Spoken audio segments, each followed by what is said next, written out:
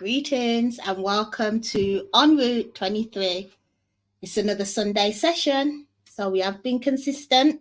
Last week, we had a pre-recording. I know that some people tuned in. I saw the chat was active. So thanks for those that were able to make last week's Sunday session. This week, we are live, so we're direct. We have an interesting topic. So I'm going to encourage whoever's tuned in to join the discussion, whether it be in the chat facility or you're more than welcome to join us within the studio. I shall be sending a link in the chat area if you're confident enough to come on and turn your camera on, or you can just come in with your voice and join the discussion. As I say, you'd be more than welcome. We have today our resident guest speaker, Corey, and we're also expecting my co-host, Nathan Israel, at some point. He's running a little bit late, but he will be here. It's going to be very interesting today, actually. As I say, we're going to be focusing on Black Wall Street. But before we get into that, I am going to encourage everybody that tunes in, if you haven't already, to subscribe, share, like and comment. Also, we do have a website, www.enroute23. Have a look at our platform. We're also on Route 23 across all social platforms. So that's Instagram, Facebook, Twitter, or formerly known as Twitter, now known as X, and also TikTok. So as I say, please follow us or subscribe, and we look forward to bringing you into our network. So without further ado, I'm going to bring up our resident speaker, Corey. Welcome him to this Sunday's chat, and we'll have a little debrief on what we're about to get into this evening. So let's bring him up. Hi. Good evening. How you doing? I'm good, thanks. How are you? I'm good. Last week was quite productive with regards to En Route. Like, we spent a lot of time behind the scenes.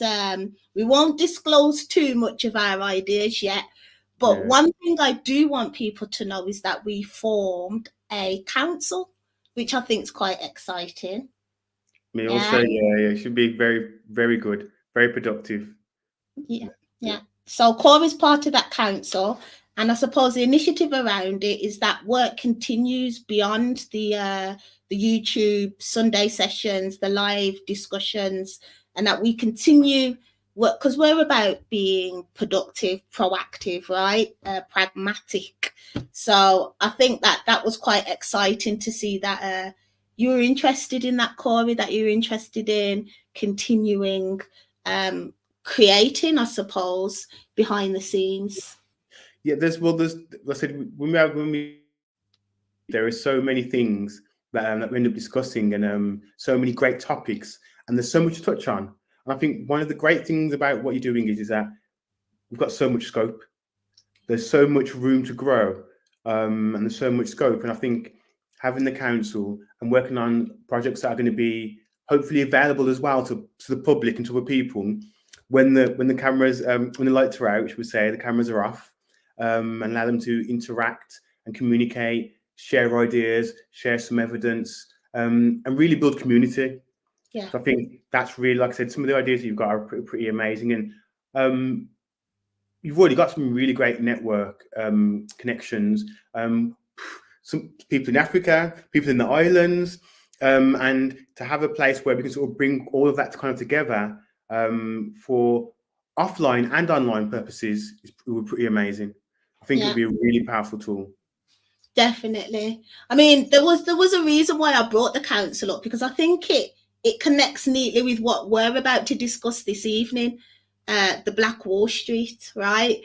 And it starts with organisation, doesn't it? Whether it be online or physically, the strategy, that talking around the table, the round table, all these concepts come from that, don't they? They come out of dialogue, discussion, and so that's why I mentioned that. And I do also want to state that for anybody that wants to get involved with us on a more pragmatic level, or feel that they have something to bring to the platform that would be beneficial, please do email me. Go onto the website.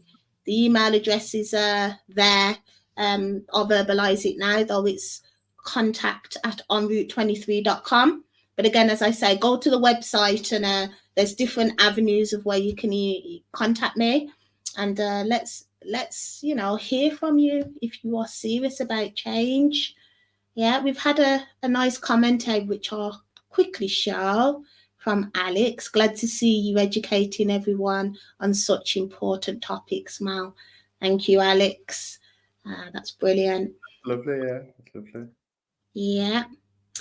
Okay, so Nathan hasn't arrived yet, but I'm happy to make progress with this evening's topic, Corey. So I did have your video that we're going to start with in the studio, but it's disappeared. So if you could put that back in. Oh, yeah, sure. I can bring that back in, that's for sure. There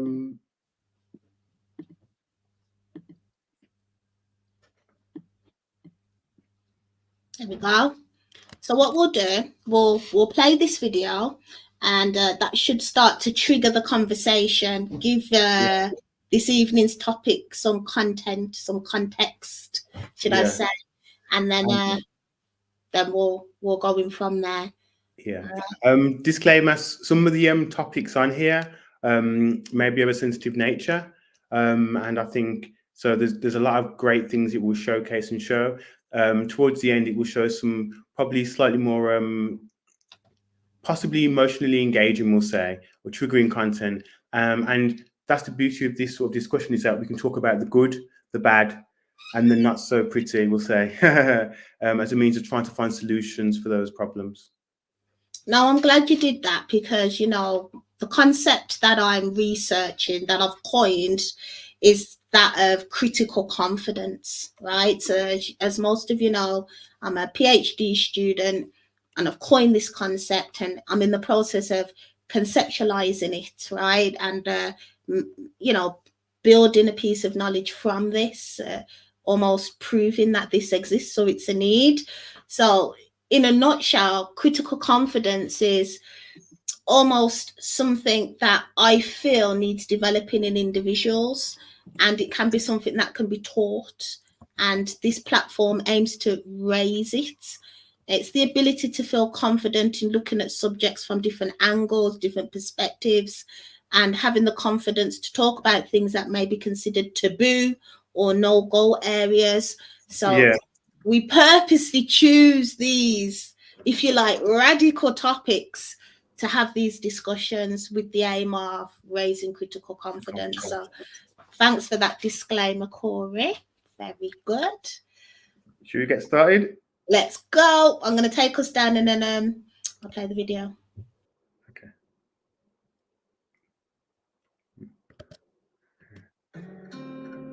Oklahoma had 5 towns and municipalities. It was capital of Black self-determination. Black people came for the same reason as whites, for new possibility. They saw in Tulsa an opportunity for business.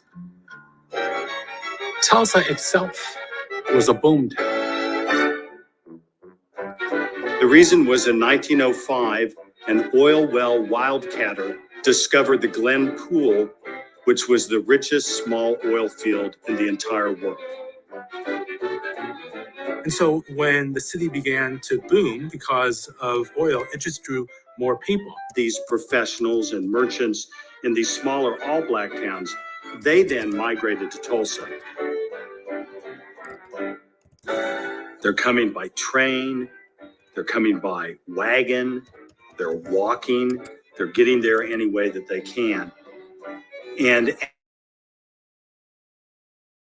cow town into something else, there's a part of the city in the northeastern corner that becomes the primary African-American settlement, known as Greenwood. I liken it to a city within a city.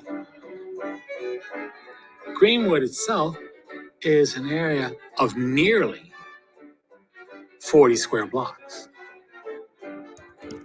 with individual neighborhoods, individual churches that have their own parishes. About 40 to 45 blocks of a residential community with a business district. Greenwood community was staked out by a fellow named O.W. Gurley, who really is the father of the Greenwood district and established the first business there in 1906.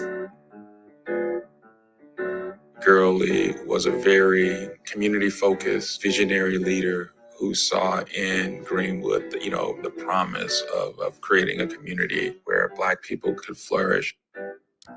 O.W. Gurley and J.B. Stratford, they worked together and they had a specific intent to make African Americans wealthy, landowners, entrepreneurs. They both knew what the state of Oklahoma was offering. They knew that they needed to be very intentful in creating Greenwood. These were members of a Black community who were showing Black people that a new world was possible. They were a sign and a symbol to Black communities about all of the wonderful things that we could be. You have all sorts of businesses in Greenwood. You have everything from funeral parlors to theaters, hotel. There's a public library, a Black library. There are chili houses, cafes, restaurants. There's just everything there. There were a dozen surgeons and doctors. There were several lawyers. There was a Black-owned photography studio. There are Black working people. They're not working necessarily in oil, but they're working in all sorts of businesses that are supporting the oil boom. Greenwood was a community of necessity. It was a segregated enclave. Black folks couldn't apply their trades or purchase goods and services in the larger white community, so they created their own economy. That economy became successful because Black folks did business with one another and kept dollars largely in the Black community. What happens in Greenwood is that segregation, which is not necessarily desired, segregation actually enables Black businesses to thrive, Black professionals to thrive. It was a district where, in fact, money, dollars, could turn over 5 or 6 times. In Greenwood, you could, as a Black person, you could advance. And you had a number of individuals in the community that were prospering because of the success of Greenwood. Booker T. Washington coined the phrase Greenwood as the Black Wall Street, or the Negro Wall Street of America. As the community grows, and grows in affluence, and grows in confidence, these race men and women come to the fore. They articulate a kind of outrage about racism. They articulate a kind of self-determination. They articulate a resistance. Andrew Jackson Smitherman worked as an attorney and as a journalist. He was a Creek freedman and teamed up with J.B. Stratford to create the Tulsa Star, the first daily Black newspaper in Oklahoma. The Black newspaper at that time was a forum for pointing out Black achievement at a time when white newspapers presented Black people only in crime. But the heart of it was an agitation for justice and an agitation against lynching. At the same time that's happening, you see in the summer of 1919 a rise of racial terror all over the country.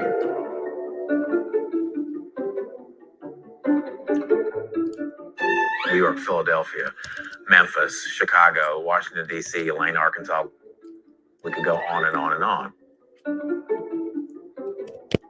A lot of these riots are really fueled by anxieties about Black advancement and Black success. And we're not only talking about cities like Chicago or DC or New York. We're talking about cities like Tulsa. In 1921, those same tensions in the United States were present in Tulsa. And it did revolve around jealousy and resentment. It threatened the system of white supremacy. Certainly in Tulsa, which is an incredible concentration of Black wealth, you can look at Tulsa as a tinderbox. Like, what is the spark that's going to ignite it?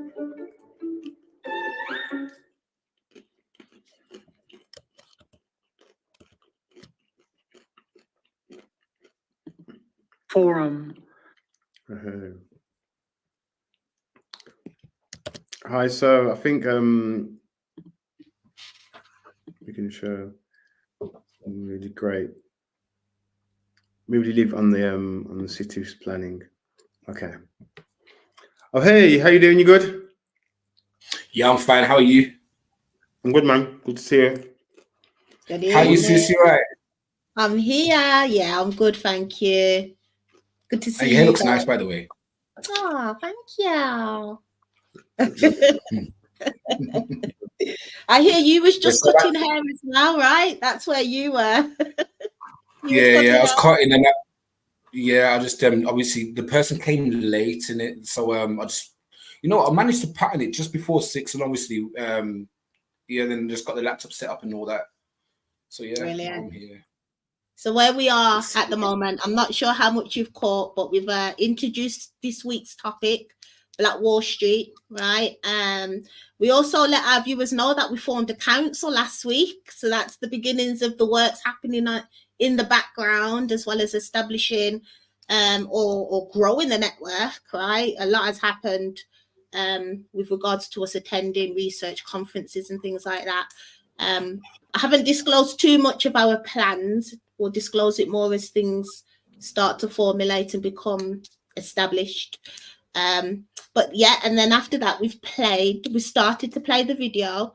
And I think at this stage, we're going to start to break things down, right? Let's discuss what we've seen so far, which is really interesting. So, but did you get all of that, Nathan? Did you watch any of that in the end? Well, I watched here when the scroll bar was probably near enough halfway. Okay. From there, yeah. So basically I've been here for about 2 minutes now, if anything. Okay. Well. Okay. So, do you have any questions about like what was at the start of that, or? Well, I've watched this. There's another video that's similar to this as well. The whole thing that happened in Oklahoma, Tulsa, Oklahoma. Yeah, the whole thing. Now, between the beginning and the part like near enough halfway, we're talking about the dynamics of the city at that time. Yeah. Okay. Yeah. Continue. Okay. So, one of the things that I'm kind of glad though, we didn't go into too much, but maybe we can look at that later on. Is what's known as the Tulsa Massacre. Yep. And I've got it here as well. Yeah. So are you familiar with that that terminology, the Tulsa Massacre? Yep. And the reason behind it and all that. And I'll bring something up a bit later on as well, which happened historically as well. We're talking about the land of Goshen in Egypt. Do you remember the story of Moses, let my people go? Yeah, I do. Yeah, well, Yeah, everybody knows that story.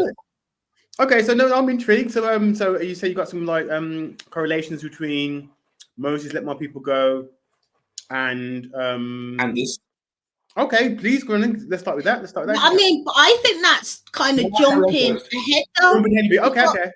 Because yeah, go first. Yeah, exactly. The reason why I say that is because what you've shown in the video so far is the success of this society, right? So before we talk about the massacre, right, and the links to, because it's not just Moses's story, we've seen this kind of thing happen a lot throughout history, right? Like even today, we can liken this to Israel and Palestine, Syria. Like there's loads of links where people have tried to create their own societies and these societies get massacred, right?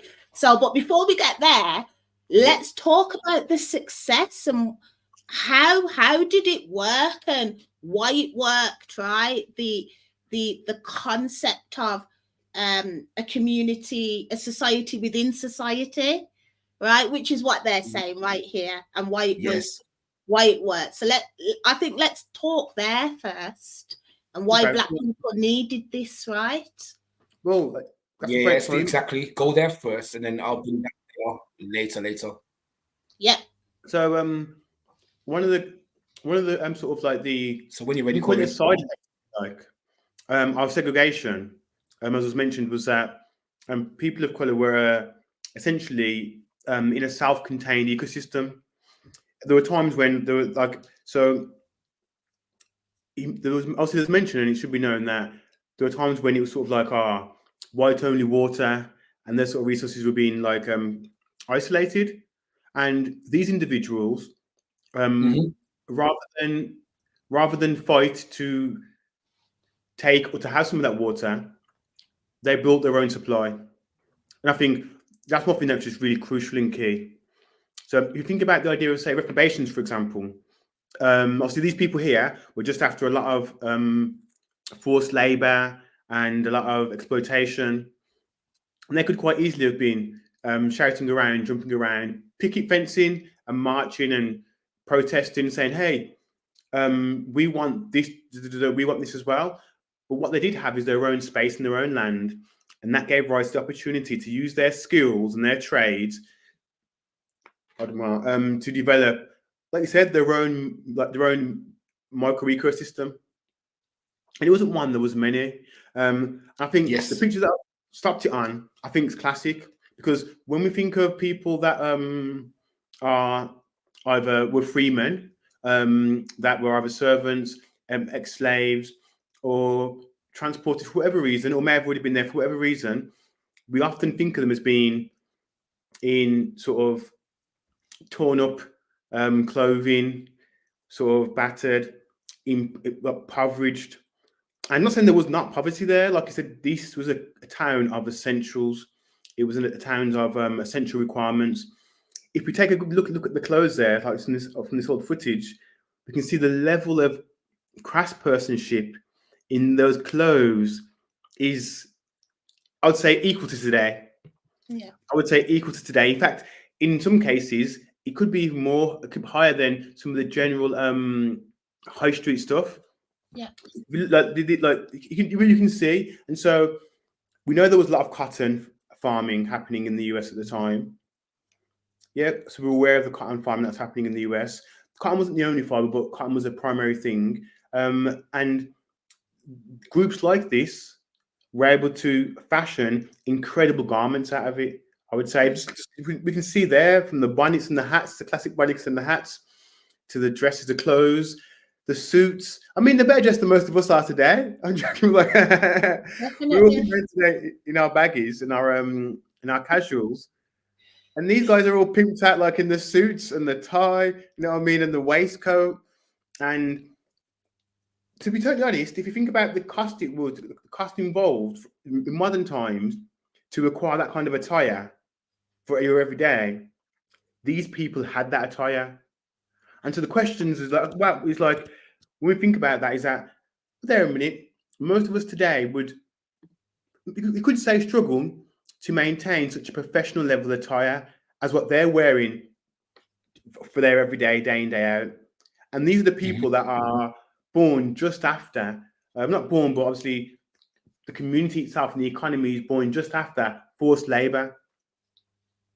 And so if you think about sort of some of the options there, they had high fashion boutiques, by the way, as well as affordable fast fashion chains. It wasn't just like they had thingies. So they had their Primark on one side, you could say, the H&M on one side, and they had their Louis Vuitton level on the other side. And so it wasn't simply a case of, oh, well, as I was speaking to you a bit about before, the conception that, oh, these were sort of, just bush people. I mean, you know what I mean? So they come out of one bush, they've got one loincloth, and that's done, that's them done. I mean, what we're witnessing here is that there was a lot more skill involved. And I think this is really important for us to know about our ancestors, is that when we're told this story about forced labor, forced servitude, slavery, again, we often have this image in mind that these are people that generally are unskilled. I mean, to hark back to the sort of the whole sort of Egypt thing a moment ago, is that like people telling me before that the Egyptians were whipped into building pyramids. And I'll make it very clear that architects build pyramids, yeah, not unskilled labor. and the level of precision involved in that, you couldn't whip somebody to do. You couldn't whip somebody to do that kind of precision. You better have to do it yourself. Yeah. These Mhm. trained, skilled people. In fact, 100 with you. go on, sorry. I said I'm 100 with you on that one. Yeah, and so we thought that maybe a decade ago or so.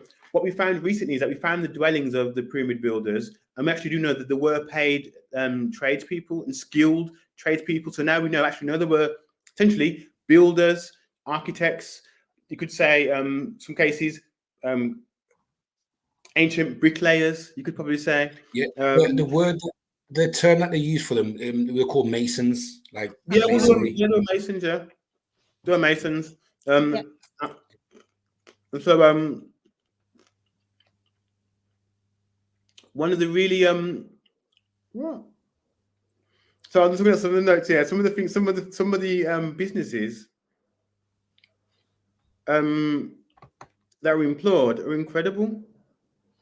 It's definitely screaming out middle class, isn't it? It's definitely screaming out high society when you look at this photograph in particular, right? There's definitely an organization about the place for this level of class to occur, right? There was definitely privilege. You can see privilege there, right? Yeah, I would agree, and I think so. If you go through some of the businesses that they had during this time, that sort of enabled people to have this level of profit. They had retail chains, they had clothing stores, part of the retail chain, electronic stores. They had some good grocery stores, and these stores, like I said, weren't just basic togas and like I don't know, togas and basic sacks and dungaree things. These are finely woven, finely crafted dresses, suits, ties. I mean, we have to ask ourselves, where did they learn to tie that tie? For example, they've got buns on their head. I mean, like with those beautiful birds and stuff, they've learned to do that. There are some skills and some trades that are also been developed. The lace and the lady down the bottom, towards the bottom middle right, are just getting very intricate. And so when we say they had fast fashion as well as high-end fashion, we have to really consider that actually the skills that we're using today were being used back then.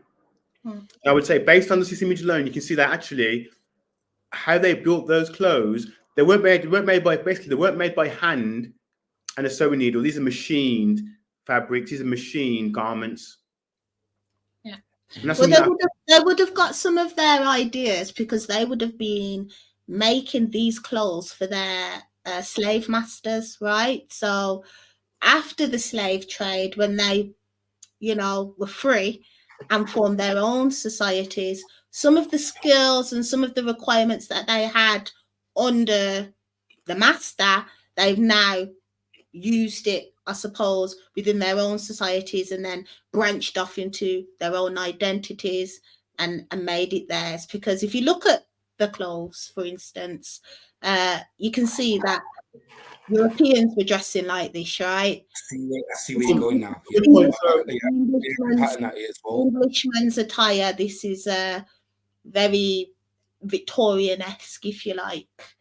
It was very, and I think, do you remember we spoke earlier on about how the Jacobite shipment manifests that we spoke about?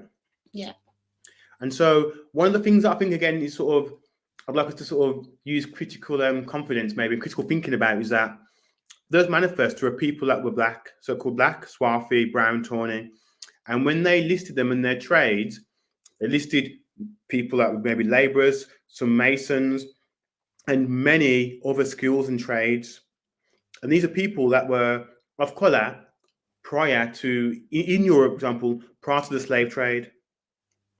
So I think that this is something that's also noted that it's really important for us to be able to identify people of color had skills to weave fantastic, intricate garments all over the world already. And so if you was living, say, in the tropical parts of the world, then yes, you may have had much more looser, or kind of known as looser, flowier types of clothing. If you was in the colder parts of the world, then we'd kind of maybe expect to have several layers. So as you can see here, gentlemen, I've got undershirt, a waistcoat, and then another jacket. And I think it's really important to note that the evidence that we actually have, the actual evidence, is that people of color who weren't slaves, because the people that came over in the ship manifest, for example, it's just one incidence of the ship manifests, we're already making those clothes. Okay. And so, so I think that's a really good, good point. And so, the question would be: is that not just in Europe, but in Africa also? Yeah, I mean, they were making fantastic clothes in Africa also. We hear. Go on, sorry. Yeah, I want to touch when you finish. I want to touch on that part about the whole Africa, because you're talking about parts of the slavery part. Yeah. So we often think about when we see like depictions of Egypt. Please bear in mind that the depictions that they show of Egypt are very cinematic. Yeah. And often we see people that are half naked often, which is okay. And when like there's maybe one big gold piece of jewelry and so on, which is quite intricate. We don't really see all the other fine linen and textiles that will be involved, whether it be wall drapes or like other and couches and seating areas, for example, even tablecloths. In those days, there was a lot of, well, in colder parts of the world, there was a lot of cloth-based wall coverings rather than paints, for example. Right. But say tapestries, yeah. But it's not as tapestry. Yeah, tapestry, yeah. I'm familiar with that term. Pardon me. So, what I'd like to say is that we could probably do exploring how those people actually lived and what garments, pardon me, they were actually fashioning. When we see it on the TV and we see this, we see the cinematic or biblical depiction of it, we don't really see the full levels and skills and crafts that match up to how the pyramids were built. So, and I think that's something that probably is our critical thinking about, because when we see people, when they show Egypt and they show sort of the pyramids being built, they often show people pushing and hauling rocks and getting whipped to do so. People that seem to be unskilled and being forced into labor, but then they're building some of the greatest structures ever. And if you could whip people into that level of craftspersonship, I don't think they'd be paying us right now. I'm joking, but like, I mean, they couldn't afford it, bro. Well, they couldn't afford our skill. Our skill was unaffordable. Well, so it's good input. So I mean, I want to touch on the whole sort of Sephardic, let's say Moorish, Jewish sort of connection to the peoples that were in Americas. Because often when we think about these people, we do. I think that the way the story is told is that people were captured from Tutu Bush, dashed upon Tutu boat, brought over here, and then when they came over here, they were taught to read, write, and be a human being. And when we think, and when we do that, we do our ancestors this justice. They had already built many structures. Yeah, and so form of infuriation is a gaslighting thing. It's like, you know, basically these capitalists that did that to us here have a narcissistical mindset to make us feel inferior, and it's still happening to this day. But anyways, continue. Sorry, bro. But I mean, what we'll do is so I'll go through some of the options. So supermarkets, convenience stores. So this is part of the retail businesses that were in Tulsa. Okay, and so if we look at the depiction even of, so we'll come back to sort of what and how they're actually living in Egypt in those times and Africa in those times, and the level of crafts and skills involved there too. Because remember, not everywhere was you couldn't be naked everywhere. In many places it was sandy. There was like gravel. Some places it would rain also, and so they had to have means of protecting their body and their skin in many cases, if not from the sun sometimes. If he was near the desert, for example, in very, very hot, arid areas, or in other times when it was maybe very, very tropical, where it rained a lot possibly. But again, but the depiction that we're shown often is that back in those days, and I'm going to go back to sort of like, if I go to sort of the traditional Egypt and the pyramid building, for example. I probably should but be mindful. I just want you to be mindful that you got to keep making the link between that and Black Wall Street, right? So doing crafts at the moment, like the craft. So let me go through all the crafts first of all, and then we'll come back to sort of where they got these skills from afterwards. And yeah, is that a good idea? Yeah. So the crafts that we know they had in Black Wall Street. So the businesses they had first of all, retail. They had electronic stores. And these were including like various types of small level machinery. They had certain technology stores similar to that also. What's it coming in this the financial? Okay. They had, so where are we at retail? So I'll recap there. So they had low and high end fashion based options. They had some great grocery stores too. These were comparable to, say, modern day supermarkets or even convenience like stores too. So I think that they were more centralized. I think there was evidence that they're more centralized supermarket options, and then local, more independent grown type marketplace stores also selling fruit and vegetables too. There was also things like food and beverage and restaurants going on there as well, which is great. Good to know restaurants were popping off there too also.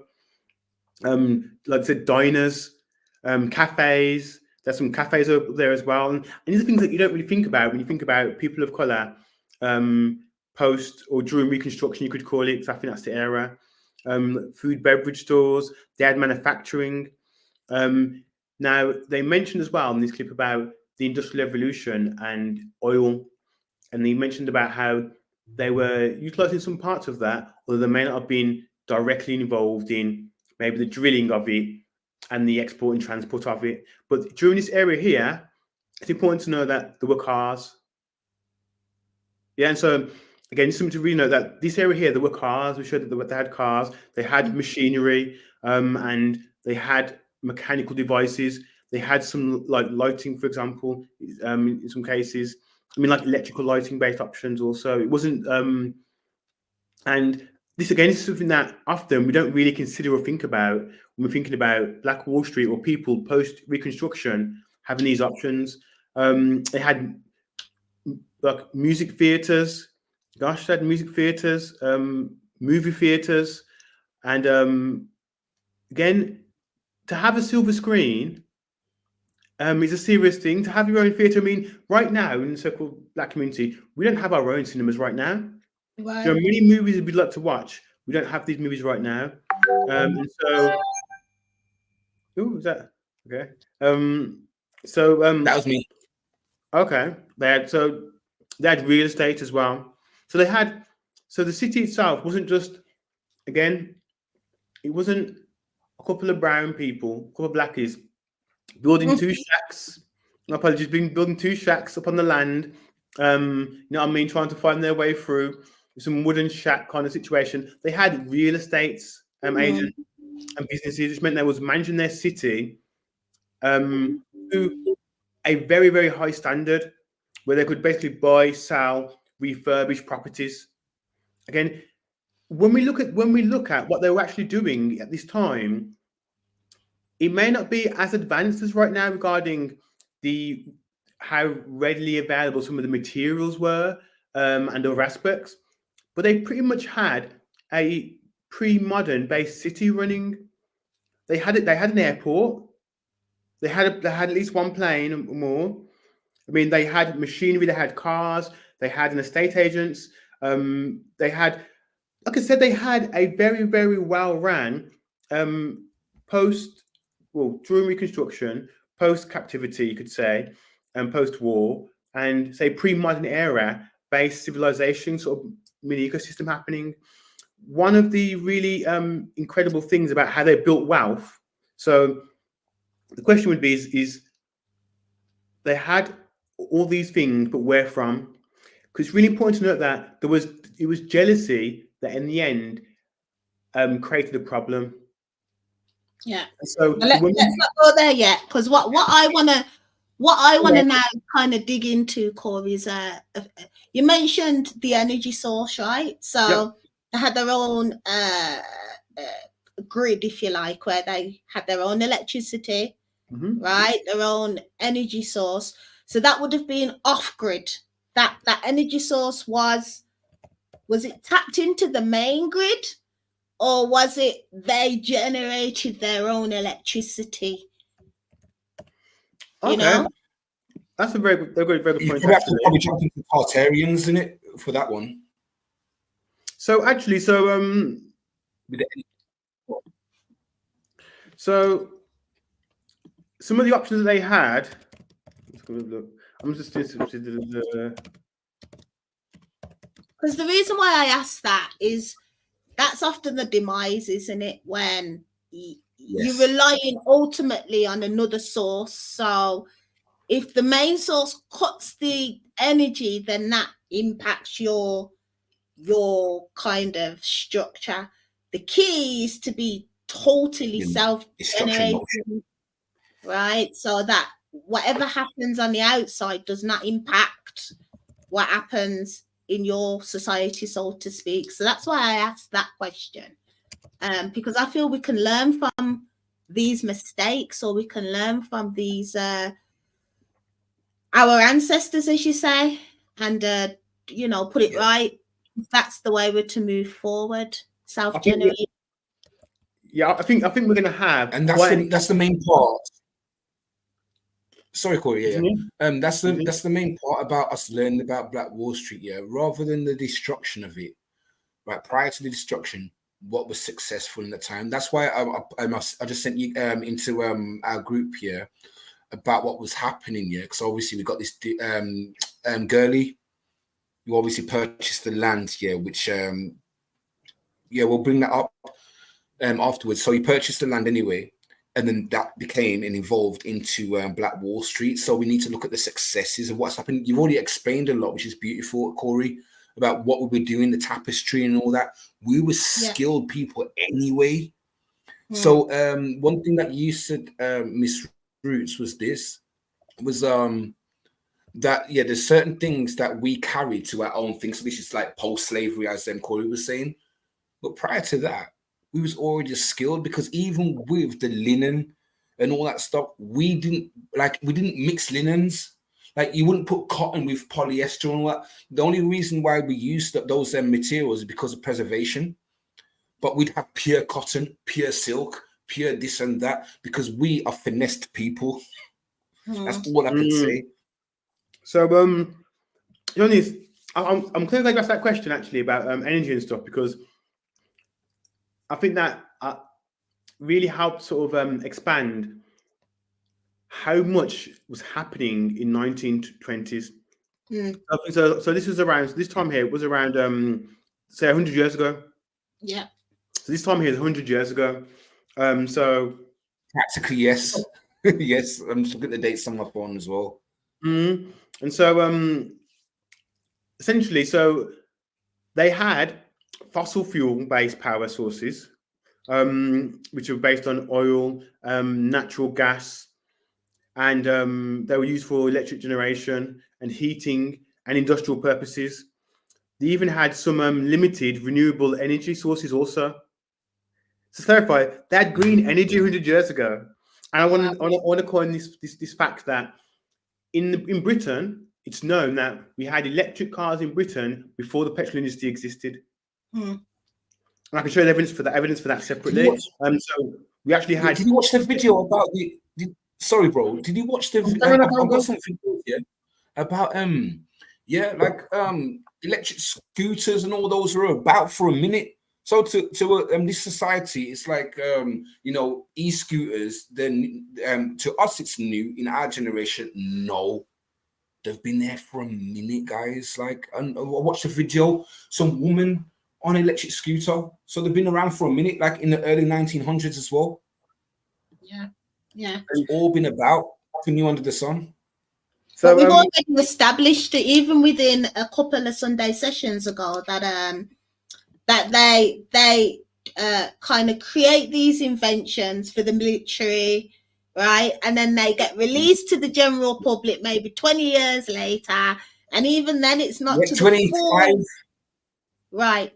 And even then it's not to its fullness. They only release aspects of that technology, which is profit making, right? So that's what that is. But it's interesting to see that it was self-generated energy source that was in these communities that Black people ran. Yeah, and also, and one of the what you mentioned actually was really interesting, because it wasn't on the grid. It was off grid. essentially they weren't interconnected. So there was this, like, I guess this is before the grid technically altogether. So each town had its own energy supply. Right. And so that's how it was being run at the time. And so this energy there were a few different aspects of these power plants, you could say. Like I said, there was some natural gas, some oil, some hydroelectric was used also. And these energy generation infrastructures were town by town Pacific. Yeah, town by town Pacific. And so they had developed and managed their own power sources that was running in Tulsa. Interesting. And I think, like, we just really don't give our ancestors credit sometimes. Yeah. When you think about it, we don't really think about, like post captivity and stuff. We had our own power stations. Because we about how did we manage our planes? So we knew we had planes and stuff, but it's like we know it on paper, but do we know it in our heart and our mind actually? When we think about those times, are we envisioning that, or are we envisioning more of a? I hate to say it brings up a whole Toby from Root situation. It's true. Yeah. And I think that images and storytelling is really powerful, because when we're talking about this, even that picture a minute ago of the fine garments that were made, we're not thinking about them wearing that kind of clothes. We're really not. We're assuming that if they've got those clothes on, then there must be even the house slave would probably have less clothes than that we'd expect. But it turns out actually that people had skills and were very, very well, very savvy indeed. Some of the let's have a look. Some of the skills. Let's have a look. I've got some notes here. 2 seconds. I can hear them meowing. 2 seconds. Okay, yeah. So we know that all the major institutions were there, weren't they? So you talked about retail, real estate. You've talked about the energy source. Obviously, I want to talk about education. How did that look? Oh, okay. So yeah, so they had schools and universities also. Right. And so let me find the detailed notes for that. So again, we kind of think about these things as like being sort of, like I said, we take from a bush, and then we're taught to read. Yeah. And then when we're set free, everything that we have is came from there. And the truth actually is that in order for us to have built and did what we did previously, we'd have needed to have some skills. Definitely. I mean, so the earliest universities that are kind of recorded are the mystery schools of Egypt. And so we kind of have like a little bit of a, I don't know how it works, but like a bit of like a kind of like a void or a gap. We had mystery schools of architecture and alchemy and high science and mathematics. And then from there, it goes to sort of the Americas situation and post captivity. And then it's like but we didn't have anything. Yeah. And then the idea that if you was going to take prisoners to go to work for you, and there are people that had skills and people that were bush people, you'd be like, there's something, let me go and get the bush person to go and do the work for me. It would be counterintuitive. So one thing I think we could probably do, hopefully from this talk, is re-establish the perspective of what it meant to be a slave or forced labor. These individuals were mostly, if not always, skilled. Yeah, of course. And obviously that's something that we kind of think, now there wasn't. They were skilled. They had value. They had value of them before they were imprisoned, in captive, or shipped. And it makes sense. Hence why they wanted them. Hence why they were useful. They were valued. Why they could kind of have them up for auction and value them. It's often seen as if you go by the movies, it's depicted as the biggest and the strongest were worth more at auction. But it was deeper than that, wasn't it? Like the movie show, the one with the good teeth, and yeah, you know, they check the teeth, they check the muscles, you check if they've got any lice or whatever, and then them are the ones. But it was super cool. Hilarious that you mentioned that. Yeah, just carry on with that. Let's That's touch there. hilarious. Thank you for that, Miss Roots. Yeah, let's touch base with that. They did a similar thing here with what's recently happened, is still going with Black Wall Street, right? What's it called? Black Friday. That's it. That's what I was going. Same thing happened where they did us a discount. So yeah, we'd all be there on the pedestal, as he said, best teeth, best one, the strongest one, this and that. The same. It's called rosters. Same like the NBA, the NFL, still doing the same thing to this day. Which are the strongest players? Yeah. For them to monetize. We've been utilized. That's all it is. We're utilities. I think it's a bit crazy saying that, but this is the truth, isn't it? I'm not go on. I think one thing that's really important here is that we weren't animals, and we weren't being sold like animals. We weren't like, oh, which is the biggest, blackest, strongest man? That wasn't enough. It was, oh, who has masonry skills? That's right. Who has carpentry skills? Yeah. Who has agriculture and farming skills? Yes.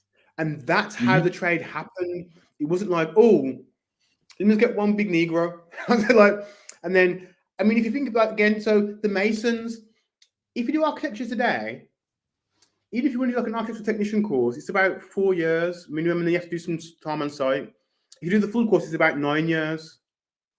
So the idea that you would get a slave that had no schools at all, and then you have to train them for how many years before they could even earn you any money? After you'd already ship that won't work. That's not business. It's not financially viable in commerce. So I think one of the most important things we could probably adjust in this talk is that the people that were being taken already had skills. And if we will go back to say the ship manifest that we showed previously, the Jacobite one, it was listing all their skills and trades. Right. In fact, is it worth having a look at that now, do you think, or why not? If it links in, but let's keep everything focused in within the remit of Black Wall Street and society and societal. Yeah, I agree. So I think, and so while I'm looking for this, I'm going to just go through the education we mentioned, didn't we? Yeah. So what did education look like, and what can we learn from it as well? So we'll come back to that when, you let me know how you want to do it. So it was segregated. Yeah. And they didn't. So they had schools, they had higher education opportunities, and they had access to technology as well. Yep. And they also had community involvement. So they had the same structures we have today. They had high school, they had early school, preschool, high school, and they had specific skill training schools like universities. Okay. Or like technology colleges, you would say now, where you might go and learn. Are you from the site right now? No, sorry, are you referencing from a site right now? This is from notes. Okay, cool. If you got a site here, all right, cool. Because if you do, I'm just thinking about it now. If there's any sites that we reference here, Miss Roots can just post it on the bottom as well, like where the Wall Street. Then obviously anyone that's listening in, right, they can obviously reference themselves as well. I just thought of it now. It's actually a good idea, to be honest.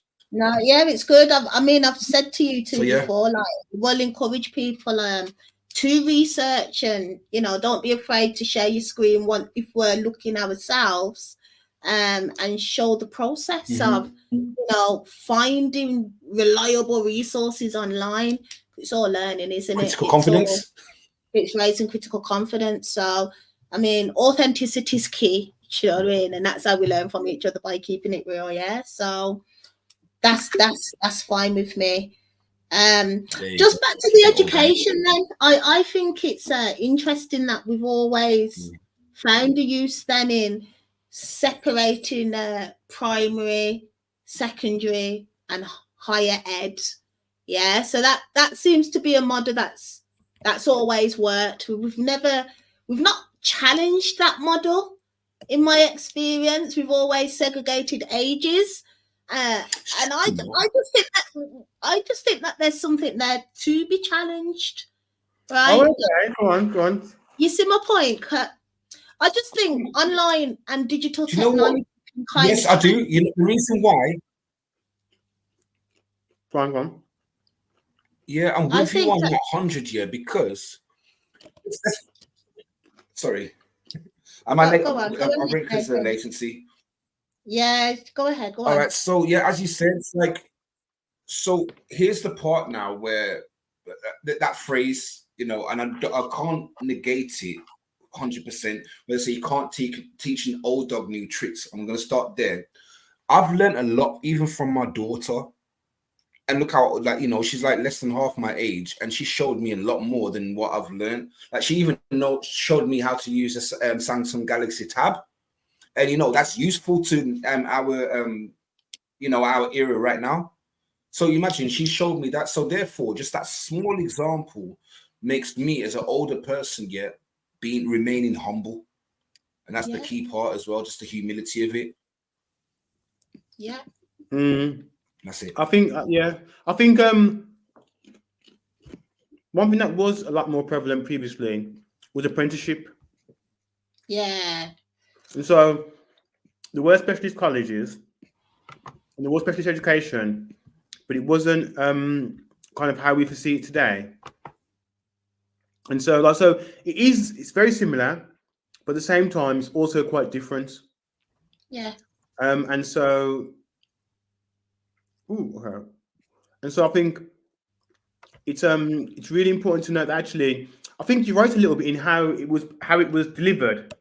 There was those same stages as we had previously, but I think that they didn't. From what I've read, it was a lot more hands-on, and I think people could be apprenticed, we'll say, from age 7.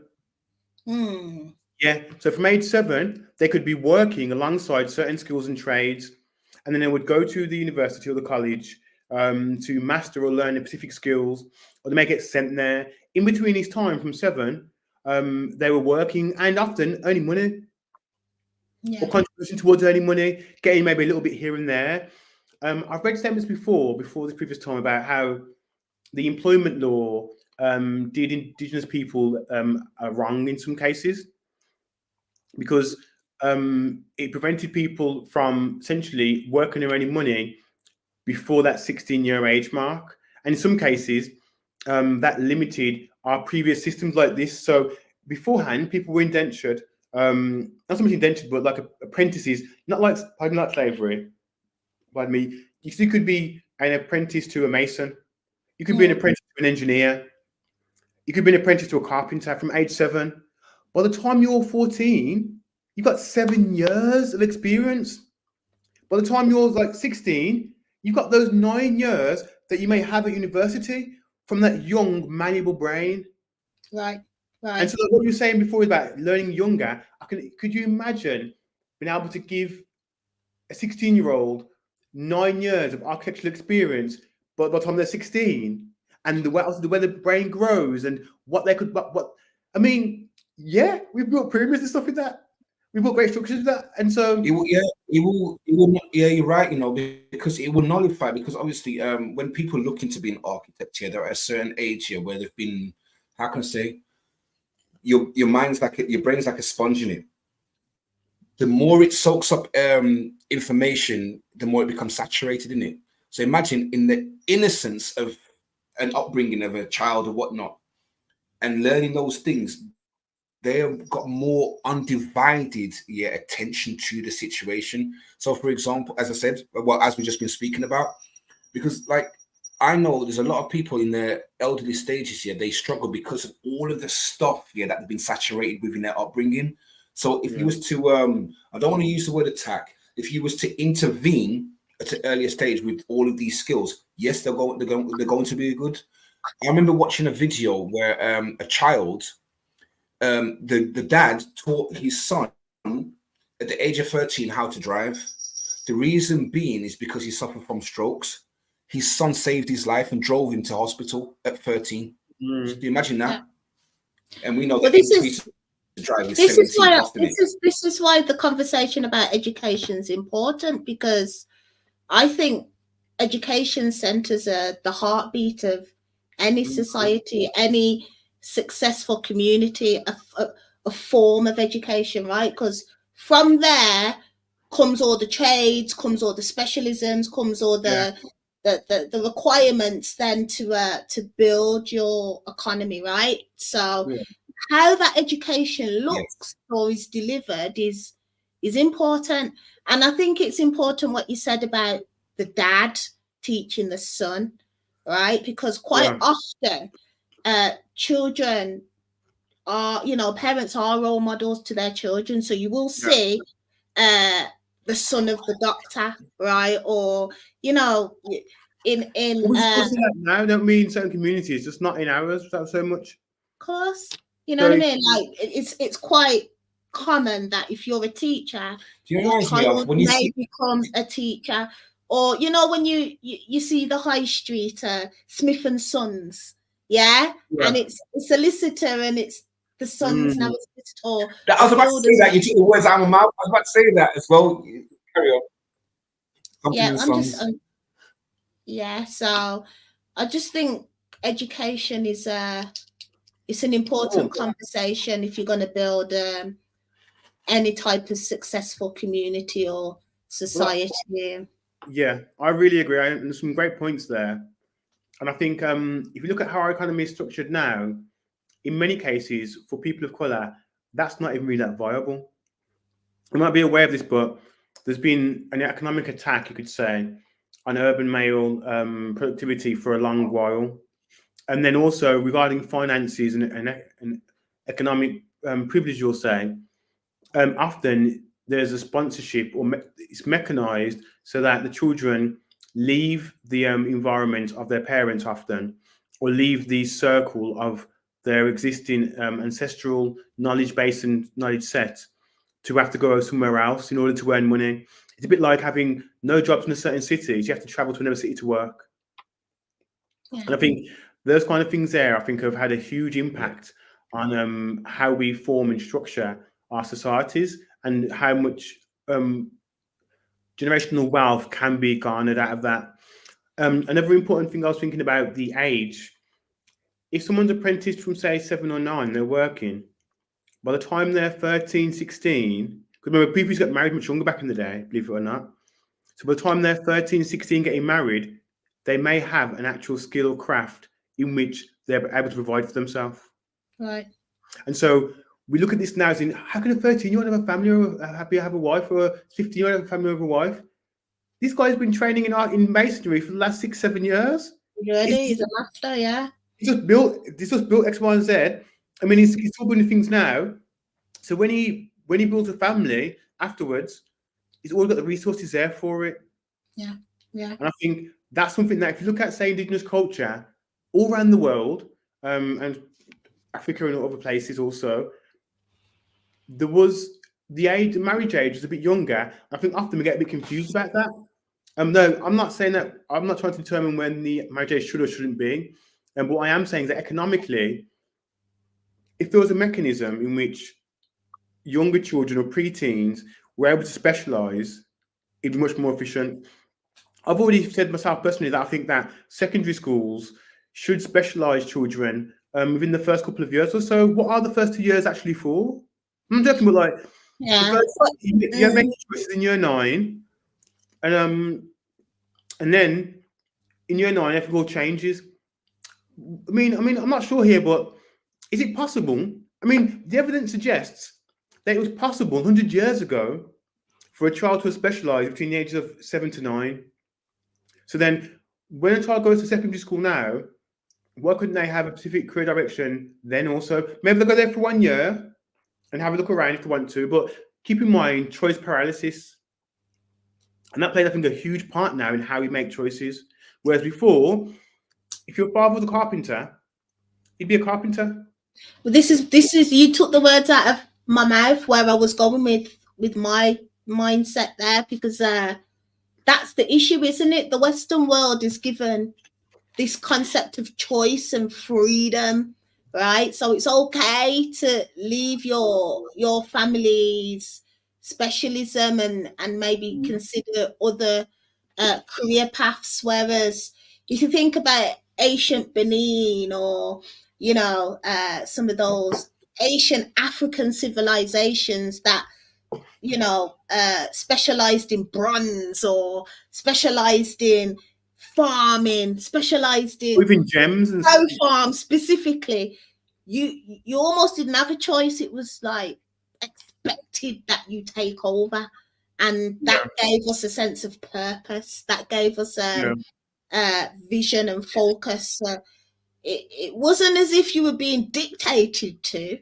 It was just almost expected, right? Yeah. And it wasn't challenged. Mm. The Western world allows you to challenge and step out of those Safety nets, I think. expectations.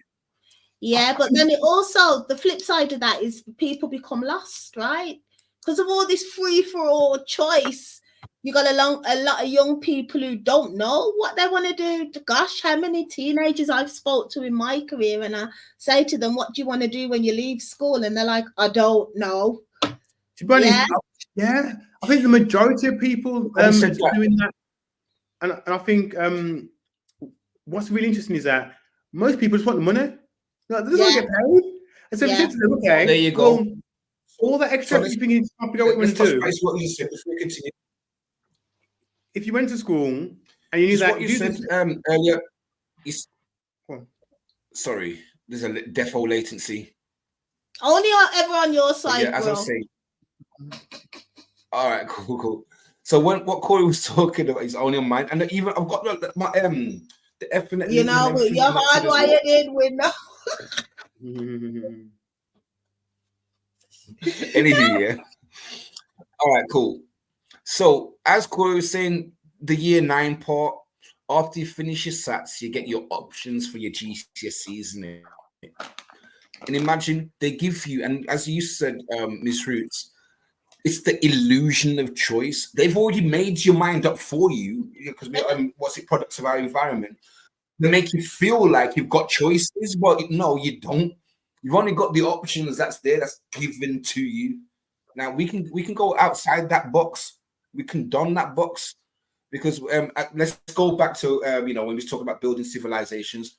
Oh yeah, we've got people that actually carve things out of stone and doing all these degenerate behaviors and abilities. No, we were far-fetched in that, because if you see the beautifying structures that we have, like let's say the Taj Mahal, the precision of the Great Wall of China, all those big buildings, churches, chapels, and this and that, yeah, the intricacy of those buildings, if they're so beautiful, why are we not building them today? Like tomorrow, yeah, we're going to build the same building. No, because that technology, yeah, they're not giving it. It's not being freed up. Do you know what I mean? We were there, and that was us and our work. I think that yeah, I'm done now. It's a good point, sir. And I think I'm actually starting to consider whether the modern school system is as efficient as it should be. So that's the point. So what we should know is, okay, what are the core? We should know already. Every child should know, because not that many. I mean, the schools that went for there, maybe about up to 7 to 12 or so core trades. If that's the child now, what are the core trades for the economy? They wouldn't know. And so one of the things that we have to really pin down is, okay, so what industries do we need in order to maintain a town or a city? Yeah. And then with those industries, like, okay, well, these are the core trades. And I think if you told a young person, like, it's mostly about just earning some money, surviving, and having some lifestyle. The young person, okay, well, if you do this until this period of time, when you finish school, this is how much you're going to earn. I think, and if you said to them, okay, rather than you having 100 to 500 options you can choose from, which is like the whole world of job options, this is the core foundation. This is what we do in our own community here. This is the core foundation. So you've got, I mean, here's something, I mean, people are doing this already. I'll come back to that in a second. You've got the plumbing, bricklaying, or masonry, carpentry. You might have, I don't know, manufacturing, I'll probably say as well, manufacturing. You might have agriculture, medicine, law, real estate. And you said to them, okay, these are the core industries they should be considering first and foremost. And if you do that, guess what? It's an easy option. He says to a young person now, especially a lot of these young urban people, well, if you do this, we can guarantee you work here. Loads of things. Really? Can you guarantee me work? Pretty much. But yes, if you do this, you should be able to get work in that industry, and then that industry there will be able to provide you with the house that you need. It's not going to be a mansion, but with a house, with a car, all the things for you to survive and thrive as a small family, or at least start a small family off. At the moment, people of colour aren't being given that information at all. If you look at other communities, though, that have maybe maintained more of their historical culture, often it is like, oh, you can be a doctor, a lawyer, or a dentist. You can be they're talking about the core industries that allow people to succeed and build a city, the things that we know we're always going to need. We're always going to need people building shelter. We're always going to need plumbers.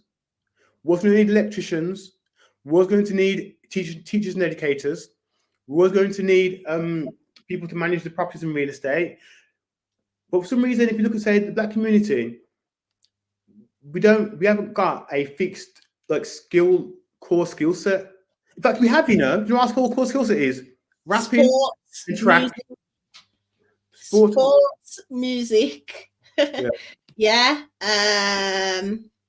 entertainment, right? Entertainment, fashion, those kind of things. But there is a population of tradesmen as well. We do have some tradesmen. Yeah, people do go into it, but but I think what's happened is that the projection of our stereotypes has caused a problem. Because if you look at the situation, most people of colour go towards entertainment, music mostly, or track or sports, and that's not because they're actually that skilled in it. Some of them are, but they could also, if they knew beforehand, if their identity of self also had in that list of predetermined sort of abilities. Oh yeah, I might be a good runner, or I might be a good dentist. I might be a good actor, or I might be a good bricklayer. But don't get it twisted. A lot of those people that go into the entertainment business make a hell of a lot more money than any of us professionals, right? They do, but at the same time, less than 10% of them are successful. You've got 90% of people going to that industry who aren't successful, who aren't making ends meet. And so, let's say, for example, you've got 1,000 people who are young people about to come into industry, and unfortunately, probably about 70% of those people, are going to be going into entertainment, but then only really 70 of them are going to be successful. And the other 600 or more are going to keep trying to fight for the crumbs there. And so and that's what's happening at the moment a lot with our economy, that there's a lot of people who want to make it in music, and by all means do that. But if you notice that most of the people who actually make it in music, the Jay-Z's, the 50 Cent stuff, and other people's, some people already had wealth, but most of them had success previously. Not many of them, if not any at all, very few, came from literally picked off the streets and then became a top rapper. In many cases, they had to fund it themselves. Well, a lot of them were managed by the labels, the community, labels. I have got something on that for you, but that's later on. But it's called the secret meeting of the music industry, and in fact, it's so important about economy, I think, and how we perceive ourselves and how influential culture is and how it was being manipulated, that maybe we might have to bring that in at some point. But for now, if I've shared my screen to you, it's got the trades that are on there. So this is only one example. At some point, I'd like to get other examples also, so that we can really sort of knuckle down what was happening, pardon me, and the types of trades. And so this is just but a small group of people that, by the way, weren't slaves before this point. These were the free people of colour in and around Europe at the time. And you'll see straight away we've got labourers, weavers, a servant there. I'm not sure what kind of servant that means. That might mean like a house servant, possibly. Yeah. of any kind. You've got a miller. Like a butler. What? Sorry. Like a butler. Yeah, like a butler possibly. You got a miller. Somebody works in the mill. What's his name? What's his name in them Fresh Prince of Bel-Air? What's his name? Jeff. Jeff. Yeah. Jeff. Jeffrey. Jeffrey, Because there was a lot of coloured nobility as well. A lot of coloured nobility there was in Europe too. So I mean, yeah, I mean, and non-coloured nobility. So having a servant would be useful, I'm sure. If we go down further, a herdsman. Okay, now I'm assuming that he works with cattle. Another servant, another weaver, carpenter, labourer, carpenter. Tallow. Okay, Chandler. I'm gonna check that. What is that? Have you heard of that? Have you heard of that before yourself? I'm going to check out what that is. Well, let me research the word tallow. Yeah, to check out what tallow chandler is. A shoemaker again. A craft that we don't think of. Shoemakers. Yeah, carry on.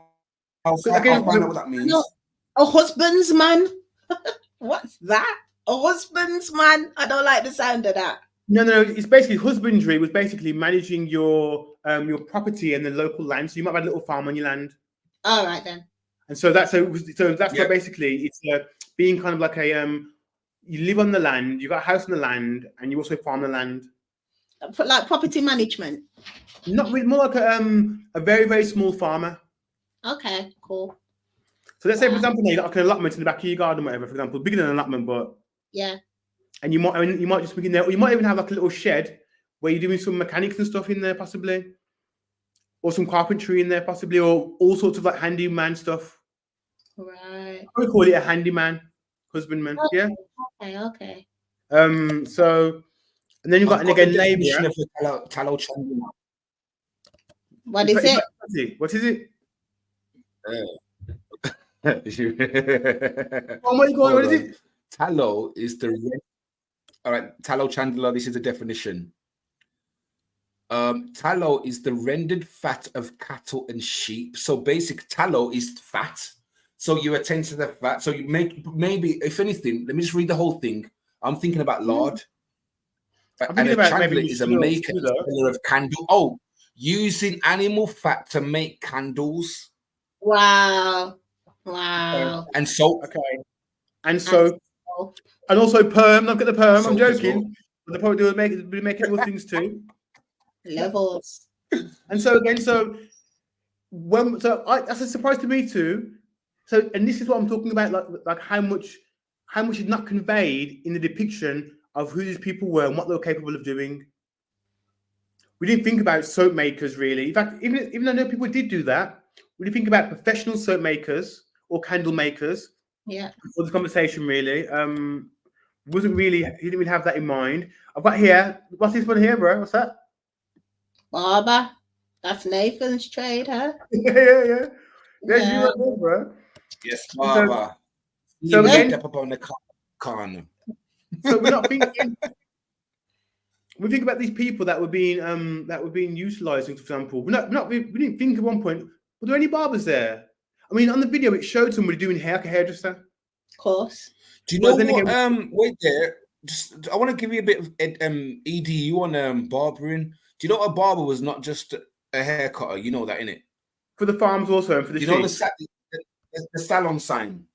Yeah. You know, like with a spiral, it looks like a what do they call them? Candy canes. Yeah. Basically, you know, like when people had what's it called in their veins? Vascular problem with their veins. Yeah. And varicose veins. And basically what barbers used to cut it and to stop the swelling of your blood, and that's the bloodletting. Why you mean bloodletting? Bloodletting. A barber was an actual surgeon. Wow. Oh, okay, that's interesting. I only found out this about 7 years ago. I knew that, but now because that salon sign was because of blood. It was nothing to do with cutting hair at that point. It was just one of those things that was there. It was a trade that we had. The first you know what? Carry on. I'm going to try and find out who was the first established barber. I'm pretty sure. Look at the trade itself rather than the first established, because when you find out the first established, it might be more difficult. But if you look at the trade itself, the early Barbary practice, I think that'll be a lot more holistic to find out what skills and what applications of the skills involved in early Barbary. Yeah, I think that'll be Yes. and bloodletting. But so again, this is another thing. Let me know that actually. And so we've got a gardener here. We've got a shoemaker. We've got a goldsmith. Look at that. Wow. Okay, goldsmith. And incidentally, his name is John Smith. You see that? So the I got the same thing as well, you know, Miss Roots. I got the same thing because you remember surnames, usually you had something to do with the trade that you had. So a smith, you got like a blacksmith or a something smith or a gunsmith, a goldsmith. Now, sharp being laborer. Maybe these surnames. Obviously, I know these as names given by the oppressor, if anything. Right, these names, I'm looking at them. So I'm trying to see, like, why would, for example, we got William Sharp. Why is Sharp related to a laborer? Maybe there's some connection. Chambers, knits. So I'd like to say, okay, can I just clarify? So these names they had here, these weren't slave names. These were indigenous Europeans of color, and that was their own chosen name. Yeah, like Stuart. Yeah, so I think so. When we talk about the name given to us by the oppressor, that unfortunately seems to be more kind of detaching somebody from their heritage. Mm-hmm. And so, don't get me wrong, we may use different names for different languages too. So please note that. Not so the name would be translated into another language, and we would use that language set. But this idea that if you've got a European name, it came from a slave master, the evidence is irrefutably showing that's not the case. And so just to clarify, if, like I spoke before, if there's an unbroken line of 10,000 years of people in colour in Britain, then you can't say that person 10,000 years ago got their name from a slave master or developed it over time from a slave master. Do you see how that works? Yeah. And so, but what you can say is that... Yes, I do. I'm with you. Yeah, so what you can say is that... Bro. The reason why I'm with you... If you wanted to... detach someone from their heritage and where their family had travelled from or been travelling from or around, who they were connected with, then removing their name would remove their genealogy or would detach them from their heritage tree. And so that's one thing I do know regarding the idea that if you've got a European name, it came from a slave master. Unfortunately, that is not accurate. Unfortunately, just to clarify, that's not accurate. And so again, just like we've discovered lots of value. So these trades here, so these people here that were put to work afterwards, sometimes in the North America, the Carolinas and Georgia, and some of them were sent to the islands. They were already doing this trade and working in this trade as free people prior to this in Europe. So there was already goldsmiths in Europe of qualities. So I'm not sure let's have a look. I don't want to bring it into race particularly, but let's have a look. Okay, so to clarify, the goldsmith here is brown, well made. Yeah, the weaver is black, straight. Labourer, swarthy, lusty. Labourer there, swarthy. So we've got a couple of sets. Let's have a look. The shoemaker, brown, thick set. This is like a database. Yeah, this is like a database, isn't it? Exactly. Yeah, it's a census. It's basically. This is similar, to you know when I mentioned about the secret memoirs of John Mackey.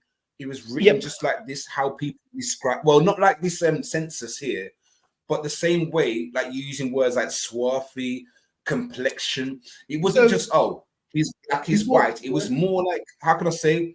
There was more precision in the description, like ruddy. It's not just saying he's red skin. No, it's a different type or a different spectrum of brown. Or this and that. Like, look, go on. Yeah, this is before the establishment of the modern concept of race. That's why. And so beforehand, when you describe somebody, you describe their characteristics, and their race was separate to that. Yeah. So, for example, here, these are Jacobites. Yeah. So their race was Jacobite. That was their race back then. Their race was Jacobite. Right. And like their tribe was their race. Okay, because remember, there's no genetic. I'll show you in a second, but I'll come back in a second. But there's no.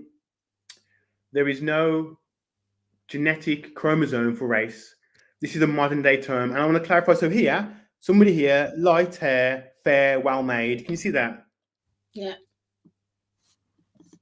Really So light hair, fair, well made. So they're not all black. Yeah, one's got red hair here too. Yeah. One's You got brown, sandy one's hair? sandy.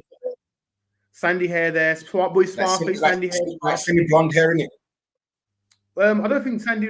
I don't know if Sandy, because remember, this is a bit like when people say Like a olive light skinned. brown. I'm gonna What, say like it's probably sandy hair? I think our hair is brown, but it's like black kind of brown, isn't it? It's like a very, very deep brown. So It's do you very, very reckon deep. the sandy hair is the texture So of hair?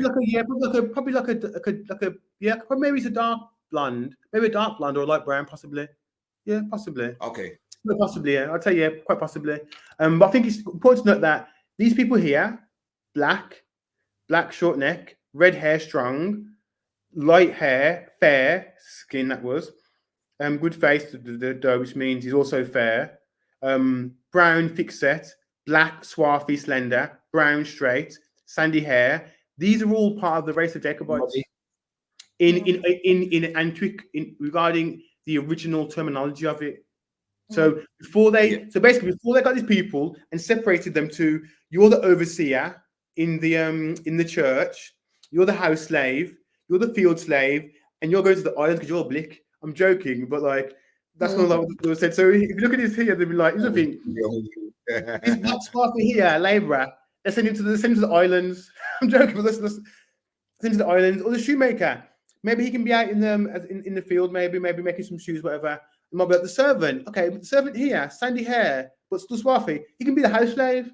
There's one here, look, light fair. There's a Murray. He's also a labourer. But just think, maybe we upgrade him to an overseer.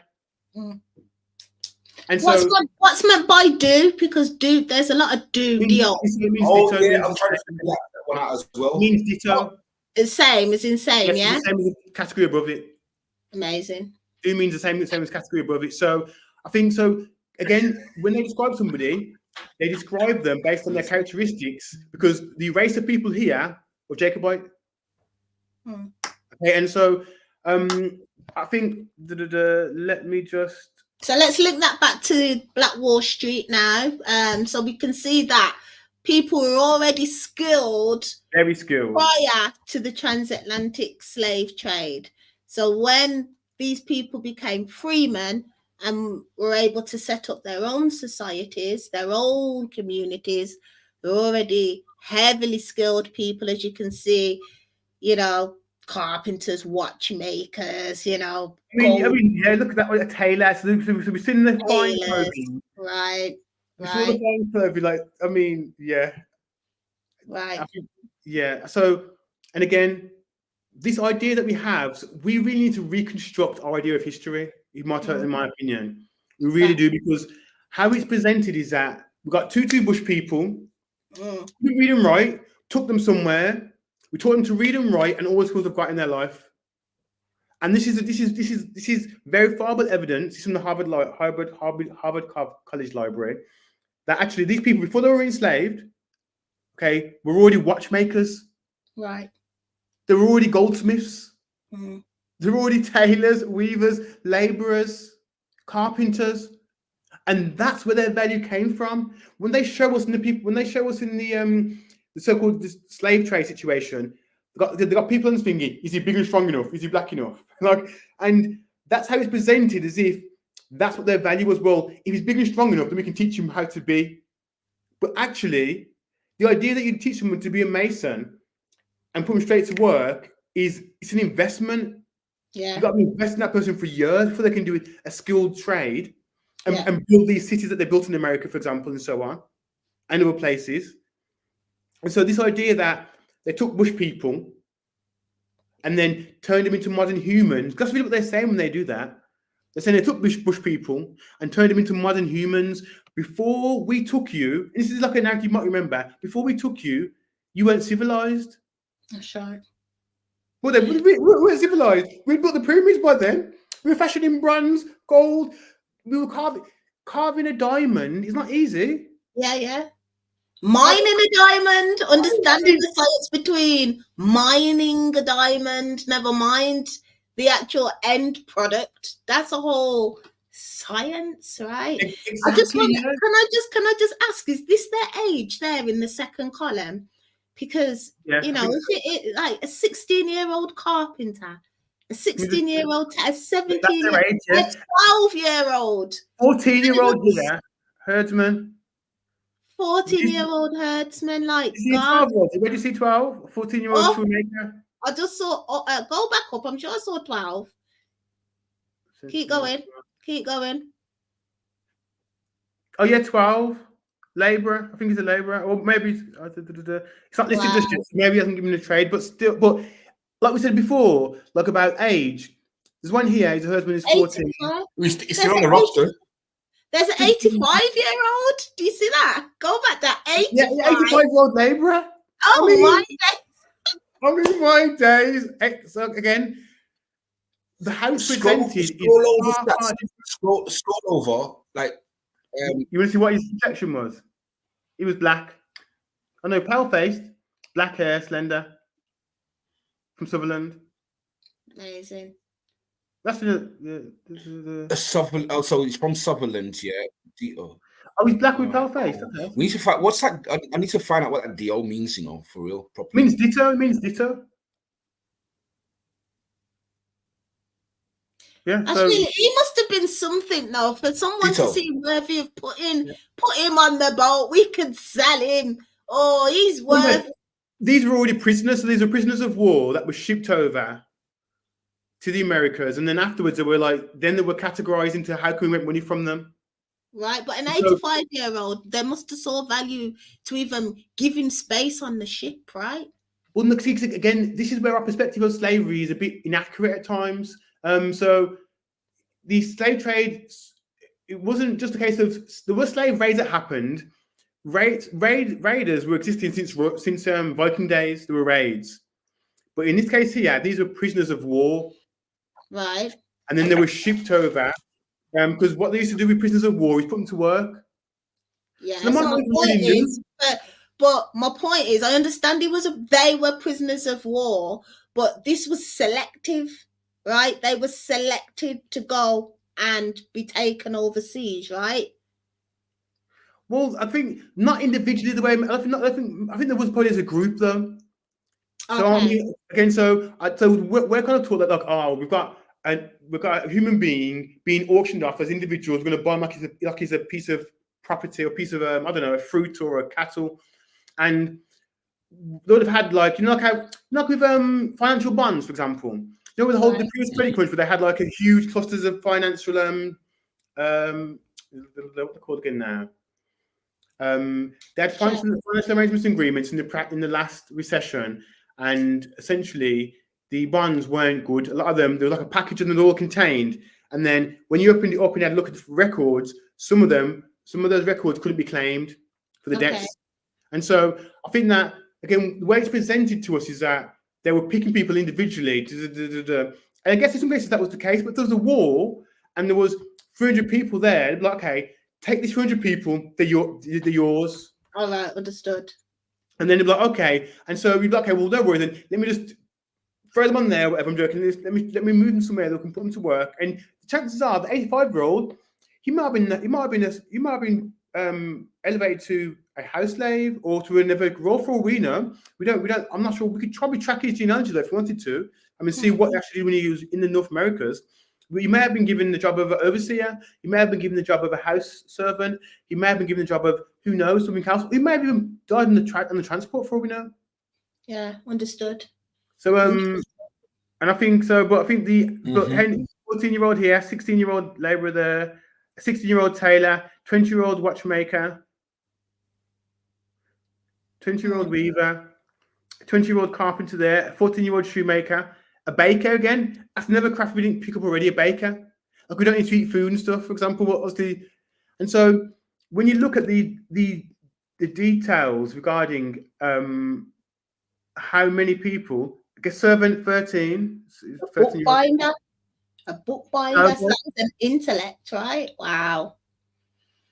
Interesting. A nail maker. Wow. And if just going back to the baker, if you think of baking back then, you would have had to have grinded down the seeds as well, right? So well, remember there's a miller there. There's a miller, so then you'd probably purchase the seed from the miller. Wow. 19-year-olds. So we're kind of like how it's presented to us. Again, there's so much more to the story, I think, than we kind of is presented or can be presented in one movie, one TV show. These people had a whole range of skills and a whole range of crafts.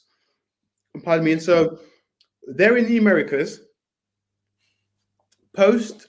And just to clarify, a lot of these were prisoners, but just because someone's a person of color in the Americas doesn't mean that they were a slave. It could have been brought over as a translator, for example. So you know how there are many people over there, and in the same way that somebody was white in America, we don't assume they were a slave. Do you get that? Would you agree? Say again. So somebody would say it was a white person, that what we call now a white person in the Americas, we don't assume that must have been a slave to be over there. Yeah, because of their color. Yeah, but if it's a person of color, so are you must have been a slave.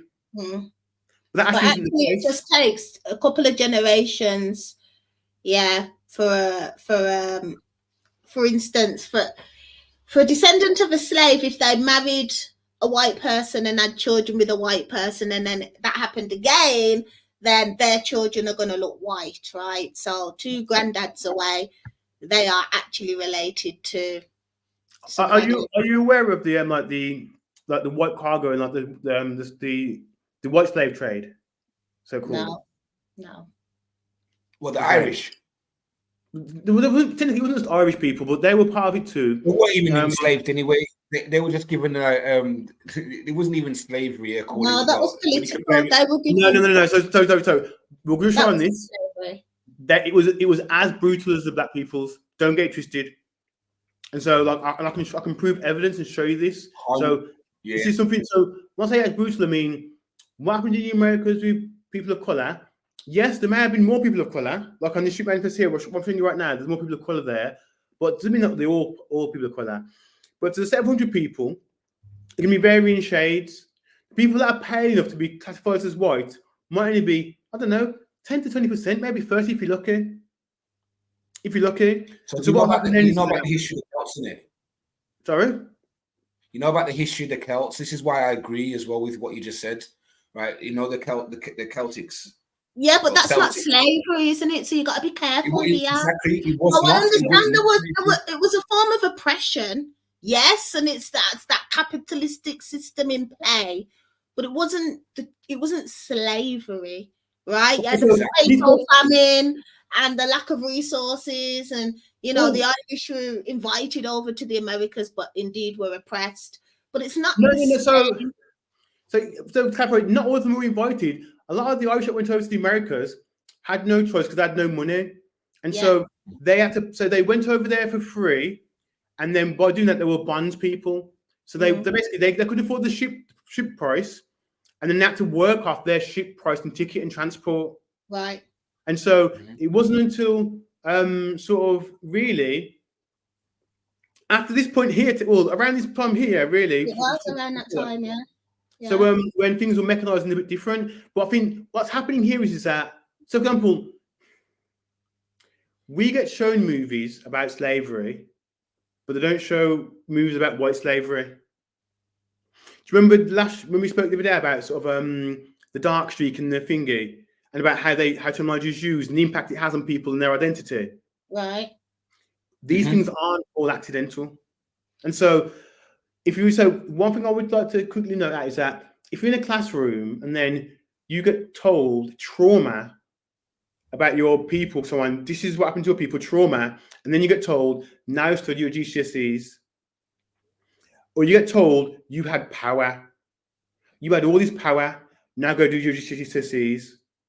What is the impact of that on those individuals and their potential to succeed? Little. So what? Sorry. It's little, isn't it? It's going to be little because there's barriers to their learning because there's gaps in knowledge of their identity. I think okay, question. So, do you think that Jewish people would be happy for them to be told the Holocaust prior to their GCSEs? Obviously think- not. They wouldn't. And I think Yeah. the reason why that would be is because the level of trauma and emotional ties that would have, and the dynamic it would create in the classroom even, would cause problems. And that individual have to manage that trauma and the idea that the external validation part and the value. Yeah. So if you tell us something, yeah, they showed pictures of, say, Jewish people, for example. I'm saying because obviously the Holocaust situation, or even if it was they're not going to show in school, probably for good reason, Palestine children and people suffering right now, and be like, hey, you are now going to do GCSEs. Mhm. Not going to do that because the level of trauma involved in that would be mentally and emotionally abusive.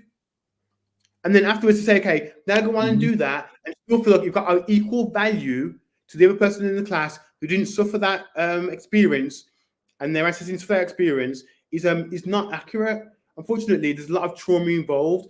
Are you guys aware that the Alex Haley Roots book was plagiarized? No. Plagiarized. Oh, okay, we need to get into that then. So the whole But Roots let's not divert Before you can- okay. Black Wall yeah, Street, because okay? So all of this is yeah, all of this is relevant. Yeah, okay. So But let's keep let's linking revisit it the back. business list then. So on that note, let's revisit the business list. So they had Yeah. Dr. So G. Hawthorne. are we going back to the video, or what's the plan? So we've talked about the specialisms and why these society. I mean, for instance, in Tulsa, right? Yeah. Sorry, I just lost my train of thought there. Why it was successful because it's off the back of specialists. So it was Yeah. specialists that built this community, right? So Or what skilled else? people, yeah. What else are we going to talk about then that made Black Wall Street successful? So we know we had the institutions, right? We talked about education. So I see my Nathan. Community wealth building is one part, but I think that before we do that community wealth building part, so I've got a few things to talk about community wealth building and how they circulated the black dollar in that community. And so when they were segregated, so this is before segregation technically, and before they racially categorized people separately, that was in the way that we think of today, in all cases. Obviously that was a few hundred years before Tulsa, that was that ship manifest was from. And so when they had their own town to build now, again, we kind of think they were just sitting there, okay, like from caveman days, okay, we've been freed now. How do we be a human being? Let's figure out how to get clean water. Let's figure out how to get clothes. Let's figure out how to build a shelter. No, they were already skilled in that. They were experienced. The one guy was like saying people 60 years old, been doing it for 20 or 40 years. So people were already skilled in that, which is important to know. So when they were building their own cities and towns, then there was already businesses for them to go and invest in of their own community. Whereas now, for example, if I want to get a plumber, could I guarantee getting a plumber of colour? If I wanted to get a bricklayer, could I guarantee getting a bricklayer of colour? I can go through all these industry categories that we have used today and these vital resources. Could I say that? How easy would it be for me to say, I want this service provided to me by a person of colour? It's not so easy. You can dig them out. We've got to dig them out, and then when we do, often the person has barriers themselves economically. If you know what I mean. So we have to really be willing to invest in that individual, the small person, the underdog, over this huge big company that's already very well established. And so I think one of the great things that they did well is that they already, and remember, they already knew how to run civilization. That's an important thing to know. That we kind of think that they didn't have civilization before. Yeah, we get told about Egypt, we get told about Greece, we get told about Europe and the modern day, and in India and India's ancient as well, though, to be honest, and so is China. Doing probably let's say like Egypt, India, and China, and then Europe, like Greece, for example, and then modern day Europe, you could say. But we don't get told that these people already knew and were already civilized. That's one thing that we really, it's not in our mindset. And I think that's because of really poor culture that we provided. That's not made by us mostly. It's not made by us. And in fact, on that note, I do want to show something in a second on that note, but these people already had schools. They already knew how to maintain civilization. I reckon they knew more than we do now, to be totally honest. Definitely. And I think you make some key points there, Corey, about prior knowledge, prior skills, and the experience that they already came with. And you're touching on some of the main institutions that make up a successful society. We've had some comments that I want to bring in because I think this is another key institution that we've not talked about yet. So we've got Asha Micah Al-Maurice Bay. Okay. Talking about Aboriginal rights and He's got some more constitutional protections, right? So this is the institution of law, right? So within any society, you need some sort of concept around law, justice, and jurisdiction. Right. So I think we need to talk about that and how did can we elaborate on that and how did that work in Black Wall Street? Oh, okay. So if we know they had real estate and they know they had go on, Corey. Corey, talk about the jurisdictions, innit? Yeah, well, I will talk about jurisdiction. Yeah. Do you want to talk first? You go first, bro, and I'll chime in afterwards. No, I'm waiting. I'm painting for something else, but I'm going back to Oklahoma, so you can carry on. You sure? No, go on, bro. Go. Because what are you talking about? What are you going to say? 100, because it's the same thing. Right. If anything, all I'm going to say on that is, of course, there was. Let's go back to the constitutional protections. Now, this is where one thing that we lacked here in today's society is knowing even the 26 protocols of human rights. This is where we fail in humanity. So yeah, there's constitutionally protected things that were there for us to be able to. This is where you challenge law. You challenge law because law, like the people that enforce the law, any lawyer that practices law, they'll always seek loopholes within the law because it's like a system, isn't it? If you can bypass a law that you've established there, it's like, yeah, as again, loopholes. And this is what was happening. Now, this is why the police today, when you're policing the system, the police hate the fact, right? I'm not saying the police, I'm talking the officers, the human beings. They hate the fact that they have to uphold a law that they are subject to. They're sworn onto an oath. And then when you challenge the oath that they're subject to do what they're being paid to do, they don't like it because we have knowledge of the constitutional laws, right? So you got what's the other one? You got constitutional law and practice, and what's the other one? Common law. That's it. So imagine if you've got knowledge in both of those, a lot of people have got away with some things that they shouldn't be doing yet because they have knowledge of it. So with what Asha just said, I'm just going back to this. With the constitutional protection is protecting you as a human being in your constituency. You with me? Yeah. Okay. All yeah, right, I'm with you. cool. Do you want me to carry on to lead off that? So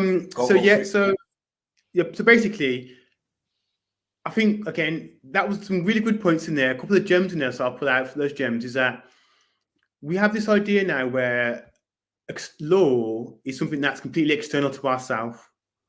Mostly, somebody else manages law, somebody else does law, and we have to just go by it and live. And we're just kind of like subject to it. Mm-hmm. And the truth actually is that we interact with it, and a lot of these laws are not external to us so much. It's part of our everyday kind of life. I think we've been really. I think we've been segregated from it, to be honest, as a concept conceptually. And I think they had laws. So there was a segregation law back then, but and there was other laws like the prohibition law. But there's also things like educational laws that are in place in Tulsa, public order and safety laws, and those property laws that they were using, transport and transportation laws. They even had health and sanitization laws running in Tulsa at that time. And so when we think about, okay, well, how would they manage their laws? I mean, who gave them the right to have laws? I mean, when we think about that, is that they're a community, they have a town, they structured laws based on what they knew to be true. And there were laws laws aren't new. There were laws in Rome. Yeah, there were laws in Egypt. There were laws in Greece. So, and I've just showed you that we had schools and trades previous to that involved a lot of industries. So we have this idea where someone came from the bush, come out the bush, didn't know what their rights were, kind of thing. And actually, they'd already been working and managing in sustainable civilization beforehand in many cases. And so they knew what rights were actually. They knew how to organize those rights in that jurisdiction. And they knew how to implement it too, and in many cases knew how to reinforce it. And I think I think this is we need to strip all that back. Go on. And be able to define what we mean by law, right? Because this is where it gets complicated. Yeah. Okay. So when people think of law, they think of this modern age law, with your solicitor and paperwork, but there's a natural order, there's a natural law, there's a law that is your absolute right the minute you are become an earthling, right? Yeah. You are part of this, so you have divine rights as a human being that you shouldn't have to write down, or you shouldn't have to, people should just know that exists, right? So I think there's an essence of that.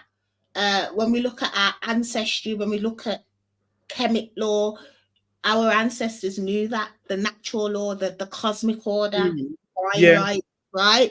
So I think we've stopped. We don't have that connection anymore, and we are looking outside of ourselves for people to tell us what's right and what's wrong, and it's totally disconnected away from the nature, the earth, and your rights as a human being. So I think Black Wall Street worked because we were more connected with that to some extent, right? We were practicing elements of that.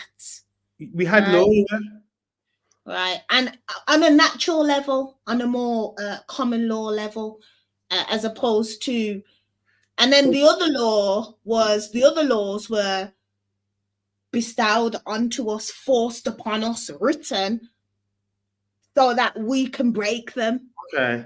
You see my point? Well, that's actually a good point. Yes, good point, especially the one about laws being broken, because something that I really want to show in a second. So I think, again, so if we look at these sort of list of trades and goldsmiths and stuff, for example, and trade and receipts, we knew our intrinsic human right law. And I think we also, what we did with that is we did write it down, though. So I think that we knew natural law, and I think that we also documented that and then sought acknowledgement and agreement with it. So yes, we all knew what it was, but I think we're intelligent beings, and even in modern day today, we know what our laws are. We know that somebody's upset or someone's emotional, they don't care about what right or wrong is necessarily. And I think if we go back to, say, our ancestors and the precision that they would have used and the measurements that were used for the pyramids, for example, the idea that somebody would be sort of that we wouldn't need to write things, I think that we definitely wrote things down. And I think in Black Wall Street, they were contracting stuff. When people bought a house, there's a contract for that. Right. When people were getting paid, there's often a receipt for that. When someone did a job of carpentry, there's a receipt for that. And I think so. A lot of things that we had is that we was aware that actually humans need agreements, and so we had our intrinsic natural law. And I think, the tablets of Moses, etched onto stone, the Ten Commandments. I'm joking. So even from then, it was that we knew that actually we need to have these things in a way which is externalized, so that we can all identify and acknowledge it and be accountable to it. And so I think that they used natural law in that way, I think, where they had those intrinsic rights. So there was the law being impressed upon them by the state. Right. The colonial laws, that was definitely being pushed onto them by the state. Because I don't think that they weren't saying it was necessarily. that were being pushed onto them. Segregation laws were being pushed onto them. Prohibition laws were being pushed onto them. And then the question is that how was it enforced? It was enforced via weaponry, military means. Yeah. That's really how it was enforced, with violence at that Yeah. time. And so we had natural law, which often doesn't really require violence to enforce it. It just requires acknowledgement and agreement that this is an intrinsic human right. Yeah. And we all know and agree this, and because we all know and agree this, we're going to leave this on the list, kind of thing. Yeah, it's documented. That's what we believe, and that's what we know to be true. And I think that they use those laws to measure, to govern, to do accounting. Remember, they had finance companies, they had planes, and I think that the engineering required to manage a plane is quite a higher level than you probably like when you're doing like longitude and latitude. You're going to have maps. You're going to have measurements. And so when somebody's chartering a plane, they charter the plane. It wasn't like a bus where you just go on there, like, and you put some change in. They would charter the plane if they was using it outside of the, probably for every flight, unless it was something to do maintenance. And so, again, one of the things that I think we're told often, or we kind of misconceive, is that we didn't have much writing. Yeah. We had enough writing. We had schools. We've always been writing. Of course, there was scholarship. I suppose where I was going with it is that, all right, for instance, all right, we're in Britain now. We know laws are written every day. That's what our MPs do, right? Yeah. Each week they write in a new paper, right? We get laws come out the House of Parliament, House of Lords, like that. That's what they do. They write laws, right? But then at the root of that, there are some intrinsic laws, like you say, that apply for the divine right of humanity, like natural laws, right? That are not necessarily written. They're more principle based. Then, right? I don't know whether it's worth discussing the difference between principle and law, but the two are intersect. Yeah. So I suppose my point was, how would they have been in Black Wall Street? So you mentioned real estate. You're right. You know, to make sure that this piece of land is identified that it belongs to Mr. Brown, somewhere that would have been sketched out. You know, there's a bird's eye view of the land, and it's plots drawn out, and it's filed away, and so everybody knows that's Mr. Brown's land. But can you see how there's a principle attached to that as well? Right? Yeah, definitely, yeah. So this is my point, right? All the other stuff, all the other laws are considered, to me, oppressive then. But then there's other laws that are there so that society is successful. I hope that makes sense, what I'm trying to say. To me, there's two ends of the spectrum when it becomes, when we're talking about laws, right?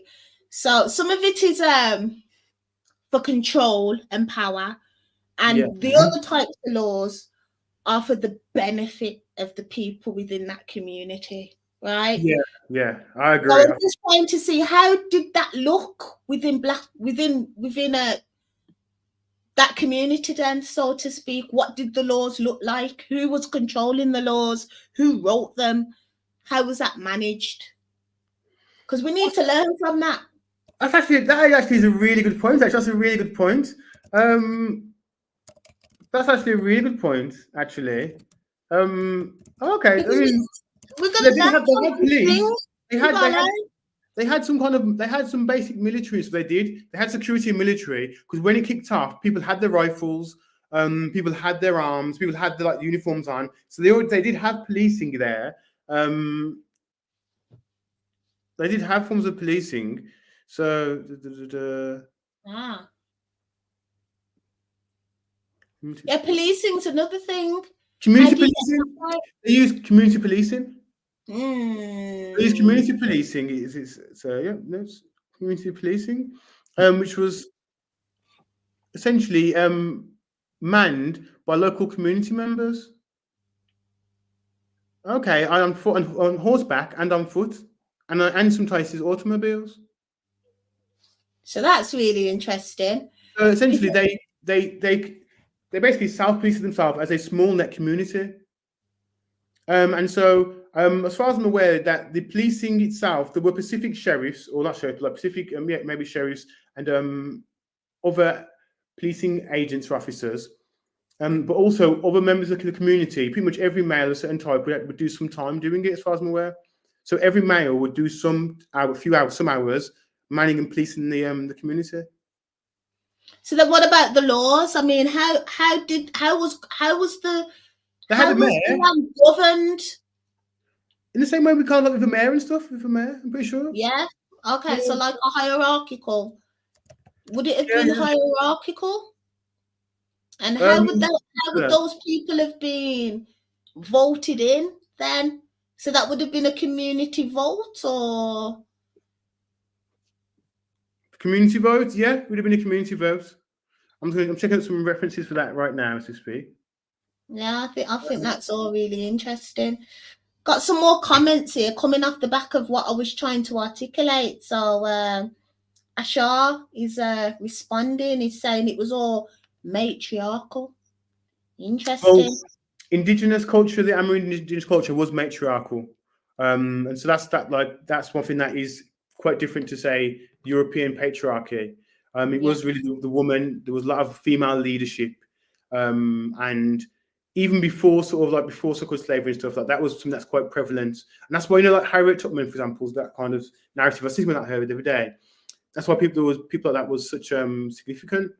And so yeah, it was matriarchal. I'm not sure how close it was to say the sort of local indigenous sort of although if we're honest, like the confederacies, for example, so there were American Indian confederacies and stuff that were there and structured like before these times. Even they had laws, they had structures. So who was the head of the Oklahoma, the society you're talking about today, the Black Wall Street? Oh yeah, can we get there then? Yeah, you ready to? Are you ready to share, Nathan? Can I share the screen? Yeah, you can. I'm going to come back to these comments in a minute, but it's all relative to what I was saying earlier. It's all about this feminine energy. Yeah, but okay, go ahead, Nathan. We'll come back to that later. Exactly.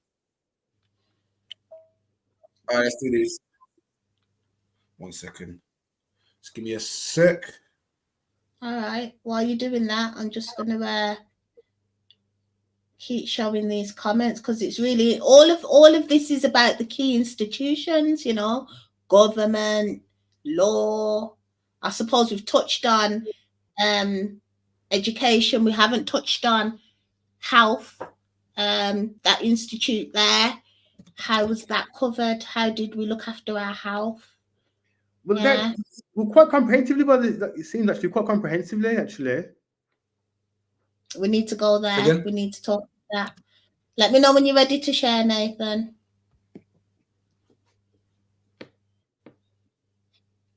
Okay, let's get this up. All right, so we're going back. So we're going to hit back home here with. All right, so let's find out. So let's get some history and some knowledge on Black Wall Street, because I'm learning as well as we go. So we're going to all learn together if anyone doesn't know this. So let's all learn together. Let's share. There's nothing in the studio yet. Right, 2 6. All right, I've hit the share button. Let me know if you can see that. Yeah. Because I can't see anything now in here. It's there. Well, then again, if I could share that, ain't there a way I can actually still see you guys? That's in your settings, I think. And still do that. Oh, right, I can actually. No, I can't. Oh, minimize. Can't you separate? Yeah, when you duplicate the tab or something like that. Oh, you can actually do it. If I was to duplicate this tab, doing too much. All right, cool. So, anyways, can you see the part that's highlighted? Yes. So, anyways, let's just read until we get to the pictures. So, I'll just read with you guys. So, I'm going to start from in 1906. Yeah. So, in 1906, an African American man named O.W. Gurley purchased 40 acres of land in Tulsa, Oklahoma. Gurley sought to create an oasis of Black prosperity and Black self-sufficiency, an audacious idea in the 20th century Tulsa. At that time, Tulsa already had a deep history of segregation, what we were talking about as well, that subjugated Black Tulsans to second-class status and ingrained economic disparity. Despite this, O.W. Gurley envisioned more. His plot of land flourished into the community known as Greenwood, later coined the Black Wall Street. The reason why I said something about what happened in the land of Goshen in Egypt, similar thing happened. So I want to elaborate on that afterwards. So I'm going to read on.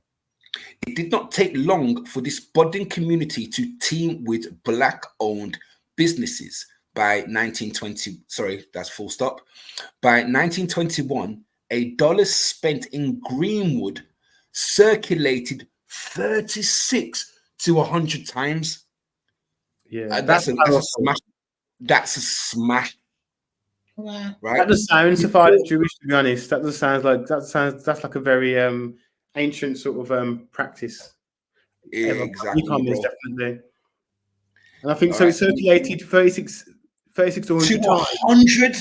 Are you nuts? And so, if we sort of, I think how that would kind of maybe have looked would have been somebody bought a service from somebody, and then who they paid. Maybe they paid the baker. The baker paid the mills person. Yeah. The mills person maybe have paid the maybe a carpenter who helped maintain it, or maybe the farmer. The farmer may have paid the herdsman.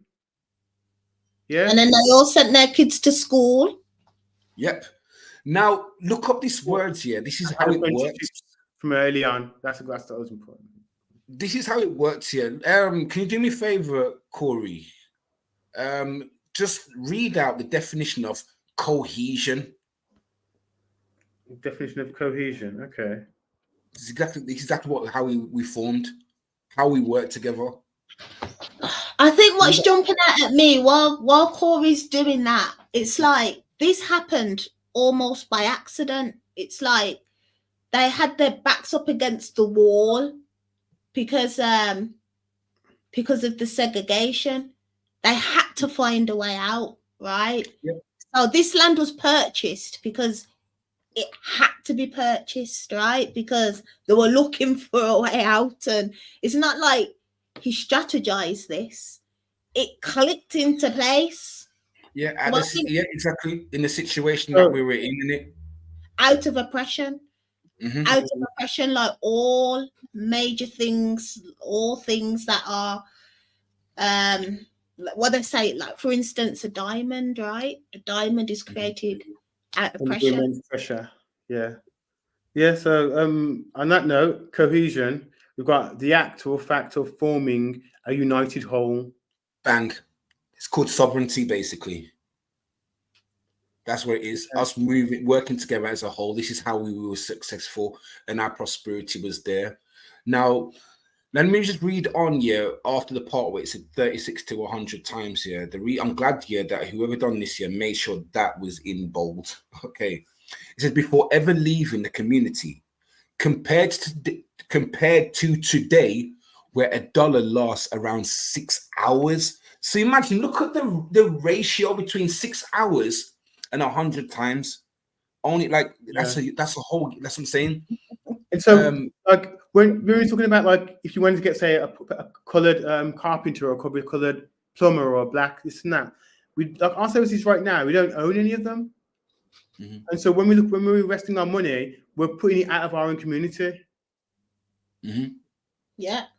And so that was like and we don't even. I don't think we even realize we're doing it. No. That's the scary thing about it, is that we don't even realize that's what's happening to us at the moment. That we're just basically giving away our generational wealth. Facts. Wow.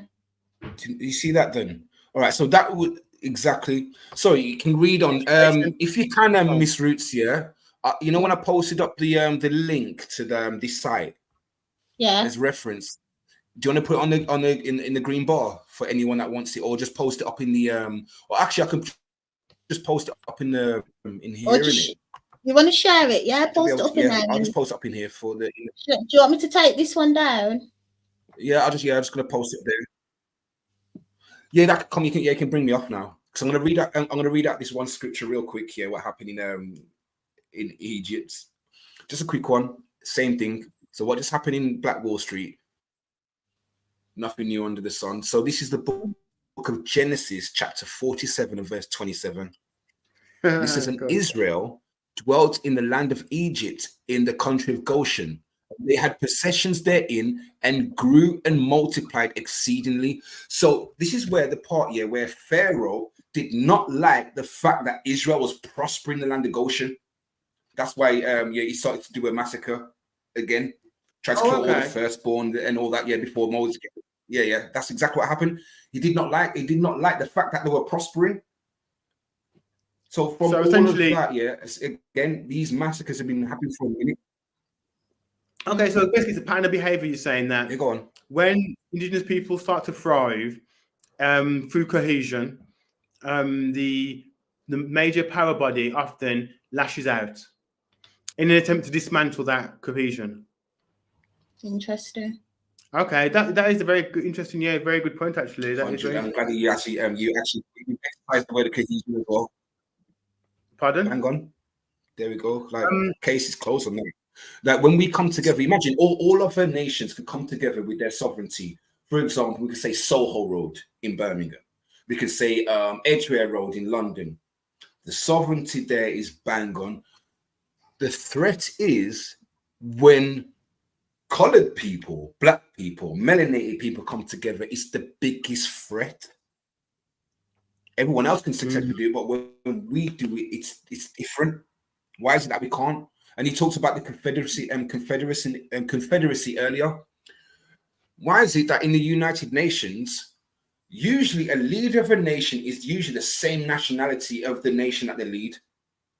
Now ask a melanated person.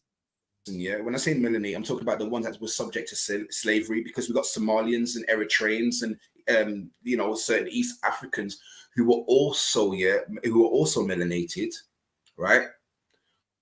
But ask a Somalian, right, if they were subject to slavery, they'll turn around and say, this, especially the elders, no, we had slaves, which were your people. And I've heard that so many times. They said, no, we had you as slaves during the sub-Saharan slave trade. So therefore, there is a differentiation between, as they call them, Negroes, which are the subject to slavery, and the East Africans, which were known as Canaanites at that time. Okay. Across that, it was known as the land of Cush, land of Canaan. I think we probably could do a show. I think we should definitely do a show on burden of proof and slavery in itself.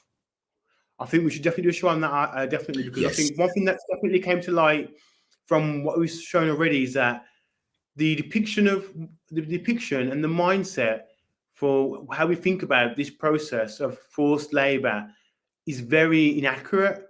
Like I said, who's the biggest, blackest thingy, and then we'll teach them how to be, I don't know, a goldsmith, or teach them how to be a farmer. And we don't even really think about people of color even doing that thing. We just assume that he was working a sugarcane farm, he was working a cotton farm, and to be honest, that's pretty easy, isn't it?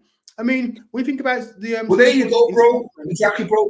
That's exactly what you're saying. Because how would you entrust, like, for example, did they have time when it's like watching the movie Apocalypse, so when they just put them on the plantation straight away? How can you put someone in the work field? Say, for example, I have a warehouse. How can I entrust the fact? I can just throw someone in that warehouse and expect them to operate machinery and things like that. They should have already the credentials, the skills, and the skill set and everything. Training. Exactly. They were already there. They were fixated. Exactly. They knew that these people were apt to be able to do the work. They were able. They had the skills already. You can't just throw someone in that deep end. They knew. They studied in, and even said it's what was that book as well? It was written by a dude, Eckhart Tolle, and he said the same thing. Basically, you're not going to throw someone into the work field without the fundamentals. This is why we have schools, colleges, education, to put someone into the position to be able to train up. Now, education and all that and being taught to do something happened prior to the work field anyway. And going back to what you were saying earlier, guys, about your skill set.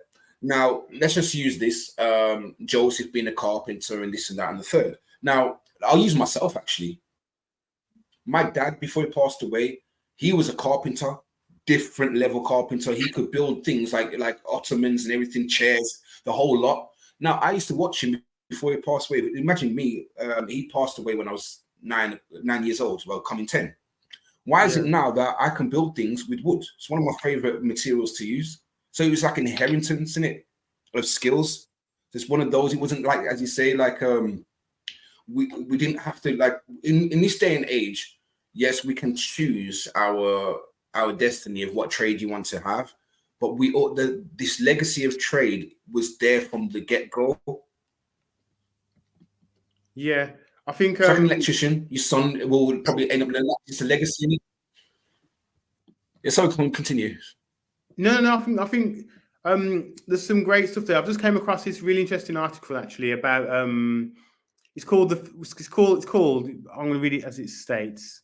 The first millionaires. So it says the story of African Americans who escaped slavery and became millionaires. And basically, this is the founders of the Tulsa Greenwood District. And so again, like these people that founded the city were millionaires as well. Like again, there's so much more to like the story. Then we need to dig into. I think to recap on the wealth part, though, I think that's really important because supporting local business was a really important part of that. So the question is what do they do with those skills? How do they manage that money and that dollar, you could say? And how do we sort of what can we take from that to implement in our own society? I think one of the first things is actually what are all the trades that we need, like for our communities to function? Yeah. What are all the essential trades that we need for our communities to function? First of all, how do we get the young people into those trades, and how do we set up and maintain that process? I think there's steps before even that. So I do agree with you, but I think it's first of all this concept of space. So land, that you gotta have that first. You gotta have some space first, right? So that you can pull all these people together in one centralized place. So location, geographic location. And that where as well, because then I think the stage before that has to be some sort of spiritual concept, right? So Miss Roots has been there already. The reason why Miss Roots is saying that is sorry. You gotta make sure that everyone's on the same frequency. It can't, I think it's hard to articulate, but you can't just start a society and it made up of any and anyone.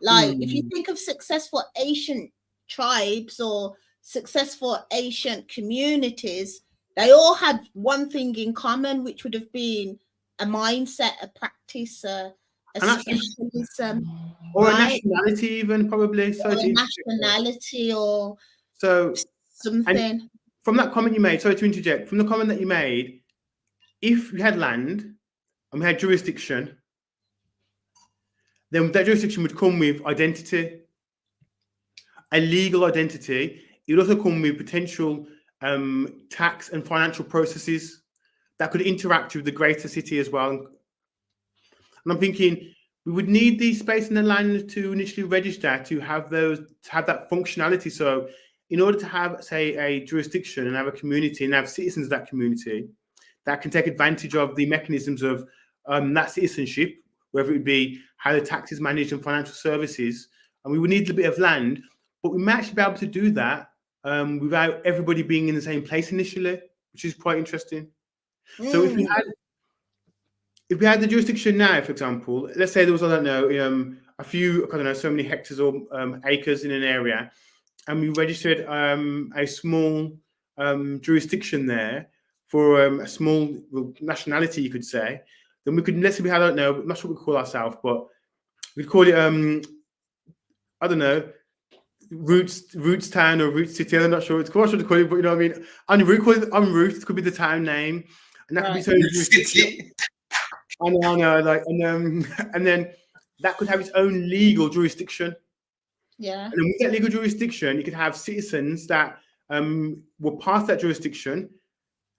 Like, you know, we have passports now, we have birth certificates, for example, we have other forms of knowing that we are part of this current jurisdiction, i.e. Britain, or other places in the world, other countries, which essentially is a legal jurisdiction. You know, a country is like a company or a legal body. So, but you're still asking, who you're asking? Who, this is where... So no, I'm asking, we don't have to ask anybody so basically we would use the current existing system in place to do this.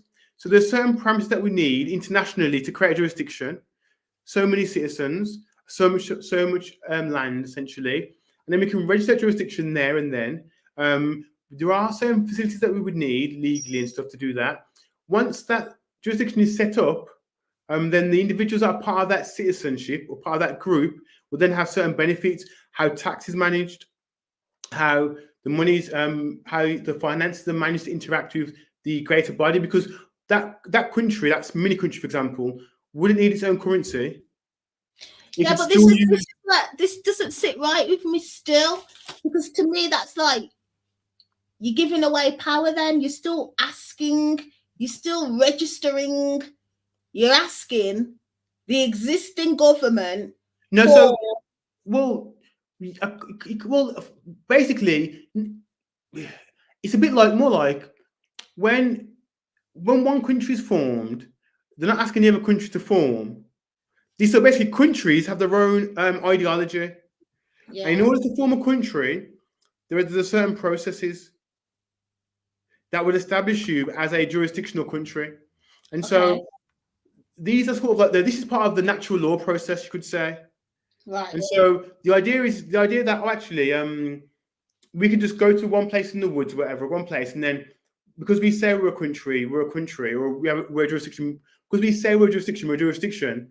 The truth of the matter is that actually, if somebody else with certain means came into that place, they could literally just physically push us out. A bit like what's going on with Israel and Palestine, right? Yeah. So this is my point. Look what's happening there. So Israel would have gone through all that process, right? Palestine would have, yeah, Palestine. No, it was Palestine first, right? Palestine was already there. Palestine first, then Israel's gone in and claimed jurisdiction and did all the paperwork, right? And look now, look at it. So that system's flawed. Then is my point, because it just takes an army, it just takes military to just blow all that out the water, right? Yeah, yes, it does. It does. I think you need partners. So with the whole Israel and Palestine thing, it's actually quite messy, because if you look at the foundation and the forming of it, there's a lot of things happening and going on in there. And so yes, that was like a global military situation that's happening, and for whatever reason, it was kind of like bullied and pushed through. Like on a paperwork level, that wasn't that you kind of on a paperwork level, but mostly it was economic on the military level. So remember, they had arrangements with international law and other countries to behave a certain way, and essentially they used economic sneakiness mostly to gain the majority of power in many situations. Even now, I think in the Gaza Strip, there's kind of like two power structures running in there, like two political power structures running in there, in and around the area. I think it's called the West Bank one area, and another parts slightly separately. And I would say that the reality of that situation is that group there, they actually are part of a much bigger group. And I mean, whether it be Saudi Arabia, whether it be Iran, whether it be Dubai, whether it be Iraq, and so there are political things that are happening there right now that are very, very complex. I'll say very, very complex. What impact the concept of a Black Wall Street? So it's all very relevant, right? Because these are major powers. Well, These yeah, are- so they are, but then so the question would be is that we're always going to have the risk of and the threat of violence. That's always going to be the case, and so we're going to have to form our state anyway, regardless of that. And so, just to clarify, it wouldn't matter if we went to somewhere in Africa, or somewhere in Europe, I don't think, or somewhere in Asia, wherever we built our town, our city, we would have to find a way of fortifying it and protecting it to a degree. And so, one of the reasons why Wall Street fell originally is because they didn't invest enough, unfortunately, in military protection. And so, when they took down Wall Street, they literally firebombed it, and the military was involved. I think the local fire service may have been involved. The local police were involved, not Tulsa's, the exterior cities. And so it's kind of like the United States waged a war, or say the United States waged a war on one state, although this is that's a macro of the situation because it was one town and it was in a state. The greater state waged a war on the town, and it was illegal. And at the time, though, because they weren't interconnected enough at the time, military-wise and otherwise, i.e., all the other Black Wall Streets weren't really interconnected and weren't really prepared for this or set up like this. It was dismantled, kind of thing. But basically, it was assimilated. Right. And so, at the moment, we have a choice. We can either stay as we are, or we can push towards a direction which may result in resistance at some point. And I think the best thing for us to do is to probably prepare for that resistance and be aware of it. But if the alternative is to stay in a system which is not serving us, we don't really have a choice.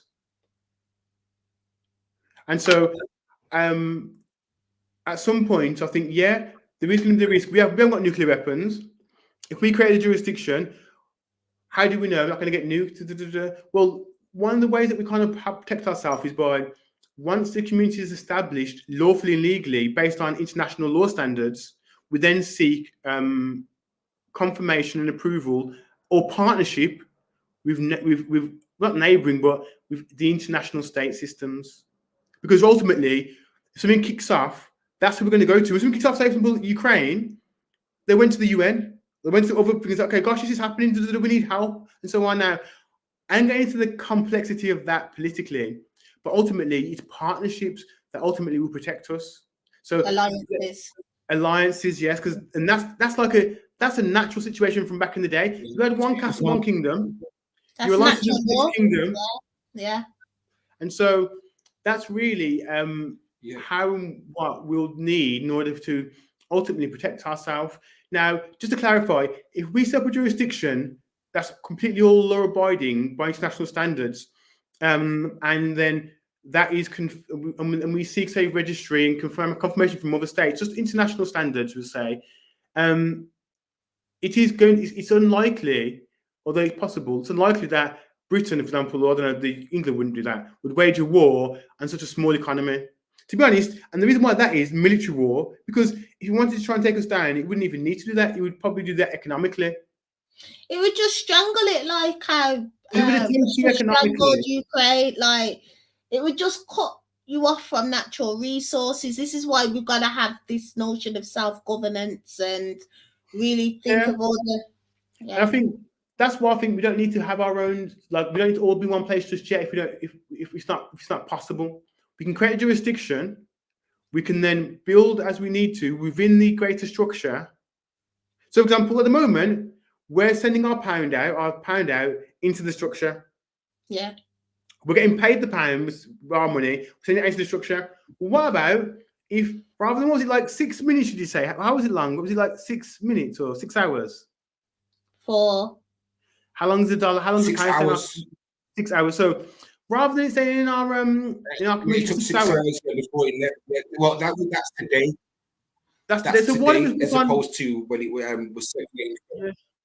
What if we just work on 1 day, and then work on 6 days, and then work on 16 days, and then work on 60 days? And the more we do that, the more we develop the generational wealth required to be able to sustain a small community like that, because that's how it goes. It grows like that. We kind of think of the whole sort of current situation that they just came, bam, 1 minute, took everybody out, come and snatched up a couple of blackies and just took control. No. That's not how it worked there. It's not how it worked in Palestine either. Unfortunately, it's a lot more sneakier and progressive than that. It literally is the boiling the frog mentality. Now, that term doesn't sound great, and I don't think about boiling any frogs, like that particularly. But what I'm saying is that if we're moving towards autonomy and we're doing it in a way which we're presenting it as being, well, we're going to offer more value to the greater community as well to ourselves, and we have the God-given right to do this. That's kind of, I think, the position that we have to be at.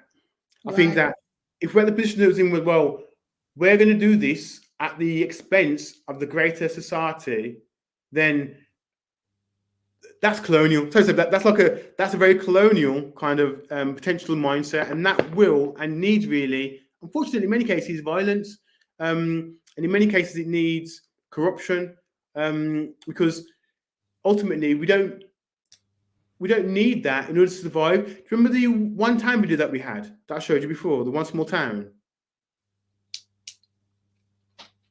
In fact, no, this is not Tulsa, but this was it was a modern South African ecosystem called Ubuntu. Oh yeah. And so one of the important things that was noted there is that they set up their towns and cities, and they did it in a holistic way, in a holistic, peaceful manner. And the idea is that they set up in such a way that essentially, well, if we can find a process which allows us to gain more of our pound in our community each time it's used, that will grow in itself. So we're okay. Well, at the moment it's 6 hours. Okay, so what system can we put in place so that we can help grow it so that it's going to be 7 hours eventually, and then so on. And then as we're growing that, we can improve that and refine that so it's more than just like several days. And as we do that, we're doing it so it's more than several days, maybe there's several weeks, hopefully, and so on. And to be like, I don't know, up to 100 days again. That should be the goal. The goal should be, how do we get our pound to circulate in our community for up to 100 days? Minimum 30. I think it's probably worth showing that video at least 2 minutes, because it is so powerful. If you can get that organized, the Ubuntu. Yeah, I think that just encapsulates what you've just said, and at least plant the seed. While you're looking for that video, though, I am conscious of it seeming quite separatist, though. You know, when we know unity is the key, so it's like, okay, it's important that we have an ecosystem within our community, but we also don't want to be coming off as separatists, right? Because ultimately we all have to live on the same planet. Yeah. So it's not like we can corner off black people and. Well, so I think that's a good point. Thank you for saying that, actually, Miss Roots. Yeah, because wait 1 second, sorry guys. The reason why I'm glad you said that is because it's one of those things. We're the only nation, at the moment, and even this mindset that thinks like that. But other nations, they can still operate on the same planet, but they still take care of their own first. Yeah. And I think it can come across. They can come across, like, say for example, like when I look out my window, I see that mosque.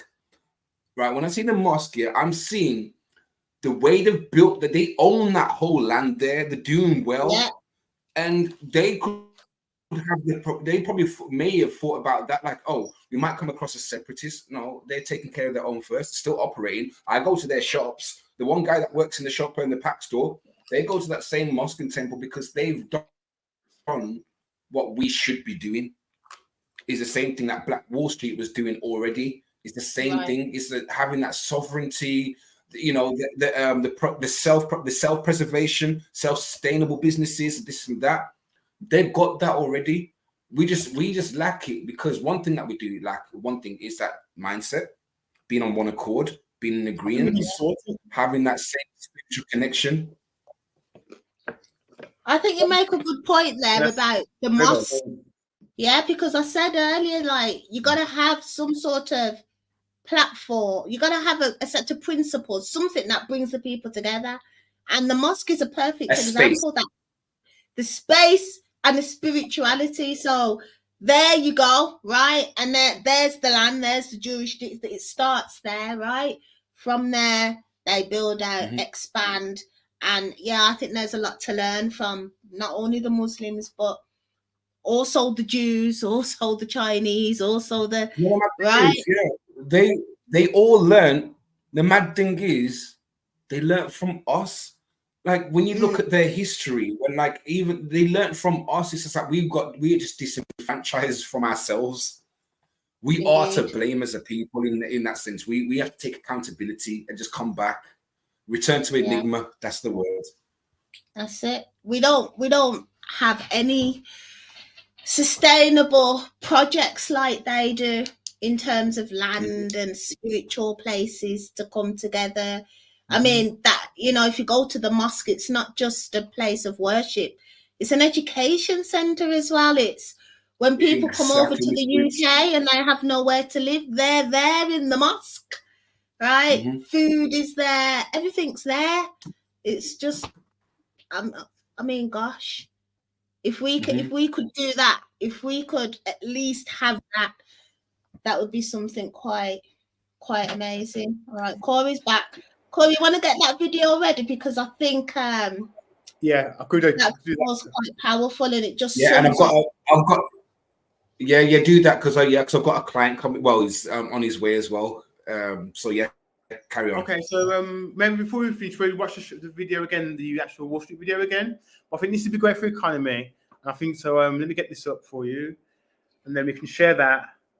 I am in need of. We'll wrap up at about 9 o'clock, so that's 25 minutes. So on those notes about separatism, before we start, so I think that that's been taught into us to some degree. I think that because nobody, like I said, no other group is concerned about them building their economy and people thinking that they're I don't know, doing something bad to somebody else. All the other groups are doing it. Every single group's doing it other than us. Yeah. Every group is. And we're the only group that's like, oh, are we allowed to do it? do we have the God-given divine right to do this kind of thing? We're kind of questioning our own autonomy, essentially. So, one small town. What's that? Okay, I'll play this for you. I'm going to be back in one moment. What's up?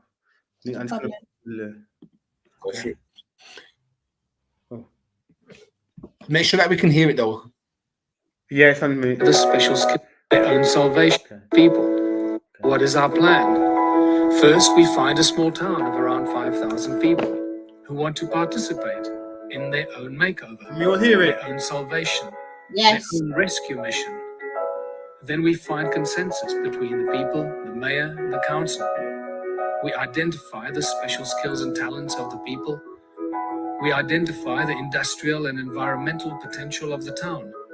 Then we develop a razor-sharp business plan for a variety of community projects to match these skills and individual potential. These projects are actually meticulously well-planned businesses, but there is one huge difference between these and other businesses.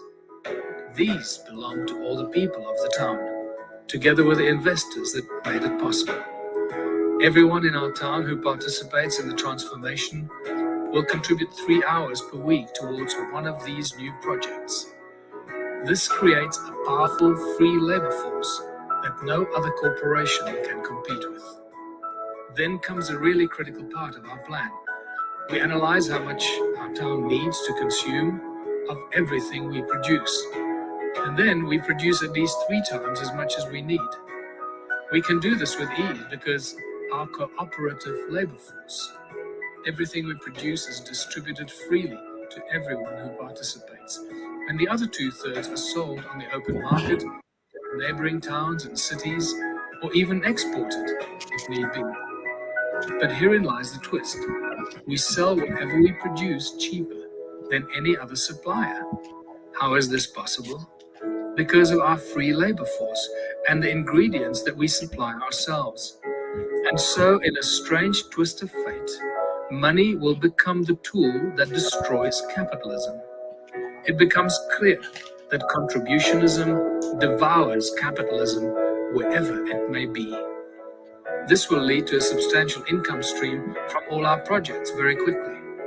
From food to technology, healthcare to music, tourism to engineering, and so much more that would not be possible in a capitalist model. Why? Because it would simply not be viable. Set your imagination free and imagine how much wealth our little town will create from just 50 new projects. But what do we do with all this money? We keep it simple, as we always should. 1/3 goes to the investors or the farmers or the factory owners that turn their businesses into a community project. 1/3 goes to upgrading and maintaining and constantly creating new projects based on the needs and skills of the people. And the last third is distributed equally to everyone who participates in the projects. This provides for an elegant and simple transition phase. No one has to leave their job because everyone has 3 hours a week. And very soon, the people of our town will be receiving more money from community projects than their jobs, while getting most of the things we need to live for free. As this abundance begins to grow and our town becomes wealthy beyond comprehension, new projects will start up every week, giving expression to the creative talents of our people. One by one, the people who work for the mines and other dangerous industries will leave their jobs because they earn more money and benefits from contributing only 3 hours per week. And without any resistance, opposition, or conflict, the nasty corporations will close because nobody will work there anymore.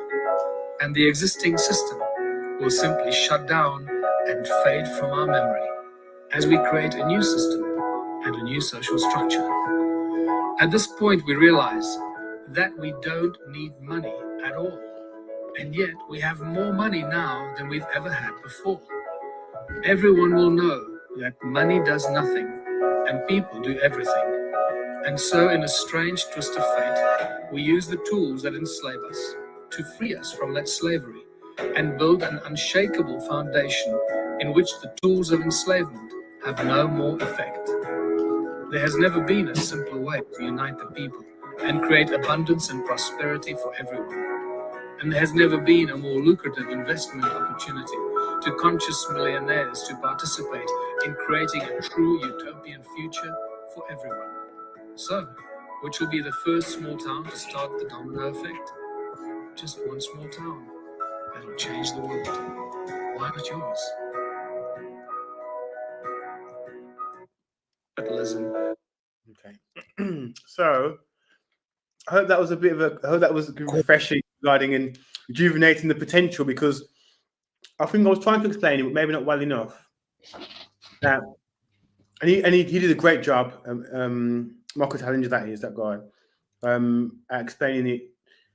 We don't need to everybody up tomorrow and move to a whole new place, to a whole lot of city of our own. We can build that where we are right now.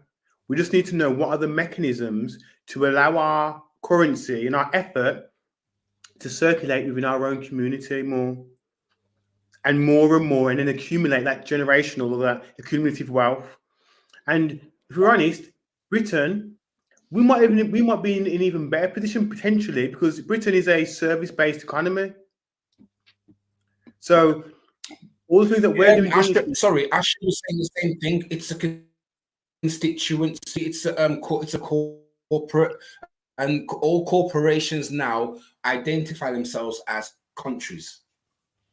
Ashley in the comments has said exactly what you just said as well. If you scroll further, well, I'm just gonna go up in. Yeah. Let me just find. Bring the comment up. Yeah, bring it up. Bring the comment up. He said exactly corporate. Well, so remember we spoke earlier on about having corporations are trying to act. Yeah. Do you remember you mentioned about having a piece of land that we could register jurisdiction on? Yeah. So essentially, I'll put it in corporate terms, so maybe that would be easier. You register a corporation, which is actually a nation, And then once that's registered, we have citizens, which are technically like employees, members of that group legally. When this group, they have how they manage their finances, for example, will affect how much tax they pay. So you might not know this, but Donald Trump is a corporation that Donald Trump works for. Yeah, did you know that? Like how you Right. become a manager of yourself. This is how you do a lot. Yeah. So one thing Tax that we evasion, tax evaders. Well, it's not, to be honest, it's not tax evasion so much, it's just not enslavement. Corporation, yeah, it's just a business. One thing that we kind of, so I don't think I can get into like business talk, but so this is a quick explanation of how business tax works. If you've got a corporation and you earn 100 grand, for example, and then you're supposed to be taxed, say, for example, let's say argument's sake, I'm just going to round it, I'm going to make just a fictitious number for now, 20%. Often you can spend 90% of that, 20% we could say, or so let's say it's 100 grand, you're supposed to pay 20 grand. Often you can reinvest into your corporation 19 of that £1,000, or say at least say £16,000, and you'll only pay £4,000 tax. As opposed to the employee, let's say I earn 100, let's say I earn £10 an hour. I know I'm paying £2 of that 10. Yeah. Whereas with the corporation, the legal benefits of that means that that money which you would be taxed can legally be reinvested. So how I normally explain to people is that most famous people or rich people, they don't buy themselves things. Their estate buys it for them. Yeah, but that whole economic system that exists today, like Ashar's saying, is crashing.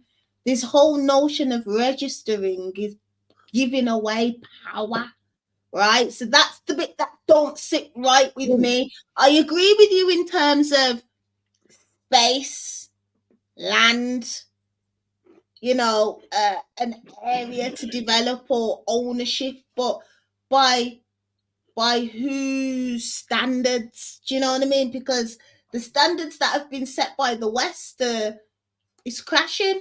It's not working, right?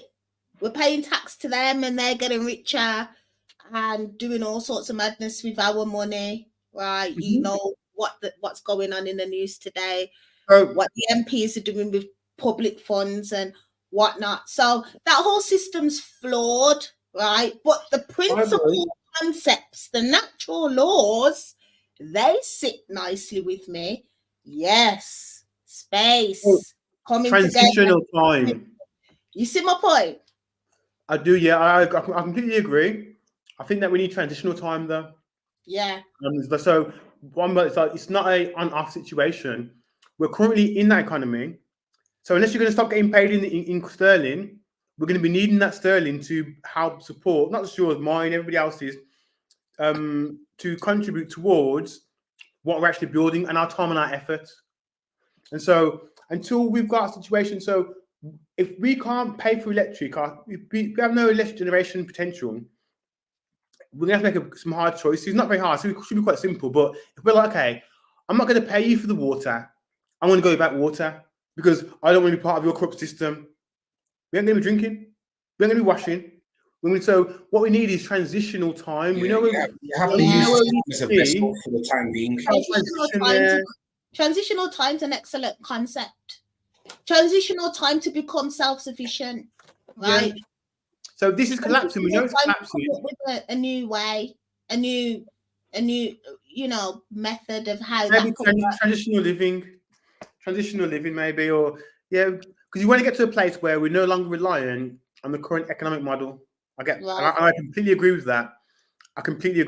We need to escape the current economic model, but it's not stable enough. And for all we know, something could happen and it all falls down. We're already technically in a recession that's being like propped up and fudged, you could say. And so how do we protect ourselves from that? And so what we need to do is, first of all, identify the core functions of a city or a town. What are all the essential resources that humans would need to do physically? If there's no money, if there's not even any money, no currency, what would we all need to do and how much we need to contribute? how much time to manage the water infrastructure, the material infrastructure, so we can build houses, the harvest infrastructure to make clothing if we needed to, and so on. What's all of that? What do we need to have all of that so we can be completely self-sustainable? And where are we right now? And what steps are best for us to take to get towards there? Yes. And I think one of the good things about our economy is that we are service-based, and it is sort of like virtual, you could say. And we can mechanize that. So we could create a company or jurisdiction that allows us to be part of that jurisdiction, so that when we're earning money, essentially we can end up paying less tax too. Yeah. And I think that's how it works. So if you imagine Trump's kids don't pay as much tax as we do. So it's an example. So I'm paying more tax by percentage than most millionaires are, most wealthy people would be, because their money is getting reinvested either into a charity or into a community fund situation or something else, which then ends up bringing them back more money. Yeah. Real estate. You're right. So whereas our money is going straight out and just going out. Totally out. And so we can mechanize that system of service-based economy to our advantage also if we want to. And so the question is how do we do that? Well, the first thing we need to do is have a jurisdiction, first of all, I guess. That's not the first thing, but that's got to be one of the very early on things. Once we've got that legal jurisdiction that allows us to have, say, that better financial management, then we need to have as many of the services as we can within that structure, so that when I need to pay something, I'm reinvesting in our own company. Right. So just to simplify that, because you keep saying jurisdiction, just to simplify it, our own building, our own piece of land with the building on it, right, and services taking place in there that is registered to us. Okay. Yes.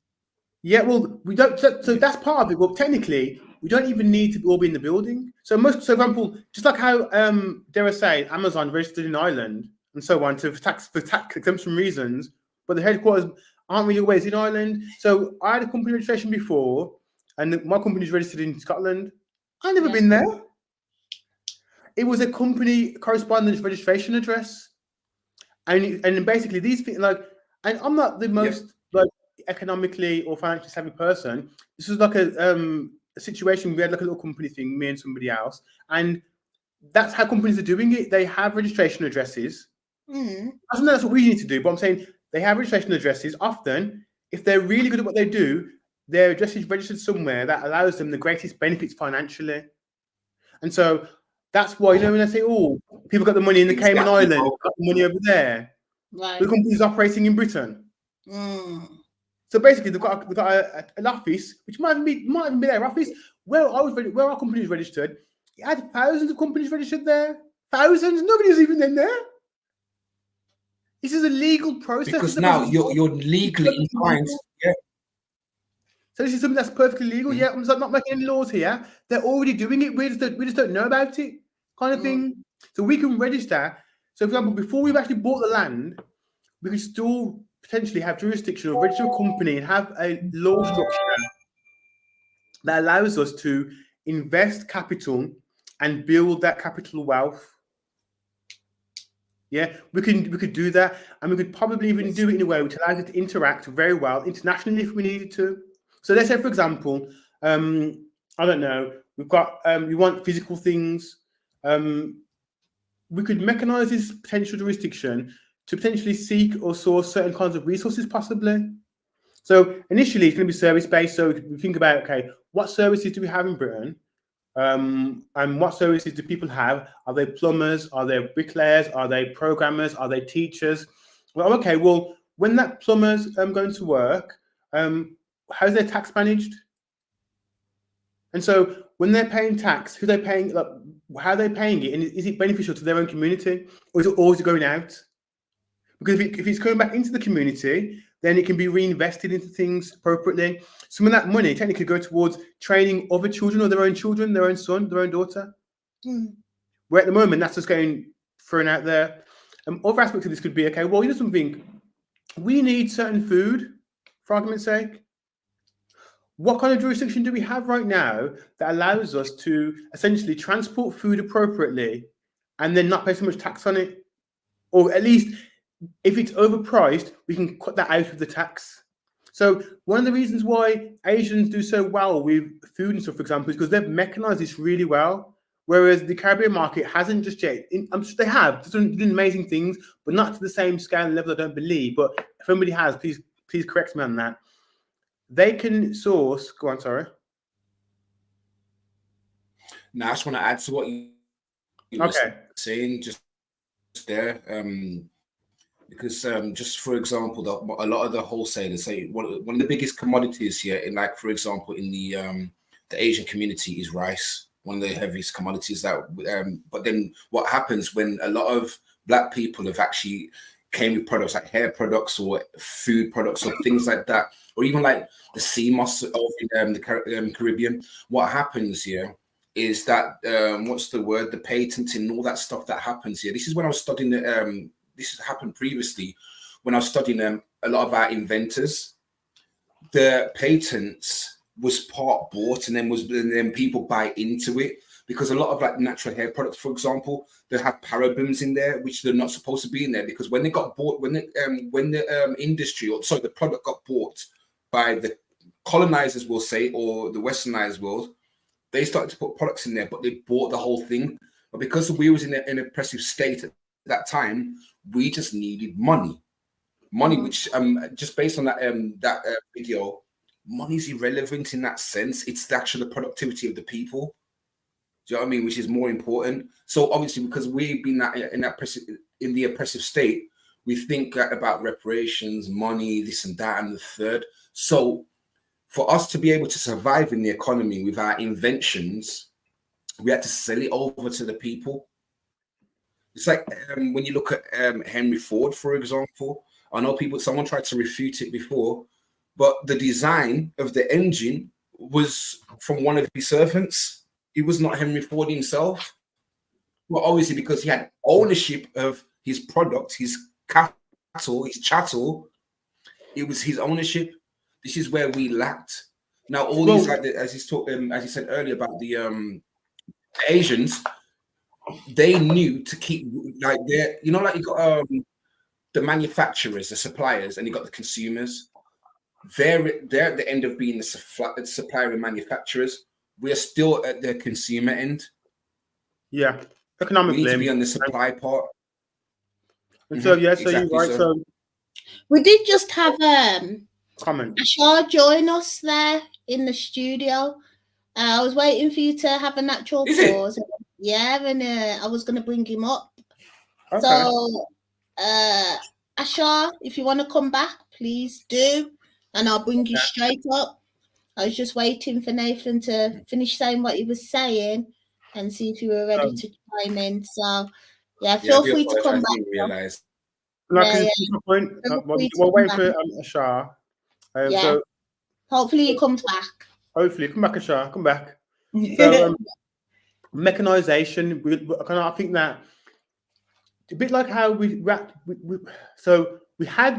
Black Wall Street, and then we've got like now like a trauma bond. It seems like, oh, if we do that again, are we going to get attacked? Are they going to allow us to do that, or what's the risks involved if we do that? And don't get me wrong, there are risks involved, but what's the alternative? To stay in a state of servitude. And I think that if we mechanize these things well enough, then we can really benefit from them in the same way other communities do. If the Chinese community can ship products from China all the way over here and make enough profit to gradually start buying their own part of the city, come on, guys. Yeah. The mechanisms are already there. It's already part of the infrastructure, legally and lawfully. But I feel like for us, we've got this mentality that we're not allowed to do it. And so when we buy our products, and don't get me wrong, not just Chinese people, every community is doing it. Every community is doing it. Every other community other than so-called Black people. You know the saddest part as well, Corey. You know the saddest part as well. Sorry, sir. Is the fact that a lot of our products that are beneficial to us, are being sold back to us by Other other people. nations. The hair Yeah. shop, for example, the food, all of that. Imagine that, just having your stuff sold to you, going to Cosmetics or Ross in Town on Broad Street in Wolverhampton, yeah? And I've got someone that doesn't have my hair or my type of beard or my hair type porosity telling me what product's good for my head. Do you know how silly that sounds in general? But that's how far. That's So how imagine, far like, it's you need gone. someone I think, yeah. And so to that point. this has happened in 100 years. So 100 years ago, we had planes. Yeah. We had our own cars. We had plumbing. We had all this infrastructure. And then there was some terrible violence. And then there was simulation. And then since then, we haven't really regrown back. And when we first came back to Britain, for example, we were called an insurgent or a swarm. I'm not sure exactly which one. And there was actual politicians that were trying to prevent economically Caribbean people really getting a foothold.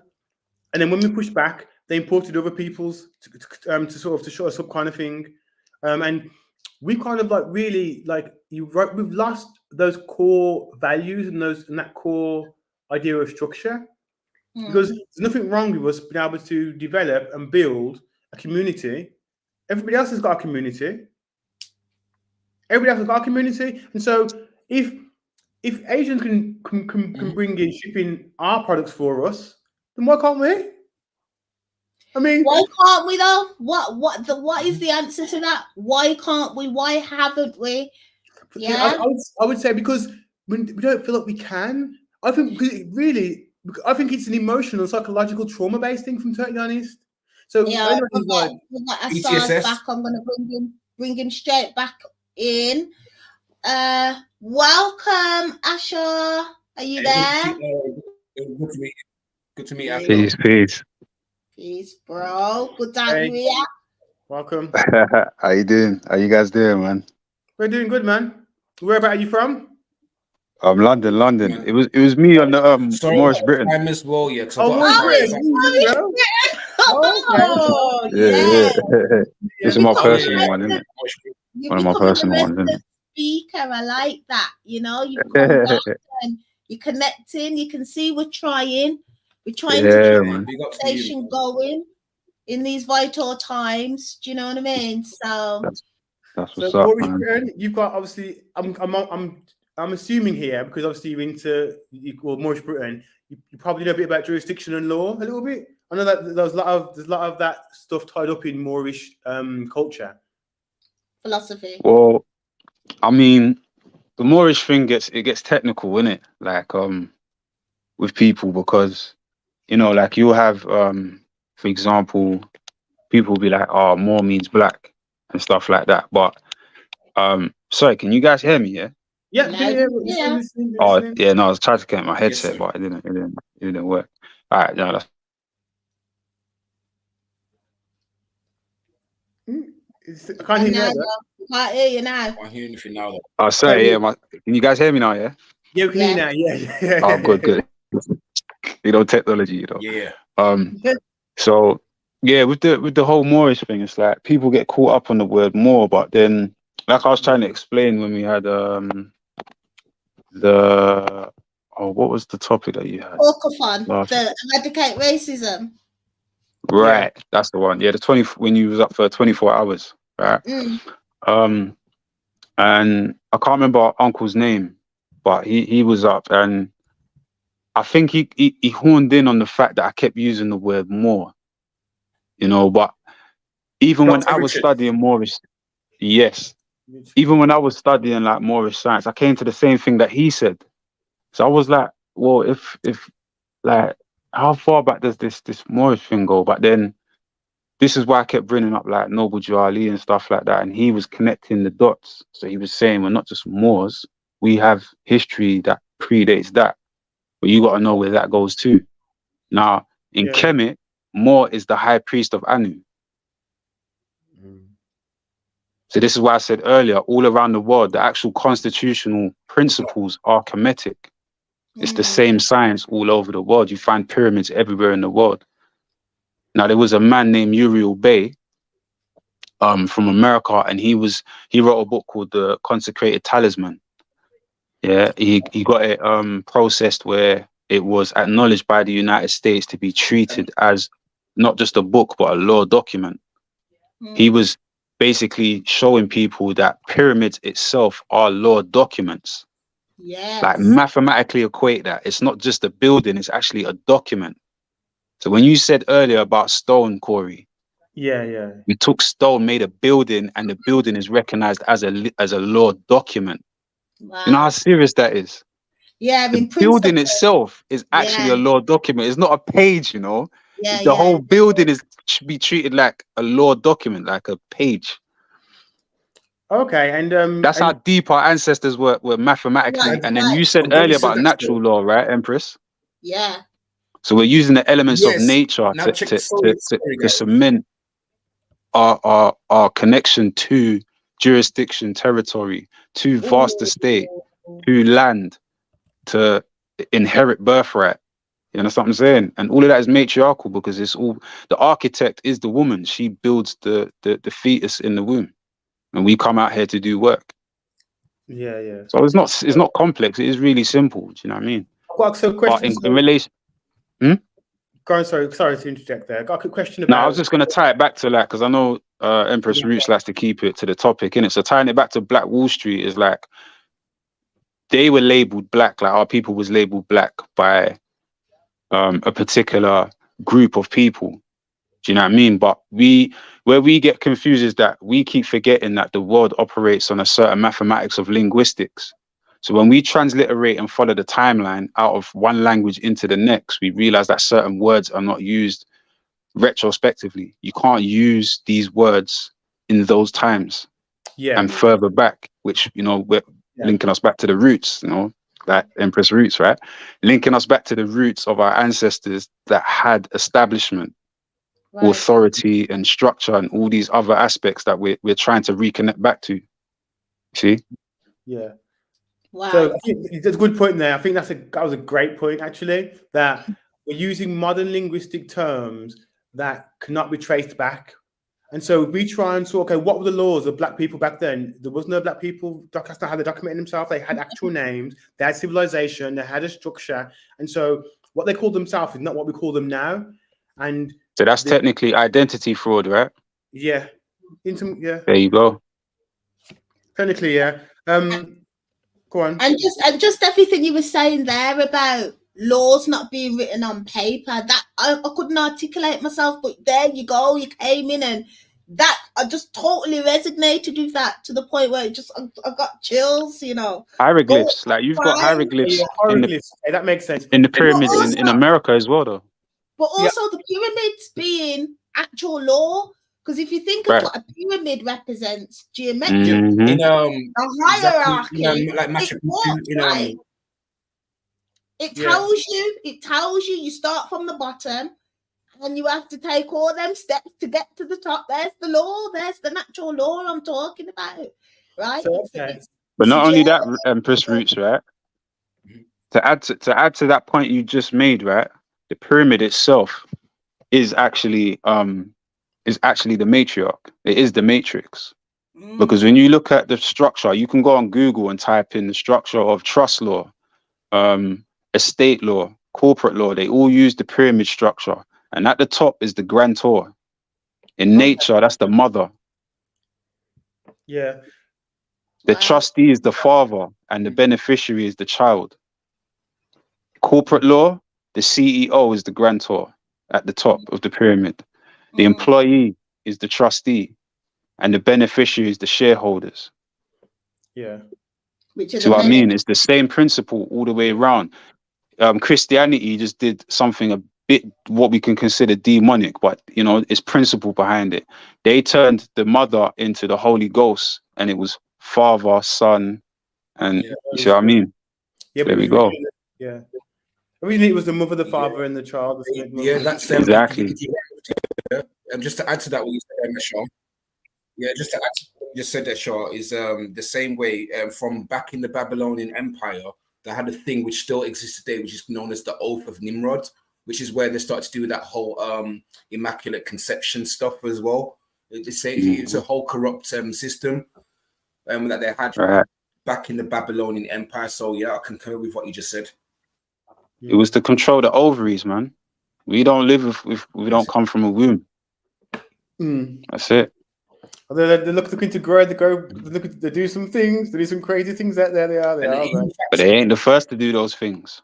Yeah, I'm sure they're not. So I've got a good question about the. So when we talk about the structure itself being the law, we talk about it being a representation of the law. Yes, and so the ideology of the law itself is built into that structure and is a visible reminder.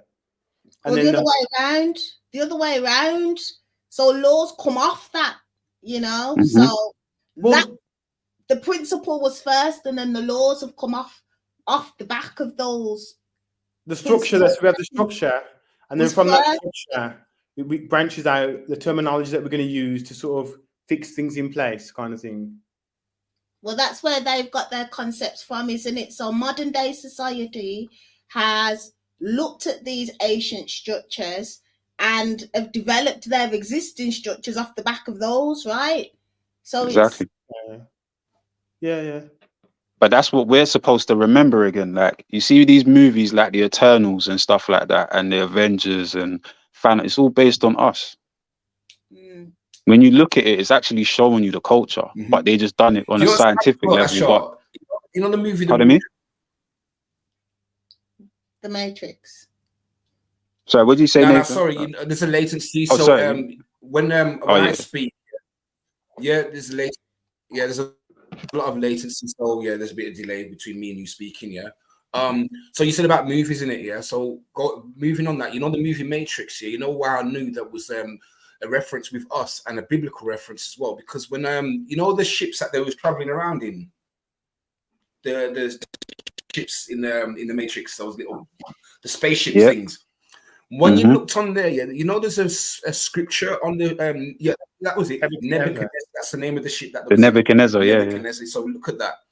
I'm glad the woman that knew it, and then there was a scripture from the book of Mark, which talks about when there wasn't the ships in Galilee, right? So imagine all of that subliminals that's in these movies. Yes, they do portray what's going on, and as you said, Ashar, it's all about us because we're the only creative people that's on the face of the earth. You can't make movies without even the movie Pinocchio, Lion King, all of those are all related to when you look at the subliminals with the spiritual eye, you will know it's not just the entertainment of the movie. You'll see the story, the script behind the whole movie, and it's like that. You'll saw it like that. You could have watched the movie like 10 years ago or 20 years ago. Then when you watch it now we're more woke. You're like, damn, I never saw that like that when I was like 7 years old. But it's deep as hell. You know what I mean? Yeah. I think I've got something to add. So it's a bit different, but I think it's about the Wall Street side of things. I think it's about fostering a cultural identity that kind of enables people to want to contribute towards what it is that's being built for them. Because at the moment, if people are like, well, why are we going to contribute towards that? I can just go to here. Well, I'm contributing towards that, and I can just carry on doing what we're doing beforehand. And I think that like culture and identity and is going to be a huge part in it. The idea that we can say, we can show. If you know anything about sort of the Black community, you could have something really amazing on hand and show them. But in many cases, people don't believe it, or they're not necessarily going to invest anyway. I think that modern times, it's been much better with the mechanization of, say, Caribbean restaurants and stuff, for example, and other foods. But for a long time, it seemed as if before, maybe 5 years ago or more, it seemed as if, in many cases, people of color would rather have gone to the white man or the Asian man because they're more trustworthy. And so not for food necessarily, but for other resources. And so I think what we need to help foster is an identity or culture that really helps inclusion or maybe cohesion as well. I think that could be really useful. I think you make a valid point there, and I think it has to be a spiritual foundation, right? Because that's ultimately what's going to lay a strong foundation. And I think that has to come through our molecular structure. So the fact that we are carbon, right? It needs people to remember that. And I think we have to be role models here, right? So why is that important? Yeah, how does that make us powerful? How can that strengthen your identity by acknowledging that? Because that's what the oppressors are suppressing. The fact that we are carbon monocular structures, they don't want us to know this. So we need to quickly get to know this and quickly activate it so that we're able to then stabilize and fortify it. But that can only happen with role models. So it's all good us intellectualizing, right? So now we need to take it to the next stage and be practicing. That again needs dialogue. I don't know, but you know, it starts off with a space like this and moving into a physical space where the practices happen, and it will draw the tribe. It will draw the right people. The right people. What I wanted to add to what you said, Roots, is because everything you said is like literally, if you was to go and do the research on what the foundation of the Constitution is, it's recognized as an ancient spiritual document. So literally what you just said is already in place. Now, I've never read the Bible, but I talk to people that would give me reference points. I'll go and recite the reference point. But what I like to do is then go and research that particular part and go into what that part's actually talking about. You know, some people they've read the Bible back to front. They can tell you about it, but can they actually define it? That's a whole nother thing, right? Yeah. But what you just said relates to my people perish by the day for a lack of knowledge. So what you just said is already been put in place, and our people have no knowledge of that. So we're trying to find something that already exists. So this is what I wanted to add to what Corey said now. Inheritance is the #1 issue around the whole world when you really look at it. That's why we mentioned birthright, we mentioned matriarch, and we mentioned estate. If something is for you, right, and you want to go and get it, what's the first thing that you're going to have to prove? You're going to have to prove your who you are, right, which is known as identity, right? Existence. Okay, then. Identity. I think historical identity is really important because, like, there's a reason why. No, but first, do you recognize the fact that we have things for us here, and the reason we can't access them is because of identity. We have an identity crisis. Yeah. We don't know so who there we go. are. So then how are we going to access that which is for us? And the key thing about inheritance is authority.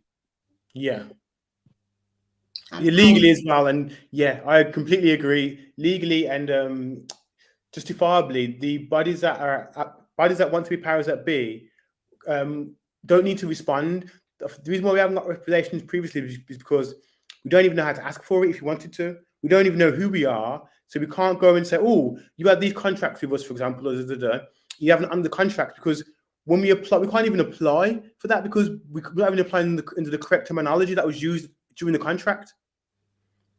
And so we might put like a bidding or like a process in, one sec, and then unless we know who we are, then we won't know what that agreement was arranged based on, with which group.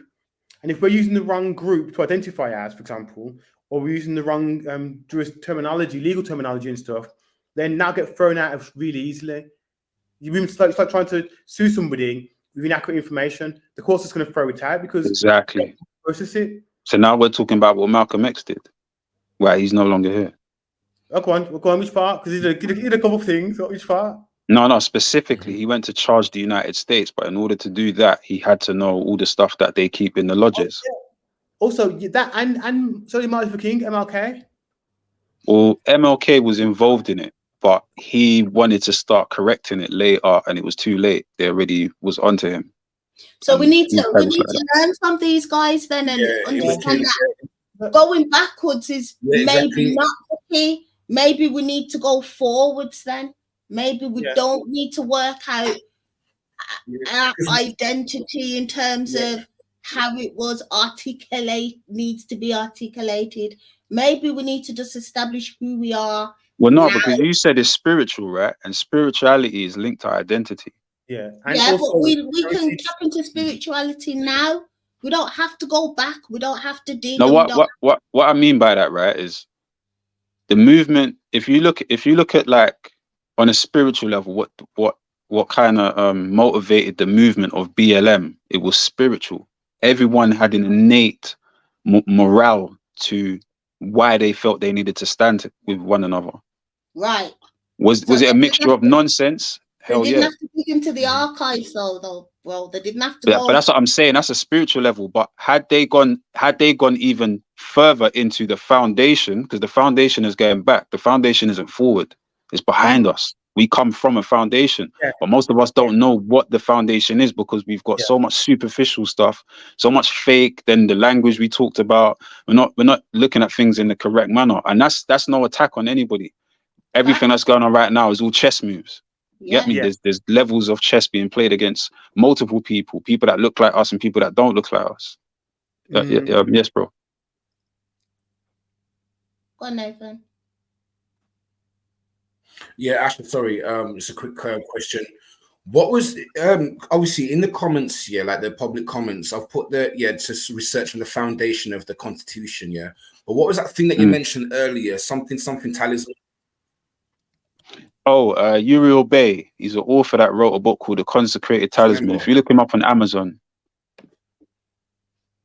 Sorry? Yeah, he's done 3 books and he teaches you how to read Latin. B-E-Y, isn't it? Or B. He spells it 2 ways, so B-A-I and then B-E-Y. Uriel Bay. You can watch some of his videos on YouTube. I'm thinking B-E-Y, that's the one that I recognize. And it was the Consecrated Talisman. He's got like 3 books. Thank you for that. But he goes into all the ancient places because remember they moved a lot of places around the world right now are actually corporate and they're not in the right place. Yeah. And then they hid a lot of these places based on language. So the reason I brought up identity, and it's not that I was going against what you were saying, Roots, because initially what you said is actually what you're speaking is actually archaic. What you're speaking is from the ethers because you're talking right and exact when you're saying, spiritual in these things. But we have to look back because there's a core. A core is always in the center. It's back. Like the root is back. The branches are forward. Do you know what I'm saying?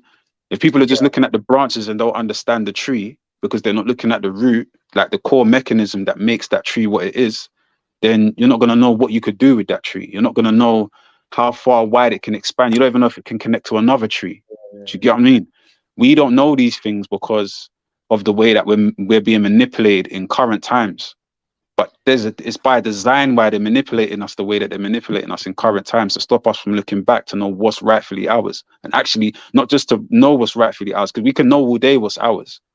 Do you know what I mean? But it's about how do we actually get in the position where we can stand on it? So meaning have the authority, because the pen is mightier than the sword, right? Yeah. And you said earlier they're always writing new laws. That's that they learned that from us. It's called publications. Right. And some of the biggest corporations in the world are publishers. One of the biggest published known books is the Bible, which is also used as a law book, right? You swear on the Bible when they take you into their court jurisdiction, right? So you see how it all ties in. And then the premise of all of that religion is solely based on the matrix. You know the crazy thing about that? You, the woman. You know the crazy thing about the Bible?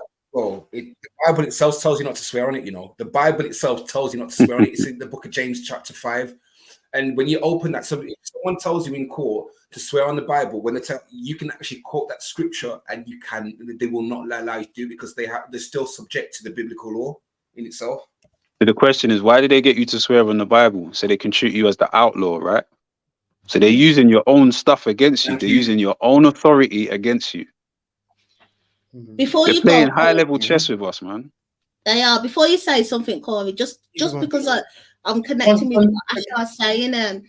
So I'm of a notion then that we can still get to those roots without having to dig through their archives or trying to put your hands on those documents through a spiritual practice, through through actually holistically tapping in and remembering through a spiritual practice. I know it sounds radical, but I do believe that the answers are inside, not outside. And it's going 100%. to take light minds to come together within spaces and connect on a spiritual level for those answers to be disclosed. I know it sounds radical, but I'm telling you that's what I'm saying as well. All right then. Okay. Well, that's I'll just elaborate. That's literally what the whole, even like when people ask, what's this Moorish movement? That's really what it is. More means navigate. Yeah. And it's The key thing about us is to navigate the earth. Right. Look what they do. They block us from having the freedom to navigate borders and all this other stuff. Right. The universe is moving. It's motion. It's movement, vibration, frequencies, movement. Yeah. And we're in a different time. So how it worked before, it isn't going to work exactly the same now because we're in a different, the earth moves like this. It goes up in a spiral. We're in a different time every time, right? Like they teach you that the earth moves around like this in one and it don't move through space, but space is expanding. So every day we're in a different part of space, right? Every year we're in a different part of the space, yeah? So it's about chiming in, tapping in with light minds when you find your tribe, and the answers are there within. So what you just said, would you say that's the natural order, yeah? That's the natural law, yeah. That's the cosmic law. That's notice something in what you said, right, Empress? And this is why it's said by, like, again, Prophet Noble Drew Ali is centered around that. It's going to be the matriarch that's going to get back in their rightful position and set the tone again. And then the patriarch is us who's going to deliver that, right? As it was in the beginning. What you just said, there's still an authority, right, behind all of that natural law, isn't it? There's some type of authority that keeps all of that in check. As it relates to human beings, whether men want to acknowledge this or not, is women. Because even us as men, if we're so great as men and we carry the spark, we all had to get pushed out by a woman. That's one of the things that men really need to.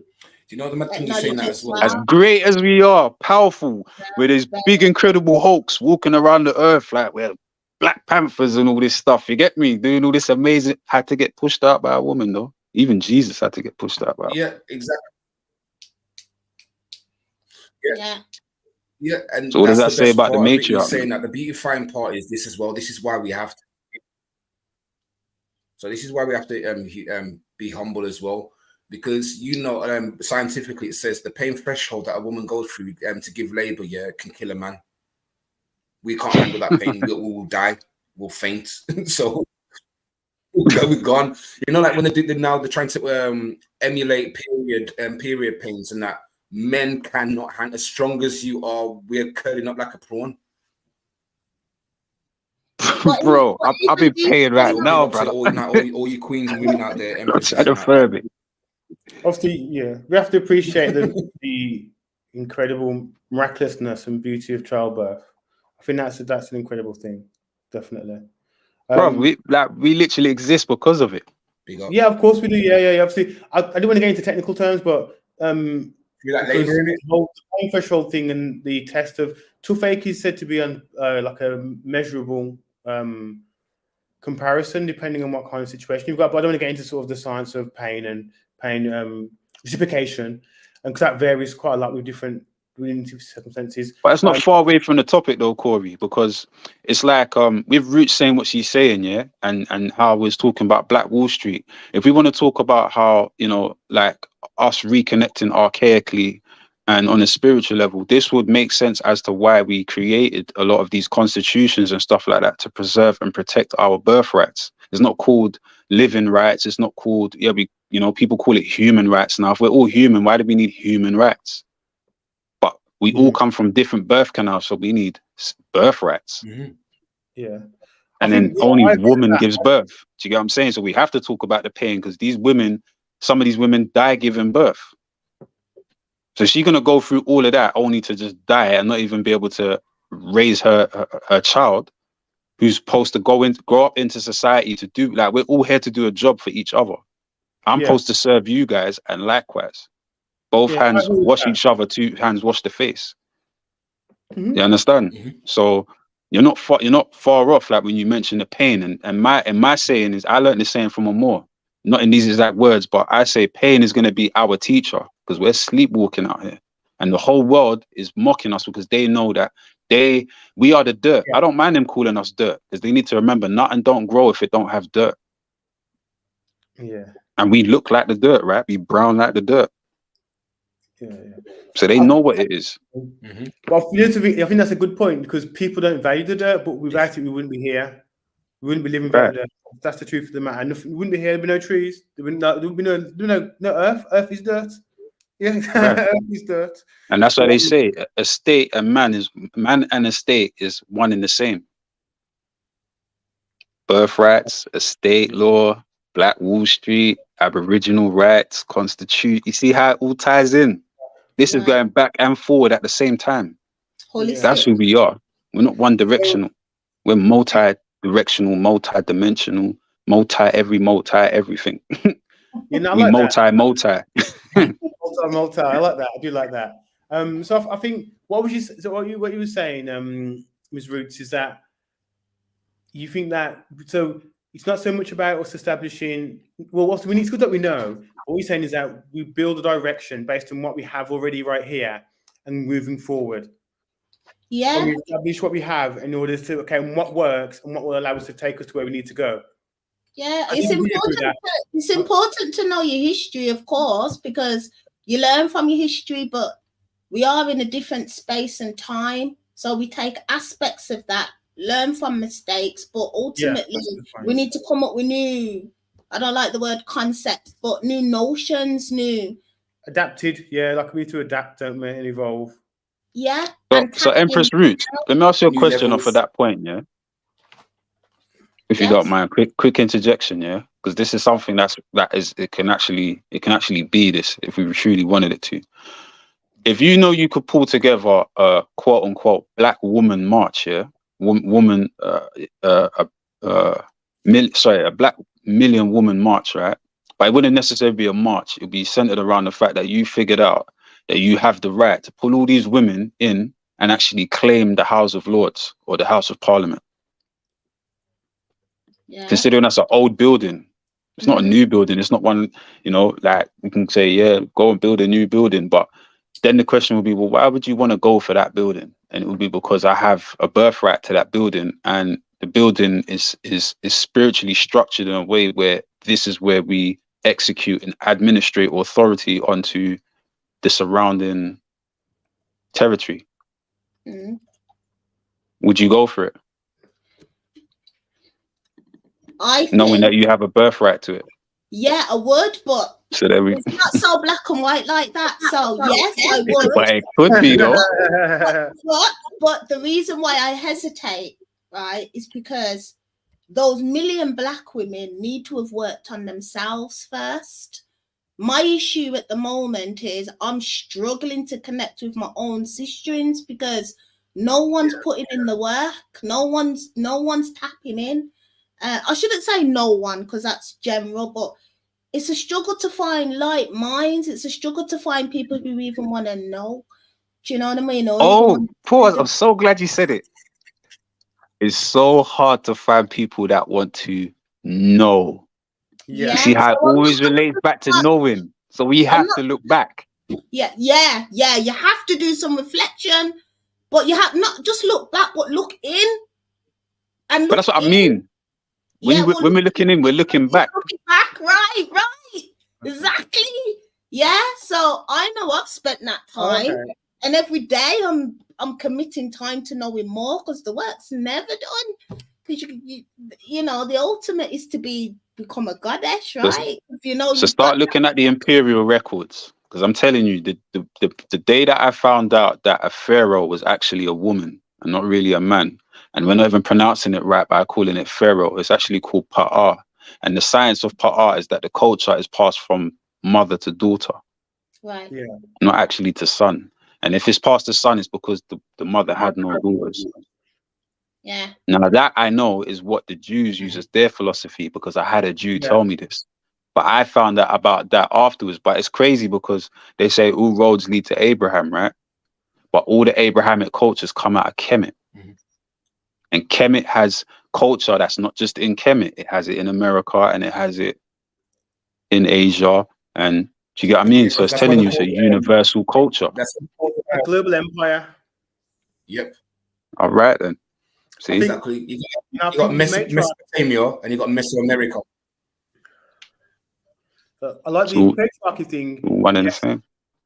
I think that's something that should really be at the core of us re-establishing our culture. I'm sorry, for anyone, I'm having a little vape, so that's why I've got on screen. So I think the matriarchy, our ancestors. Yeah, it's all right, guys. My client's here, by the way, as well. Okay, bro. You want to drop out? And if we're still on, we're still on. Shall I just pull you down? Shall I just pull you down? I can keep it on. Yeah, I'll drop my my camera now. Well, can I show you something? I can drop my camera and all that. Can you still hear me in that? Yeah. Yeah, carry on. Yeah, just I'm gonna back here, but I'll keep on. I'll stay on. Do you want me to mute you? Or I'll mute myself as well. Yeah. Cool. Okay, if I show something quickly about so one of the things I think, like you mentioned about reconnecting. Yeah. I think at the moment, like I said, the spiritual aspect, yeah. I think it does need to be something from inside that's going to drive us to unify. That is definitely true.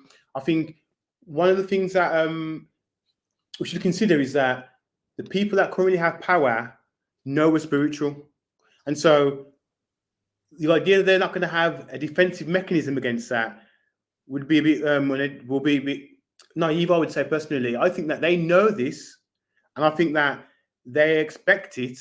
And so, I mean, like, if they expect the Messiah to come back, for example, not saying it's going to come like that's the case, but if they expect the Messiah to come back, or say, just as an example, and they don't want him to have power, they're going to put things in place to try and prevent that. And I think within our culture is the means and the mechanisms to keep us separated spiritually, mostly, and keep us confused and lost spiritually. And I think that's been happening for a really long time. What I'm about to show in a second now is something I came across very recently, actually. But I think it's really core to how we impact possibly the culture, and how the culture has already been impacted. And essentially, it's called the secret meeting of rap. You probably might have heard of it. And essentially, like, I'll let the guys explain it for you himself, but these guys know the power. So when you think about spirituality, you think about our traditions and our rituals, for example, a lot of the time there was maybe dance involved. A lot of the time there was music involved, and or movement, that resonance with that energy and so on. And that has been, I would say, it's been weaponized. It's been weaponized often against us. And I think that we've been deceived into thinking it doesn't have the power that it has. And so when we enjoy, say, entertainment or enjoy leisure or culture, we kind of see it as it's just a thing, like, but we don't realize the impact it has on how we think, how we make choices, and also how we connect spiritually, I would say, and how we connect with each other. That's what I mean specifically. Is my screen sharing now? I've got a screen share going. Yeah. Oh, okay, he's okay. So I'm going to play this now. Again, this will explain. Like this, I think this should hopefully show that they kind of some of the mechanisms that are put in place to prevent sort of people reuniting. I think Martin Luther King, and that point quickly, when he was on those marches and those protests, Martin Luther King had documents and contracts like Malcolm X, and he was going to Washington to hand those documents in. If he had made it to Washington and been able to present those documents, arguably that would have changed our world. Of course, they couldn't allow him to do that, so they took him out before he got there. Right. And again, when Malcolm X was trying to do that, they took him out before he could do that too. And then when we tried to reorganize in other ways, I hate to say, I'm going to bring up Pac right now, Tupac, for example. You're not the only one, but bring up Tupac. When we have situations, even I'm going to bring up MJ as well, because MJ was trying to, but he got shut down quick. Gosh, even Nipsey, I'm joking, but Nipsey Hussle too. I mean, if you look at how Nipsey also built his business in his community, and how that dollar there circulated within his own community like that, it was, again, Black Wall Street-esque. That's where a lot of that wealth came from, and how he's able to have such influence in the community. And everybody had jobs, everybody had work in his community. And so when they expect us to reform, to reorganize, and to rearrange ourselves into a position which empowers us. And so there are things in place and obstacles we might have to identify in order to overcome the obstacle. So let me just play this and see what you think anyway, because I think this is going to be interesting. Okay. That changed. Okay. The secret meeting that changed rap music and destroyed a generation. Damn. So it says, hello. After more than 20 years, I finally decided to tell the world what I witnessed in 1991, which I believe was one of the biggest turning points in popular music and ultimately American society. I have struggled for a long time weighing the pros and cons of making my story public, as I was reluctant to implicate the individuals who were present that day. So I've simply decided to leave out the names and all the details that may risk my personal well-being and that of those who were, like me, dragged into something they weren't ready for. I'm gonna cover up. We're gonna tell a story. We're gonna tell a story. We ain't scared. You know what I'm saying? What they gonna do? They after us, not scared. Look, Black Van. So look, so he says, between the late 80s and early 90s, I was what you may call a decision maker with one of the more established companies in the music industry. I came to Europe in the early 80s and quickly established myself in the business. The industry was different back then, since technology and media weren't accessible to people like that, like they are today. The industry had more control over the public and had the means to influence them any way it wanted. This may explain why in early 1991, I was invited to attend a closed-door meeting with a small group of business insiders to discuss rap music's new direction. Rap music's new direction. Yeah. Little did I know we would be asked to participate in one of the most unethical and destructive business practices ever seen. Crazy. So this was the meeting. The meeting was held at a private residence on the outskirts of Los Angeles. I remember about 25 to 30 people were being there. Right. Most of them familiar faces.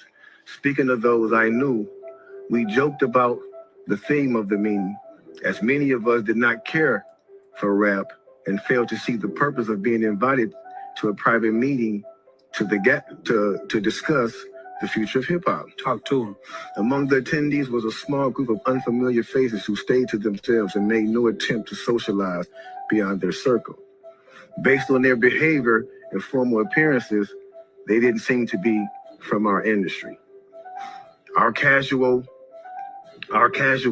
chatter was interrupted when we were asked to sign the confidentiality agreement, preventing us from publicly discussing the information presented during the meeting. Needless to say, this intrigued, in some cases, disturbed many of us. The agreement was only a page long, but very clear on matters and consequences, which stated that violating the terms would result in job termination immediately. We asked several people what this meeting was about and the reason for such secrecy, but could not find anyone who had the answers for us. A few people refused to sign and walked out. Nobody stopped them. I was tempted to follow, but curiosity got the best of me. That's right. A man who was part of the unfamiliar group collected all the agreements from us. So now, let's get to the good part of the meeting about the story. Talk to him, G. It says, quickly after the meeting began, hold on a second. Get your popcorn, y'all. Popcorn, get your pistol, no sweat. Real enough. Quickly after this meeting began, one of the industry colleagues, who shall remain nameless like everybody else, thanked us for attending. He then gave the floor to a man who only introduced himself by first name and gave no other details about his personal background. I think he was the owner of the residence, but that was never confirmed. He briefly praised all of us for the success we had achieved in our industries and congratulated us for being selected as part of this small group of decision makers. At this point, I began to feel slightly uncomfortable in the strangeness of this gathering. The subject quickly changed as the speaker went on to tell us that the respective companies we represented had invested in a very profitable industry, which could become even more rewarding with our active involvement. Damn. He explained that the company... Playing Warpath again? You seem really into raiding other people's bases. What's wrong with that? I've already made 20,000 kills. Kills are irrelevant. Your power is still low.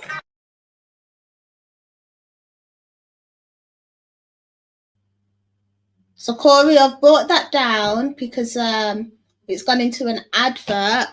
I don't know whether you wanted to continue playing it after the advert. I think we get the gist though of the power of music. Am I talking to myself? Anybody there?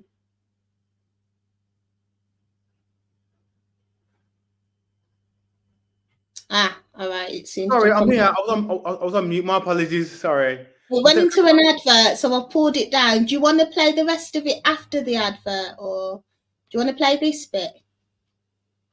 Okay, it's on now. Yeah, it's on. So, okay, yeah, sure, definitely. You ready? Yeah, go on. Oh, then, sorry. Had invested millions. The respective companies we represented had invested in a very profitable industry, which could become even more rewarding with our active involvement. Damn. He explained that the companies we worked for had invested millions into the building of privately owned prisons, and that our positions of influence in the music industry would actually impact the profitability of these investments. Then he says, I remember many of us in the group immediately looking at each other in awe and confusion. At the same time, I didn't know what a private prison was, but I wasn't the only one. Sure enough, someone asked what these prisons were and what any of this had to do with music. We were told that these prisons were built by privately owned companies who received funding from the government based on the number of inmates. Mm-hmm. The more inmates, the more the government would pay these prisons. Mm-hmm. It was also made clear to us that since these prisons are privately owned, as they become publicly traded, we'd be able to buy shares. Most of us were taken back by this. Again, a couple of people asked what this had to do with us. At this point, my industry colleague who had first opened the meeting took the floor again and answered our questions. He told us that since our employees had become silent investors in this prison business, it was now in their interest to make sure that these prisons remain filled. Our job would be to help make this happen by making music which promote criminal behavior, rap being the music of choice.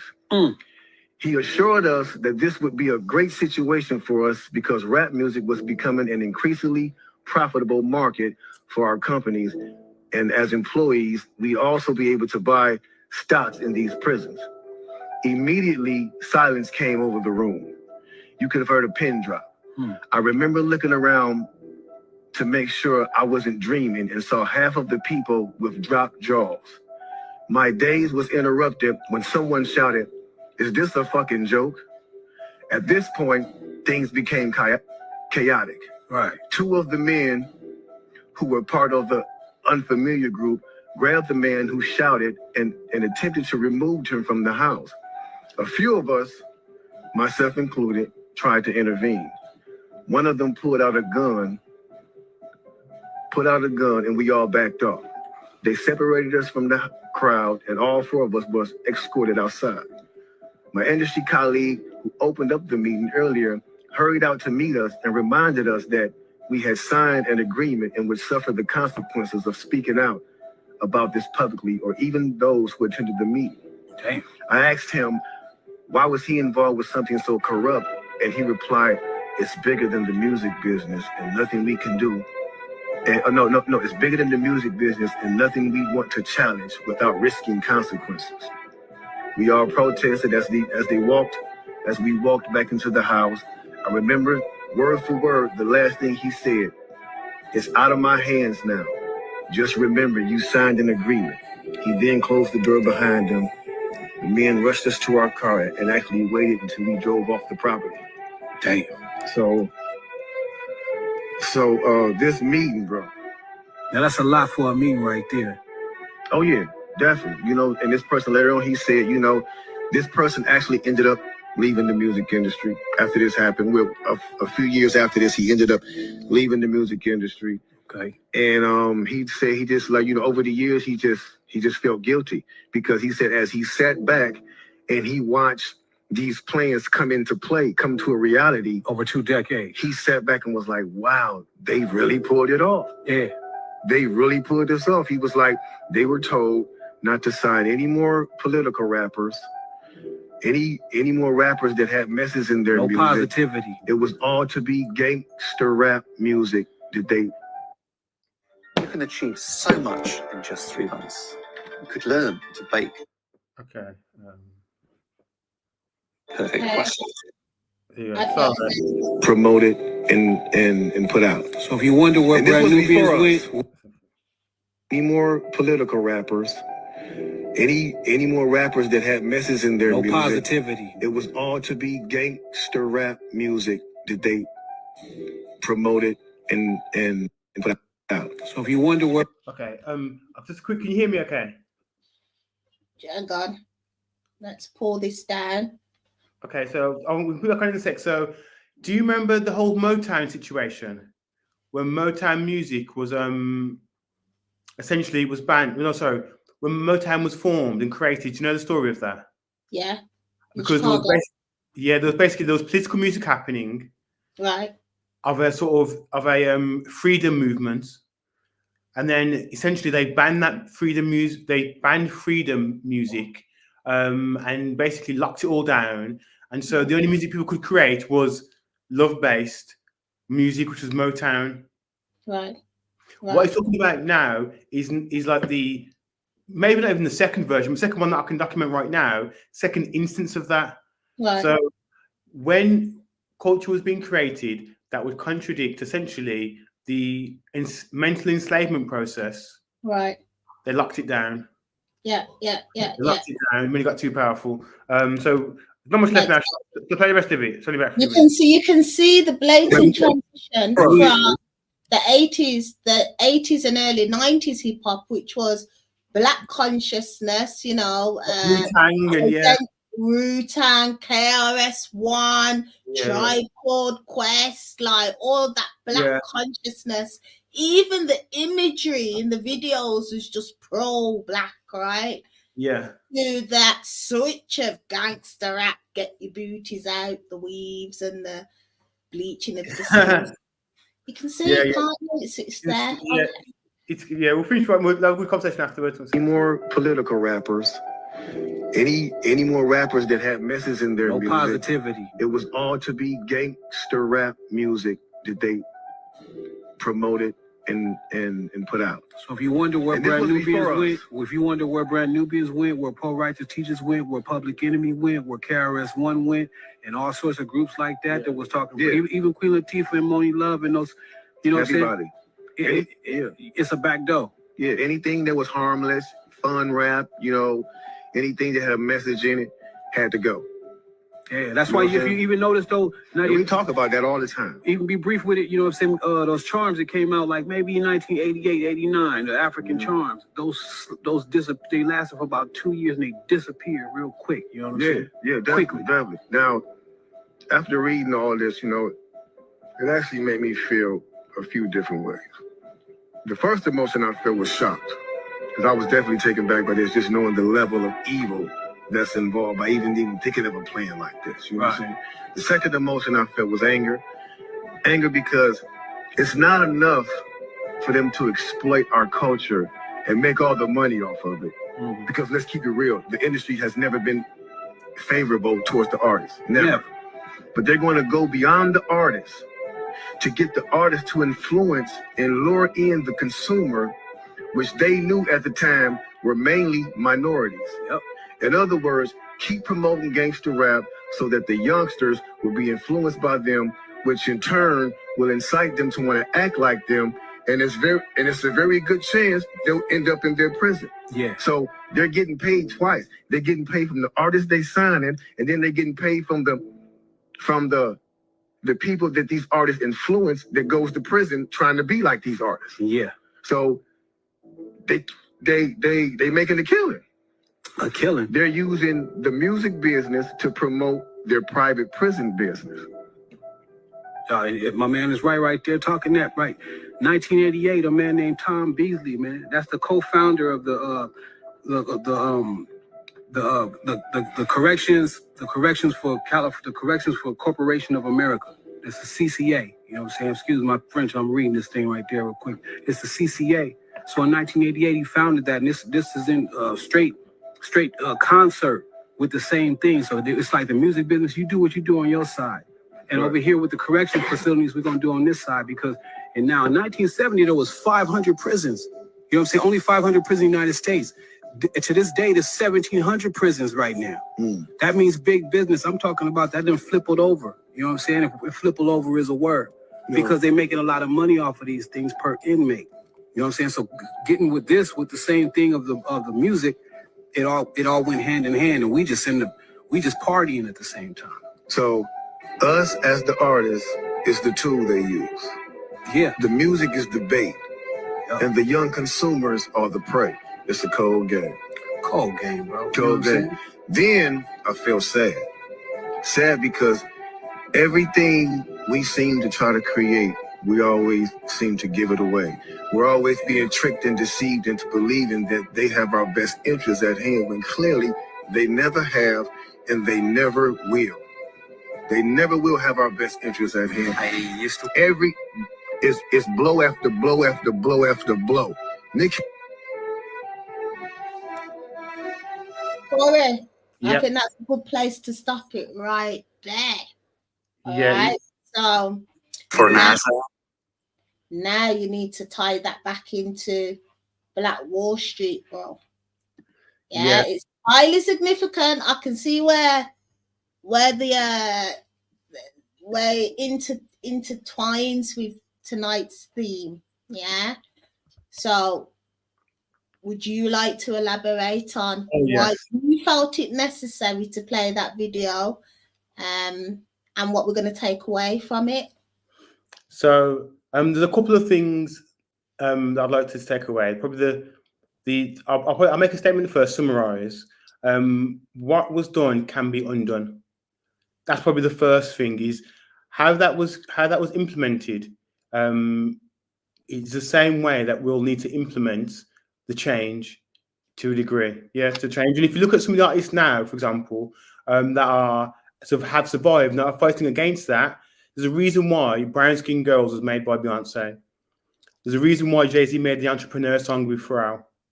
Yeah, there's a reason why there is an aspect of, okay, they're playing within the structure still, but they're still promoting values now, if they can, that are going to allow people to at least earn money. They're putting the focus on, okay, we need to be financially successful. Because if you look at the economic projection, the black currency, the black dollar, the black pound is on a reduction. And so the amount of money that the black household has in comparison to other groups is ridiculously low. I'm talking like 25% the value in many cases. So just to recap and summarize, how that was implemented is how we can re-implement the change. Another really important point I want to make is that like you mentioned KRS-One, and you did also, you mentioned the Wu-Tang Clan and some of those like amazing artists. And so in our nature, cohesion is already in our nature. We want to regroup, we want to reform. We can see what's happening around us. That's wrong. I mean, the problems that we're seeing today, they're not new problems, a lot of them. I mean, in that talk from David Gilbourne about education and how it discriminates against people, he mentions himself that in the 80s, parents were complaining about this 30 years ago. And so we've done being aware, And what's been happening is that there have been obstacles placed in the way to prevent us reorganizing and restructuring. So when we think about why did we have 100 years ago our own planes, our own cinemas, our own surgeons, our own hospitals, and today we don't? Yeah. It's because we are being taught not to. When we think about, are we allowed to do X, Y, and Z? Can we do X, Y, and Z now? Because guess what? They're very valid questions, because we know that if we do that, there's potential that some groups may get upset by that, because the pattern of behavior has been consistent in that manner. It doesn't mean that they will get away with it now as they did previously, but obviously what's happened before, we are aware of that. And I think that in order for us to re-establish all those structures, we're going to need to know what took them down in the first place. You're correct in saying that it's all about going forward and moving forward and how we re-establish it, because how it was established previously, this is a famous quote from somebody else, I'm not sure who it was, but the famous quote is that Egypt got taken down, Egypt fell, and so we can't go back to living as if we were in Egypt exactly. We can take and learn all from that. Right. We've got to take it forward, because if we go back to how Egypt fell, they've already got the weapons in many fashions, not physical weapons, some physical, economic, physical, and otherwise, to bring down Egypt. They did it 1,000 years ago. Yeah. So if we re-establish that structure, it'll be quickly dismantled.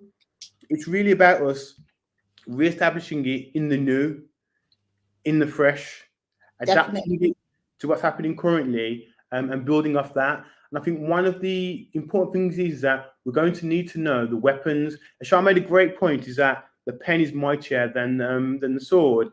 And actually, often we think about war as being a highly physically violent thing, but you know how they actually ended up enslaving us. Because Haiti wasn't the only person that rebelled. Haiti was the only person that rebelled and won. There are actually many more rebellions of people of color that won, believe it or not, in battles, but they don't talk about it often in history. They don't talk about the battles that we won. And if you think about it, why would they teach us how we beat them? Facts. Yeah, why would they teach us that? They're teaching us how we lost, how we were brutalized, and then they teach us how they want us to be saved, i.e., which is often literature. And so the pen by them. Yeah. Saved by them. Yeah. I mean, there's the famous saying about the thing they call it the white savior philosophy, mentality. And that's kind of like, again, if you look at how that came about, pretty much that era, we've been taught brutality, slavery. We haven't been taught the battles that we've won. And all we've been taught is that, brutality stopped when you did this. And what we did was, I hate to say, a specifically looking Jesus, a specifically read Bible. So basically a white Jesus, sort of like a white Bible, you could say. And if you look at it, if we're honest, a whitewashing of history, in which our ancestors aren't given credit for the things that they developed and designed and contributed towards. And yeah, one of the primary things about authority and about leadership is those that contribute. And so if we think that we haven't contributed, then we're not going to really rely on ourselves. If you know what I mean, sorry. That's kind of like, that's one of the primary functions, I think, of leadership. We need to know, okay, well, how did we lead? Okay, and what went wrong? How do we lead now? Yeah. And so we don't want to relive the process of all those rappers, and even modern rappers. So when Tupac realized this, it's too late.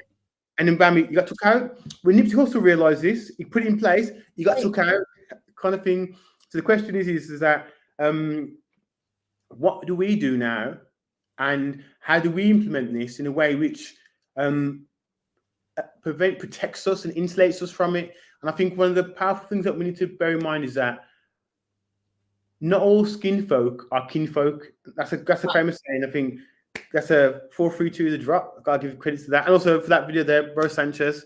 And not all skin folk are kinfolk. In many cases, it's an internal thing. We get taken down often by ourselves and by our own people. And so you made a good point, bro, about bringing up Nipsey. Yeah. I mean, Nipsey was a genius. And so I think what we need is a form of spiritual identity which allows us to enables us and protects us and insulates us from that kind of influence. And when we are influenced by that, we can recenter ourselves quickly enough and adjust. And I think that level of spiritual connection will probably be the only thing that can one of the only things that will be able to protect us from essentially being brainwashed, essentially, into hurting ourselves or taking down our own structures.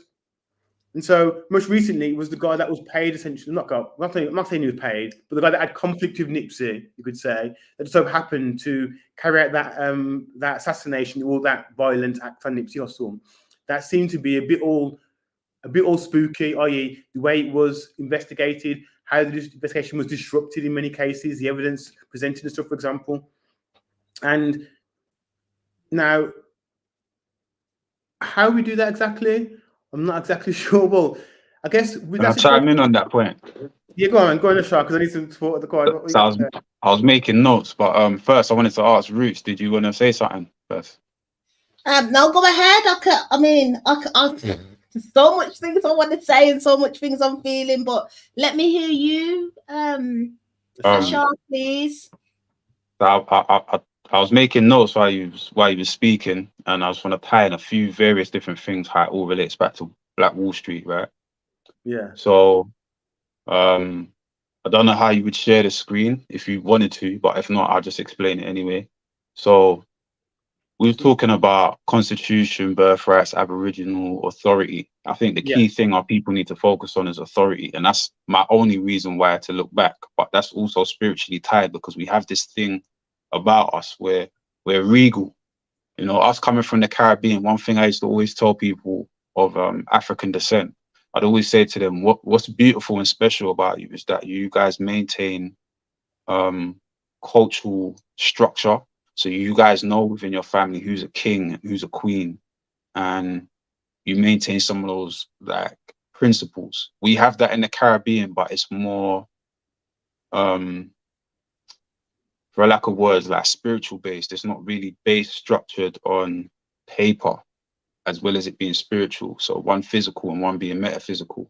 In Africa, they seem to maintain that metaphysical as well as physical. So physical being in the flesh, like actually acting it out, and in metaphysical, knowing what your mental connection to is, mental connection to all of that is, right? So, for example, Black, as it relates to law, it means death.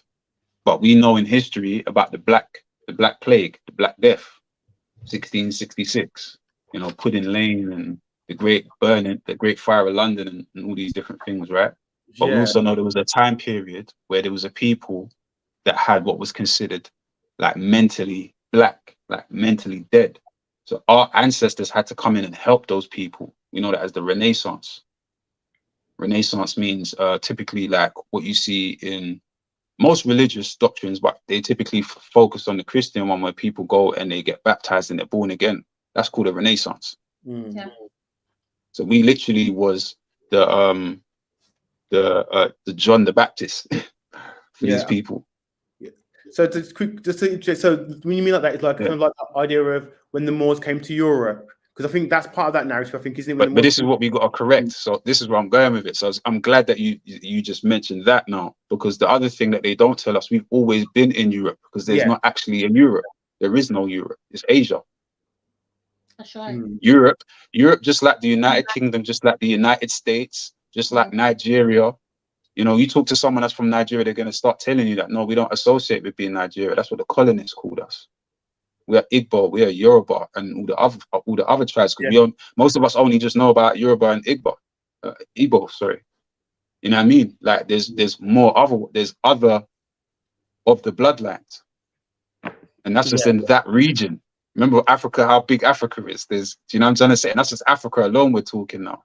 They don't talk about the so-called Black people or the so-called Africans that are not from Africa, that are in Asia, look like they're from Africa, but they're not from Africa. They don't talk, Yeah, they only yeah, show you the other thing. Like they do it in Colombia and all those places. They show you people that blatantly came from Europe and have been there for a couple 100 years, and they show you those faces and say those are the Brazilians, and but whatever in it, you know what I mean? But yeah, the point I'm making is, so you can go on Google, and I think you guys did it before, Google images and type in Malcolm X and type in Negro, and it will show you a picture of him at his classes after he left the Nation of Islam, teaching people what husband meant, what Negro meant, how Negro went back to necro, and how it meant corpse, and how it meant, how it went back to necro.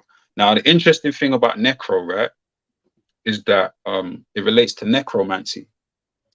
So in Latin, necro means dead, but that's where the word Negro comes from. Wow. Now, who are the people they call Negro? If you want to share your screen, I can quickly teach you.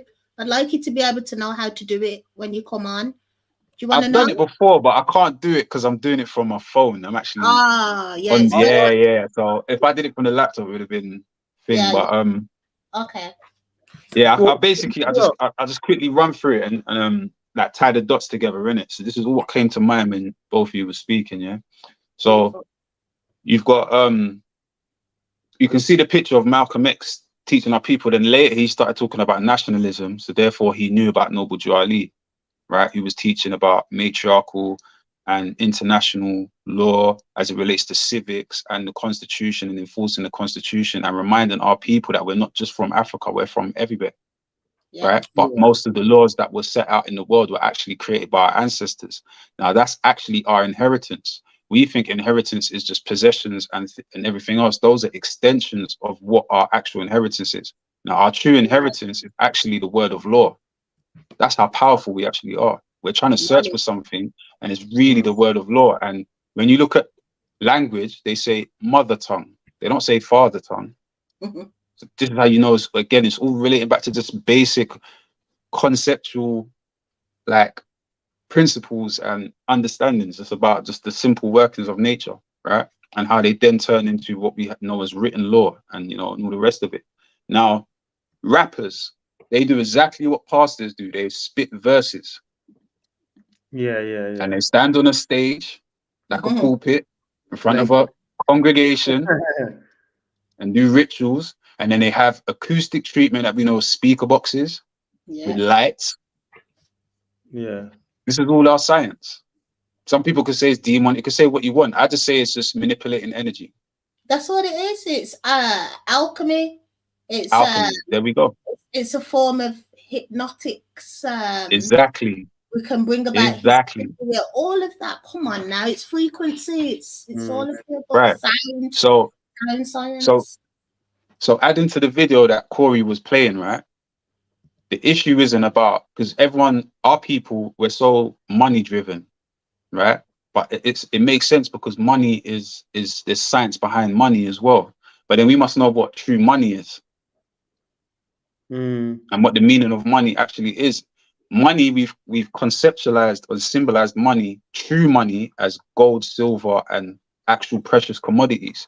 But money in itself is a compound word. It means moon energy. Currency. It's a compound condensed word. When you really trace it back, money is dealing with currency, right? But what governs the current in the sea? The moon. So with moon energy, we have a direct, and you said we have a direct connection to nature, right? So we've taken nature and we've turned these things tangible. Yeah. To create a system.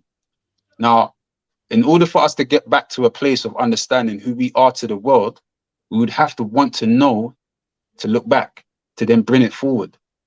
So go to the back, pull from the back and bring it forward to replenish the world. It happens in nature. You know, the cycle of life. We go from winter to summer to autumn to spring, and it keeps going around. It goes from the front to the back to the front to the back. As it was in the beginning, so shall it be in the end. But from the end, it goes back to the beginning, to the end. So we have to go back, to go forward, to go back, to go forward, to go. That's the cycle. But we must know that we need to do that. So it's not about the money with the rap industry, but what they're doing is they're using the rappers to channel necromancy. Okay, yeah. I mean, You see how I'm tying it all together now, right? Yeah. And then the last thing I wanted to say was about when you mentioned Nipsey Hussle, I chimed in on Nipsey. I personally feel the threat with Nipsey was he started to get his audience, as well as everyone else that was scared to talk about it, to focus on Dr. Sebi. Now, it wasn't that Dr. Sebi was curing people was the issue. It was the fact that Dr. Sebi was utilizing, in my opinion, Moorish science, because he knew who Noble Drew Ali was, and he was using principles of his Aboriginal birthrights to challenge the court. That's how he was, and that was an issue, because that was public. It was a publication. Once he challenged he challenged the United States government, and he even stays in his interviews. I don't know if they still got them. Viacom probably took them down off YouTube or whatever, right? He said the judge told him, "I wouldn't put you in a jail. I'll put you under it." Yeah. Is that what the judge So told the him? issue wasn't that he went to court. The issue is that he lawfully knew how to challenge the court. Now, my last point is this: Jay-Z had an issue with Tidal, I think it was, because Jay-Z knows all this stuff as well. He's been dropping signs and symbols, as well as Nas and as well as loads of other rappers as well, right? Andre 3000 is going through this phase right now. Yeah, Love and Hill. The people that catch the hints, they see it. Those that don't, they laugh and giggle at what he's doing. But you have eyes to see and ears to hear, innit? Yeah. Right. Jay-Z did the second verse on 99 Problems. He's giving you the codes. Yeah. Now the title issue, they wanted to. Pardon me. What is the verse? Do you know? Shall I look it up? Yeah, the second verse on 99 Problems is when he's rapping about having an interaction with a cop that pulled him over. Okay. And he wanted to search his car. And if you listen to the language and break it apart, like literally research every part of the bar that he's saying, not research his bar. I mean, like if you was to read it like a paragraph and just, let me pull up a tab on the Bar Association. Let me pull up a tab on the limitations of the police officer. Let me pull up the tab on when they can actually approach you to go through your glove compartment and your boot. He's breaking all this down in the second verse in 99 Problems. You get what I mean? But it goes to show you the intelligence of what he's doing. That's hip hop, because hip hop itself means to open one's eye. That's what the word hip hop means. We've been doing ciphers from ancient times in many different ways. Like rapping is not a new thing. Like it's ancient. Yeah, you know what I mean? Farming and rapping. Right. Even when you look at the when I can never pronounce it right. I think is it the azan when the Muslims do the prayer, the morning prayer, whatever. Bilal. Yeah. Bilal. Right. They do it melodically to memorize it. I thought it was them doing that because like that's just how you're supposed to think, but it's actually a way of memorizing the text, the scriptures and stuff.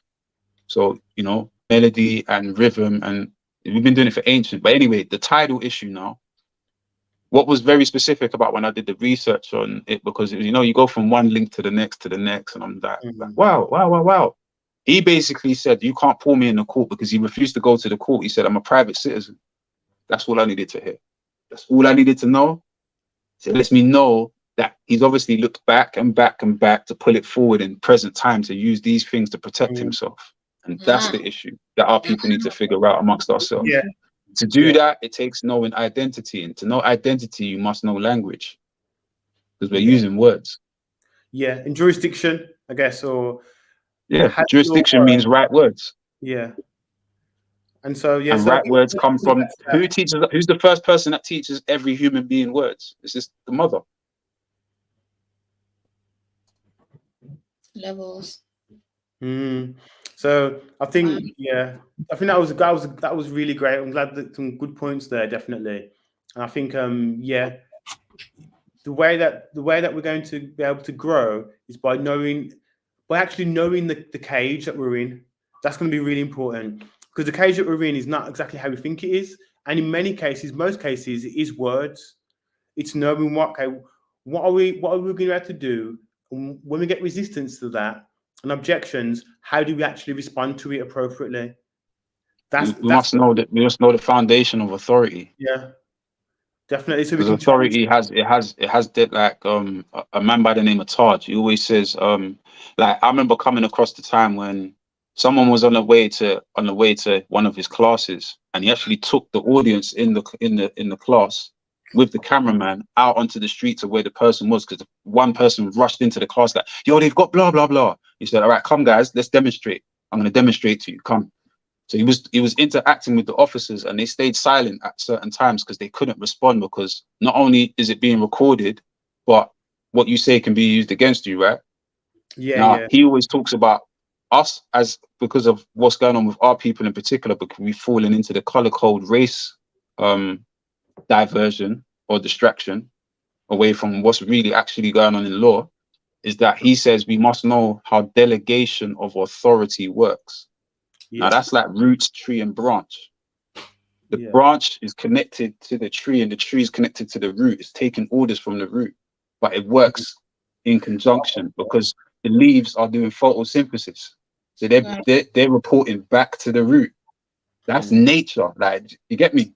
It's like, right? So, but he was talking to the officer, and he's talking to his class, his students, like, or his people from his class who he's teaching about jurisdiction and law and Moors and all this other stuff, right?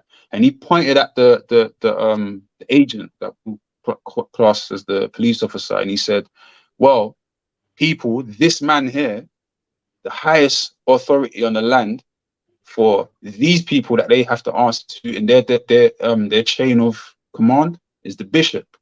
And I was like, oh my days. Then he went into, you know, the Spanish Inquisition and the church and all this other stuff. Yeah. You know, that everyone calls all the spooky stuff, you know, the Illumins and all these people. And remember, these people use our pyramid, right? Right. It can't be that scary if they're using, right? So they know the structure and they've codified it, but they know the structure is based on authority. Now, what's authority? It's linked back to birthrights, inheritance. And the key word in inheritance is her. Father. We pray to the Father, but it's got her in it. Father, mother, brother, sister, ancestors, Ankh, sisters, angels, Ankh, Els, Els feminine, Ankh, you know, the main part of the Ankh is the womb. It's like we really got to want this. Do you know what I mean? Like, that's what I'm saying. I think good points, man. Do you want to go? I've got some points to make on that one. I think also. Do you want to go first, Miss Ruth, or do you want me to say? Go, because then we need to wrap up. So you go, So- and then let's try wrap up for about 10:30. Yep, got that 5 minutes. So Ashar, what you're saying there is like for me it resonates home like quite a lot, especially considering like identity and jurisdiction, because often we're misrepresented so much. People don't often really know that in many cases, mostly documented mostly in North America, for example, a lot of the classifications that they sort of brought out for them were means of displacing them. So let's say, for example, that the people who had land or houses in Black Wall Street previously, as the changes of terminology happened, because would have happened legally, the new censuses, their racial categorization would have detached them from the actual deeds of their actual home in that town. Exactly. Yeah, so when they was in that town, they'd have had a different authority, a different categorization. It may have been Negro, but luckily it was even before Negro. And then when there was, say, going to the new census categorization, it may have been coming on, I don't know, African American or Black, for example, so to speak. And so if at any point their grandkids thought, oh gosh, wait a minute, our family's got land over there in Tulsa, Georgia, and then they went and applied for it in their new categorization, they'd be rejected. Yeah. And so they'd be detached from it. And so a lot of it is wordplay. A lot of it's like wordplay law. And it has a huge... The identity was more. Yeah. It has a huge implication. They replaced more with Indian. And then from Indian to Negro. And then from Negro to Black. And then I think it was from Black to African American. Yeah. Yeah. And then Something along those lines, yeah. Something, yeah. I mean, yeah, I think definitely I would agree to that in most cases, especially in the modern categorization. I think what's important is that for us, so regarding the Renaissance, the Black Wall Street Renaissance, we can probably call it, jurisdiction or knowing our birthright, you could say, having a group that we can identify and collect with in association and be part of, and then also knowing how to implement that too. So let's say we do register some jurisdiction, we get one piece of land, there's enough people there, and register jurisdiction, then that thing that you mentioned before, Rashar, about how we deal with the police and otherwise, we can enact that. We can enact our actual rights in a very, very powerful way. What happens at the moment is that when we try and enact our birthright at the moment, often we're doing so from a position that was created for us by the person oppressing us. Right. And so when we try and Exactly. use that avatar, you could say, or that character to win the big boss, whatever, the character was created by the big boss. Exactly. So we're gonna have to sort of adapt and create something fresh and new. And also know. But in secret, he's actually still paying a league of the ancestors that have maintained the authority because they needed to keep something that was original in place. So this is why, in my opinion, it's still Africa that rules the world in silence. Oh, you mean like some of the African nations, you mean? Yes. Because remember, Yes. if we follow the paper trail, Europe actually answers to Africa via Selassie. When I found that out, I was like, but people can't comprehend that. So Some know. I do think that, that's a good point there, that often we kind of think of it as this black and white situation and where all the power kind of lies and resides.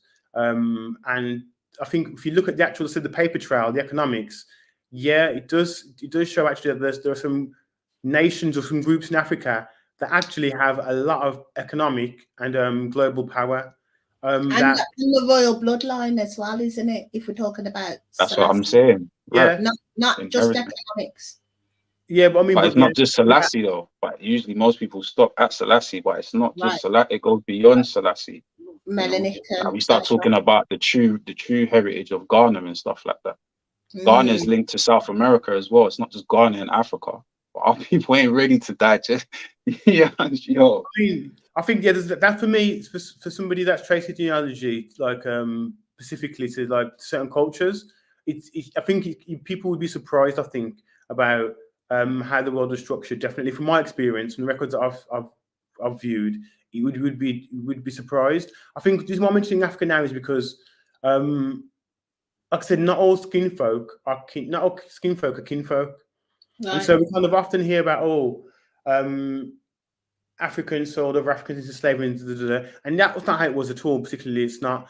At the same time, there are nations of Africa that have a lot of power and sway that aren't necessarily standing up or protecting who would be said to be their people. Now, I'm not judging any situation at all. If you look at, say, the Israel-Palestine situation, there are countries in and around Palestine that have huge amounts of wealth. They're building islands, they're building economies, they've got huge amounts of wealth. When it comes to them intervening, again, often there's not the intervention that you'd kind of expect. And I think from where we are, we would expect the people that have power at the top of our group, circled group, to intervene to protect us. Unfortunately, what it seems like is that in many cases, the people that are at the top are taking part in it, or they're complacent at the very least, which means that we are going to need to rearrange and reorganize ourselves. Well, we are going to have to do that ourselves for ourselves because we can't rely on. But off of that point alone, like, because I know Miss Roots obviously wants to wrap up as well, but I know you like to keep it on topic, but that point you mentioned alone, right? And what you said about not all kinfolk, all skin folk is kinfolk. Now look at Black Wall Street. It couldn't have just been taken down like that. Because if that was the case, it would have got taken down from the beginning, right? So it had to have been destroyed from inside. Definitely. And what I came to, and some people want to play the other side because they probably feel that they can carve a legacy for themselves by working with the opposition. But because they look like the people that they're going to go and take down by helping the others to take down, they think they're going to eat out of that. Because when we really realistically look at it, everyone we're calling a different ethnicity are really our descendants. Yeah. All these so-called other races are actually our descendants. But how do they have the wealth that they have? They are claiming the spoils of war. They don't even have the full potential of what they've got, but they're able to build with it. Yeah. The ancient world was pristine. Like our ancestors did amazing things. Yeah. But we don't see that right now because it's covered in dirt. But there's people in the world that have been able to build with those scraps. What we're seeing right now, like to think of the technology and the science and mathematics that we understand, but we use petrol cars and diesel cars. Yeah. But we make it look fancy because we can modernize the interior and the bodywork. And do you understand what I'm trying to say? Yeah, Like, yeah. It's simple compared to what we were doing. That's my point exactly. Synchronized perfectly with what I was going to say anyway, Ashar, because if you could even see my notes, right? I don't know whether you can. Kinfolk, yeah? That's the top of the thing that I want to say. We did complex things on a simplistic level, and we're finding it hard to get back to simplicity. Yeah. Doing amazing things simply. That's the issue I feel that we have in the world. That's right. Even eating, making sure you don't starve, you know, getting water into our communities is simple by and large. Do you know what I mean? But we're struggling to even do that, you know, and I think, like you said, we was a people of alchemy. Do you know what I mean? So being able to pull water out of the atmosphere. You know, just look, there's a brother that just come up the other day, a couple of them, right, that have figured out how to use water to fuel your car. well, we knew that long time ago. We were doing hydro science to move boulders, to move those big bricks and put them on top of pyramids, and so science and all of that. And we were talking about melanin last night and how that was used as a type of battery, you know. So we knew what to do with the dead bodies. We knew how to recycle body and turn that back into energy, right? So there's a lot of things we've forgotten. Even the ritual of burying bodies, we're not doing that right. Yeah. So I just want to say that I just want to chime back in on the kinfolk thing because it's so relevant, because Ashar asked me earlier if you could get 1 million sisters together and go take down the House of Parliament, and I hesitated. Yeah, I would, but I know that not all skinfolk are kinfolk, right? So it's all good getting a group of sisters, but trust me, out of those 1 million, probably 5% of them are really, really on it. Do you know what I mean? So there's a lot of work. And that's the beauty of it. Yeah. Only 5% will. But guess what? You see that 5% that will stand with you. You see the other 500 million. Yeah, so there's still potential. And I think, like I said, so in the past, they would have stood together. We didn't build those things because there wasn't unity. I'd say in many cases, we built them because there was unity. And at some point, we got lost in the culture and got distracted. And if you look at like how we lost before in the culture, like if you look at, say, we'll talk about, I'll go biblical for a second. But it's consistent historically also that we did great things and then we got complacent and then the culture destroyed us. No, spirituality, energy, when you forget who you are, right? When you get lost, then if you like, karma gets you, right? So all that's happening to us now is because we decided to go against the energies, right? So it was a choice we made. I know it's hard to hear that, but we are suffering the consequences of our choices and decisions. Kanye ain't wrong, right? It's not that we forgot. It's we turned our back on and gave something else precedent, right? True. Yeah, I do agree with that. I think that unfortunately, though, there's only a few of us who have that ability, it seems. And one way what that is that some of us, maybe it's a spiritual thing. We have such a spiritual connection that doesn't matter where you pull us, we come back to center, kind of thing. We bounce back. I think that, unfortunately, I wish everybody could do that. But it seems like not everybody can. It seems like the majority, everybody has their own quirks, their own abilities, and that ability is not, unfortunately, expressed in everybody. And I think that's how they use that rap situation to influence all these people to carry out acts that are not in their best interest. And we kind of know that if you raise a child a certain way, you kind of get a certain outcome. Now, not every child, because some children, doesn't matter how you raise them, that light's going to shine through. Yeah, they're going to be spiritually balanced and centered, and that's going to shine through. But the majority of them, if you influence them, they tend to go with that influence. And the video we watched a minute ago about how rap influence was told to influence people, which resulted in the prison system. Of course, not everybody who was exposed to that rap would have broken and been malleable like that, but the majority that was enough. And I think so.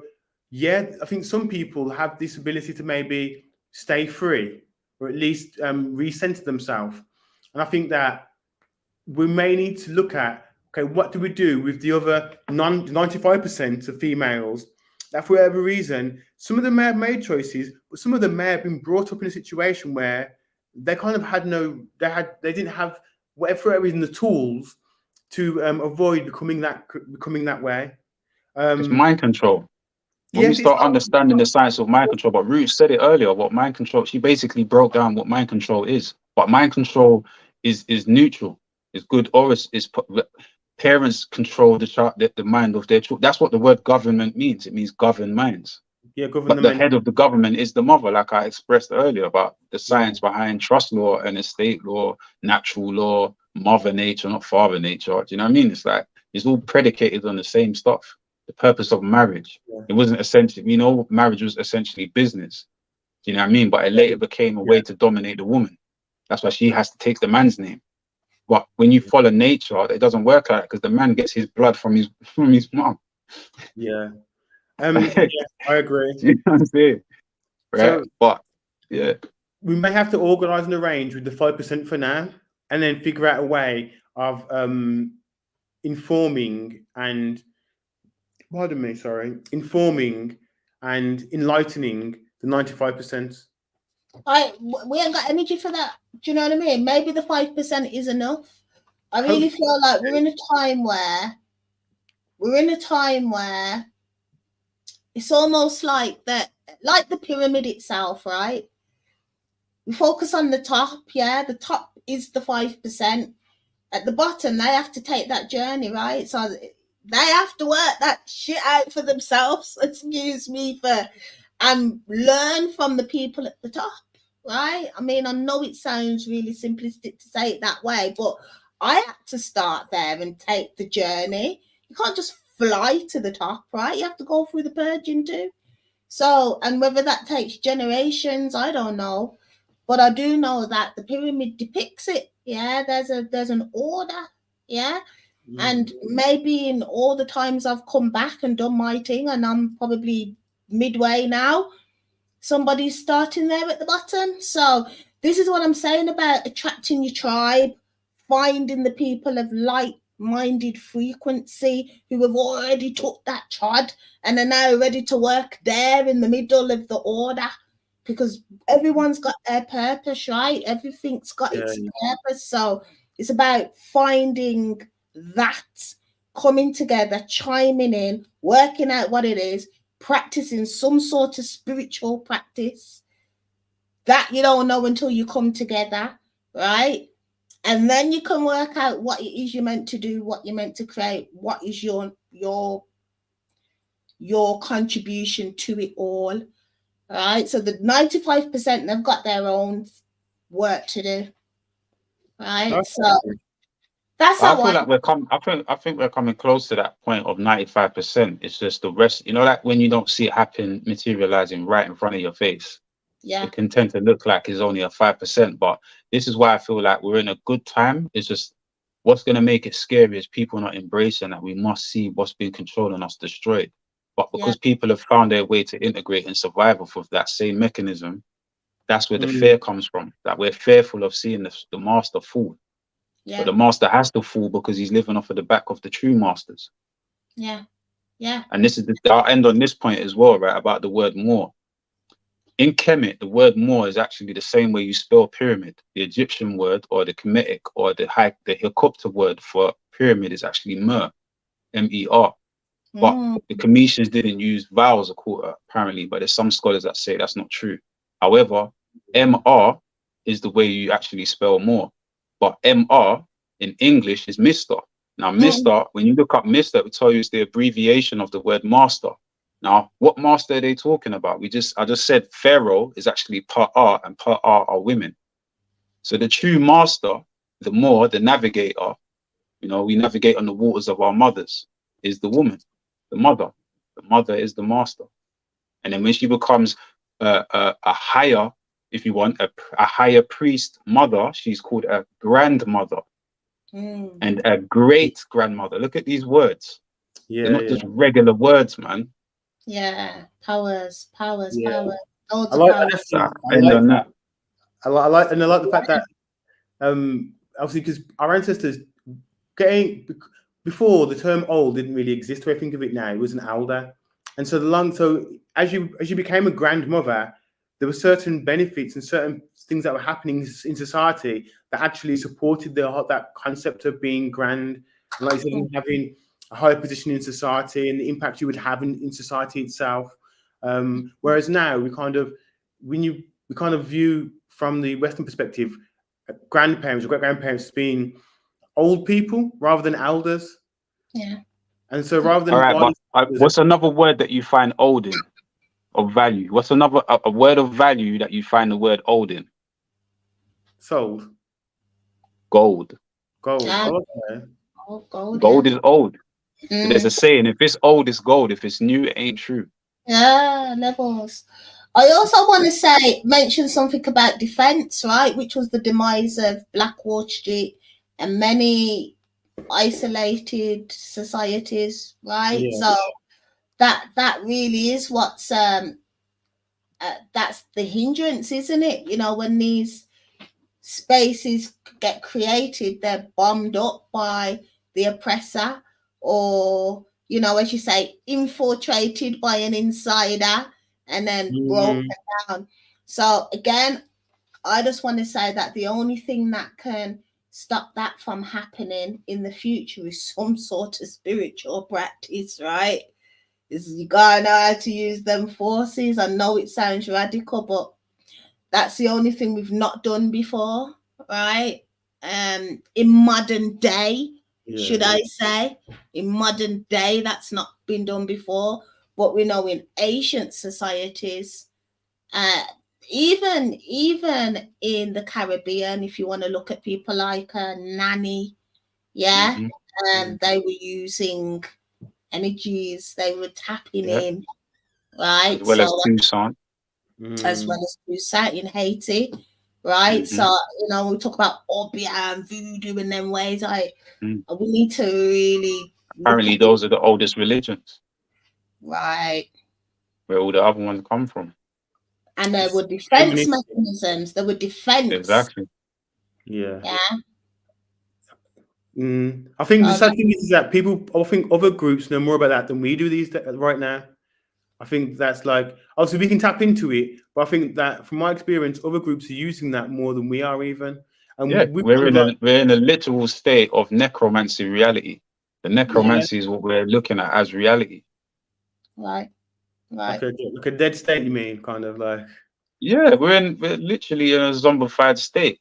Yeah, look, I agree with that. A pale-skinned person says the N-word, and we get an uproar instead of knowing that the N-word actually relates to them. That's not a diss. It tells you in the Oxford Dictionary. You can put the N-word and the word hybrid. It will tell you that hybrids mean Englishmen. But who built Oxford? The people called Negroes, that when you look up the etymology of Negro, it's going to tell you a Blackamoor or Ethiopian. And when you look up the word Blackamoor, black can't mean more because it separates the two words. One is an adjective and one is a noun. Black is an adjective. More is a noun. I think. And then more, do you know what that is? And I just gave you the definition of more. Essentially goes back to Moabites and whose roof the Moabitess. Yeah. And she weren't no pale woman. I think there's some work to be like, especially like regarding things like that. I think we are like, you know that term from The Matrix, a prison, Neo, a prison for your brain.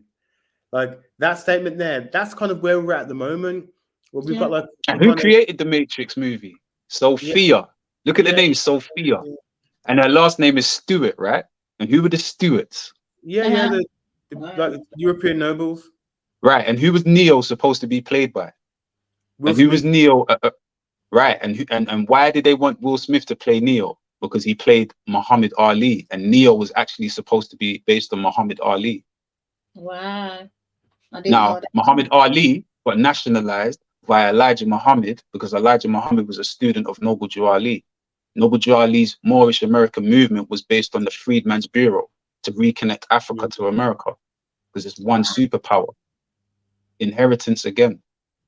And when you mix, if you kind of scramble the word up, Neo, yeah, so jig some of those letters, you get one.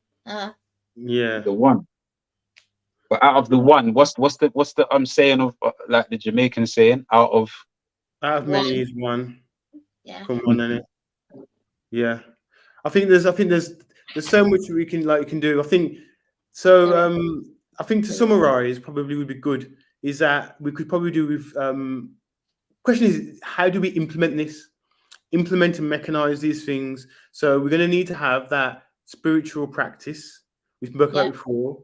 That's going to help protect us, I think, and center us, especially in the face of adversity like what we're suffering quite a lot at the moment. We know we're under psychological or spiritual attack. We know that. So we need some protection from that kind of situation so that as we grow, we kind of still stay small. Yeah. So, and then what are the physical aspects of that allow us to physically implement the structures that we need to reorganize and to have more value within our economy and get that situation where we don't need any money, we don't need currency anymore because we've got all the resources we need from our time and effort. But before that happens, that transitional time, that transitional period where we're developing the process in which the dollar or the pound, the currency, or whatever currency it could be we're using at the time, the pound we'll say for now, it stays within our community for more than 6 hours. Because that's going to have to be a really, in order for us to build any kind of wealth, which is going to be needed, unless the system falls, if it just drops down, and fair enough, we can just like, something, let me just go and occupy one place here, but while it's still here, we're going to need to know a way of how do we work with that rather than trying to battle it. Because if we try and fight head on with it, then obviously we don't have military, we don't have those kind of gains, and I don't think we want to do that. I think we need to be able to work with it and dance around it. So how does military work? Military has authority, innit? Yeah.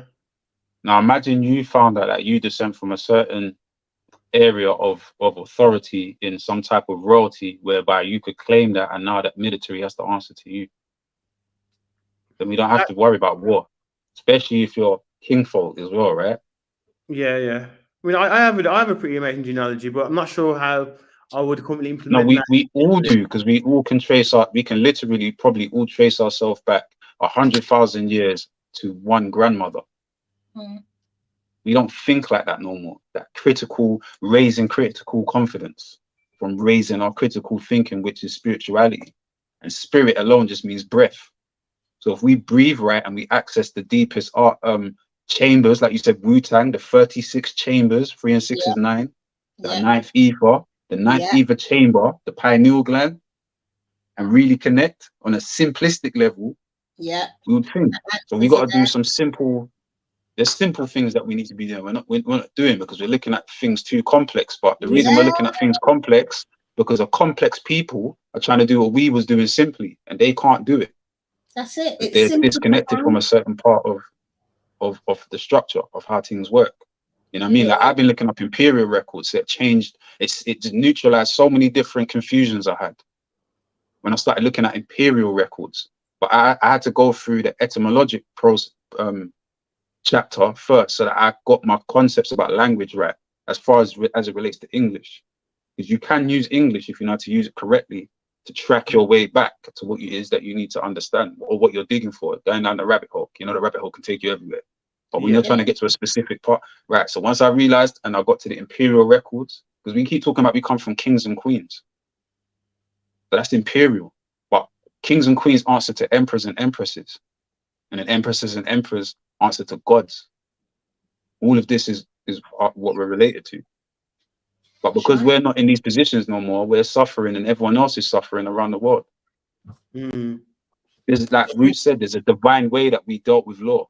You know what I'm saying? So, but I know you want to wrap it up. Sorry, I'm gonna think. I'm gonna keep interjecting. No, because there's just so much to say. Because as you say, it's that time where we are searching for the answers. People that are of this notion, like we spoke for 24 hours. So that says it all, right? There's just so much to say, and people who want to know, we want to know, and so it is what it is, and that's why this platform even exists, so that we can be having these conversations and to be working out next movements and what to do next, etc. But I like that the way it's ended there, because it's ended on a spiritual note, which is the beginning and the end of everything, right? That's it. And I think I do want to end it on saying that it's going to take a spiritual practice for us to get answers to any of the conversations we've had on Sunday sessions, right? Including this one. And it's simply profound. It is a practice, and the answers are therein, right? So that we have overcomplicated it, and you can read as many articles and as many books, and they're all kind of saying the same thing anyway.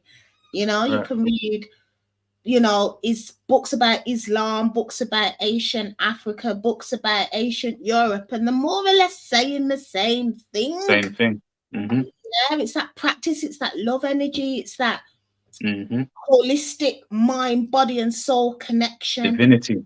Divinity, like, which is the original Trinity, right? And all of the kings and queens have had to go in to be able to document, you know, everything that is of any power.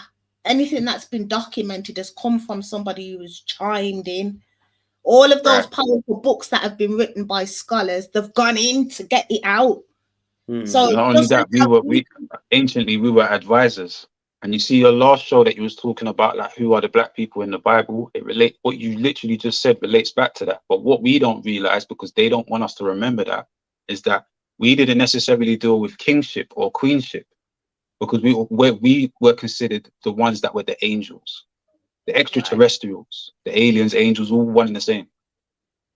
We were the ones that were ordained by the Creator, and we taught others that didn't necessarily have those understandings or those supreme mathematical understandings of those equations about life and how to, because if we want to think about it, everything, like look in a computer, it has a motherboard. Yeah. He understood that structure across the planet. You know what I mean? So yeah. That's it. Yeah, man. Okay. Good. Yeah. But thank you for having me on. You know, wrap up right there. You know what we've got planned for next week, but you know, we'll put it up on the notifications. But we're going to continue with the Sunday sessions for sure. Continue with the conversations. Let's build the. I told you we started a council, so we're still talking outside of the Sunday sessions. Hopefully, we can get to a place where we have a physical building. Start actioning some of the stuff we're talking about, because talking's not enough. Yeah. So, but yeah, thank you so much for joining me this Sunday. It was so powerful. I can't wait to listen to this one. Likewise. Right. Big up to brother Nathan and brother Corey, Noble Corey. Peace, man. Yeah. Thank you, Shafa, for joining us. Hopefully, see you again soon, Corey. An honor as always. I know we'll be catching up in the week anyway. Yeah. What a beautiful, beautiful Sunday session. So much to think about. So much. Yeah. So what I normally do is I normally play this back in my car on the way to work, and it takes me a whole week to listen to it. Oh, okay. I just play it through the speakers and then just learn even more. Like, whoa, that was said. That was good. When you're live and you're doing all the direction stuff in the background, you don't really catch absolutely everything, so it's really nice to listen back to it in the week, and just it's really, really amazing what's happening. So thank you so much for your contributions and the time that you've spent, and have a good evening anyway. I'll speak to you soon. Take care now. Great. Thank you. All right, so we're going to wrap it up right there. We're going to go out with an advert and look forward to seeing you guys next week. So thanks again, and see you next week, guys. Bye. Bye-bye now.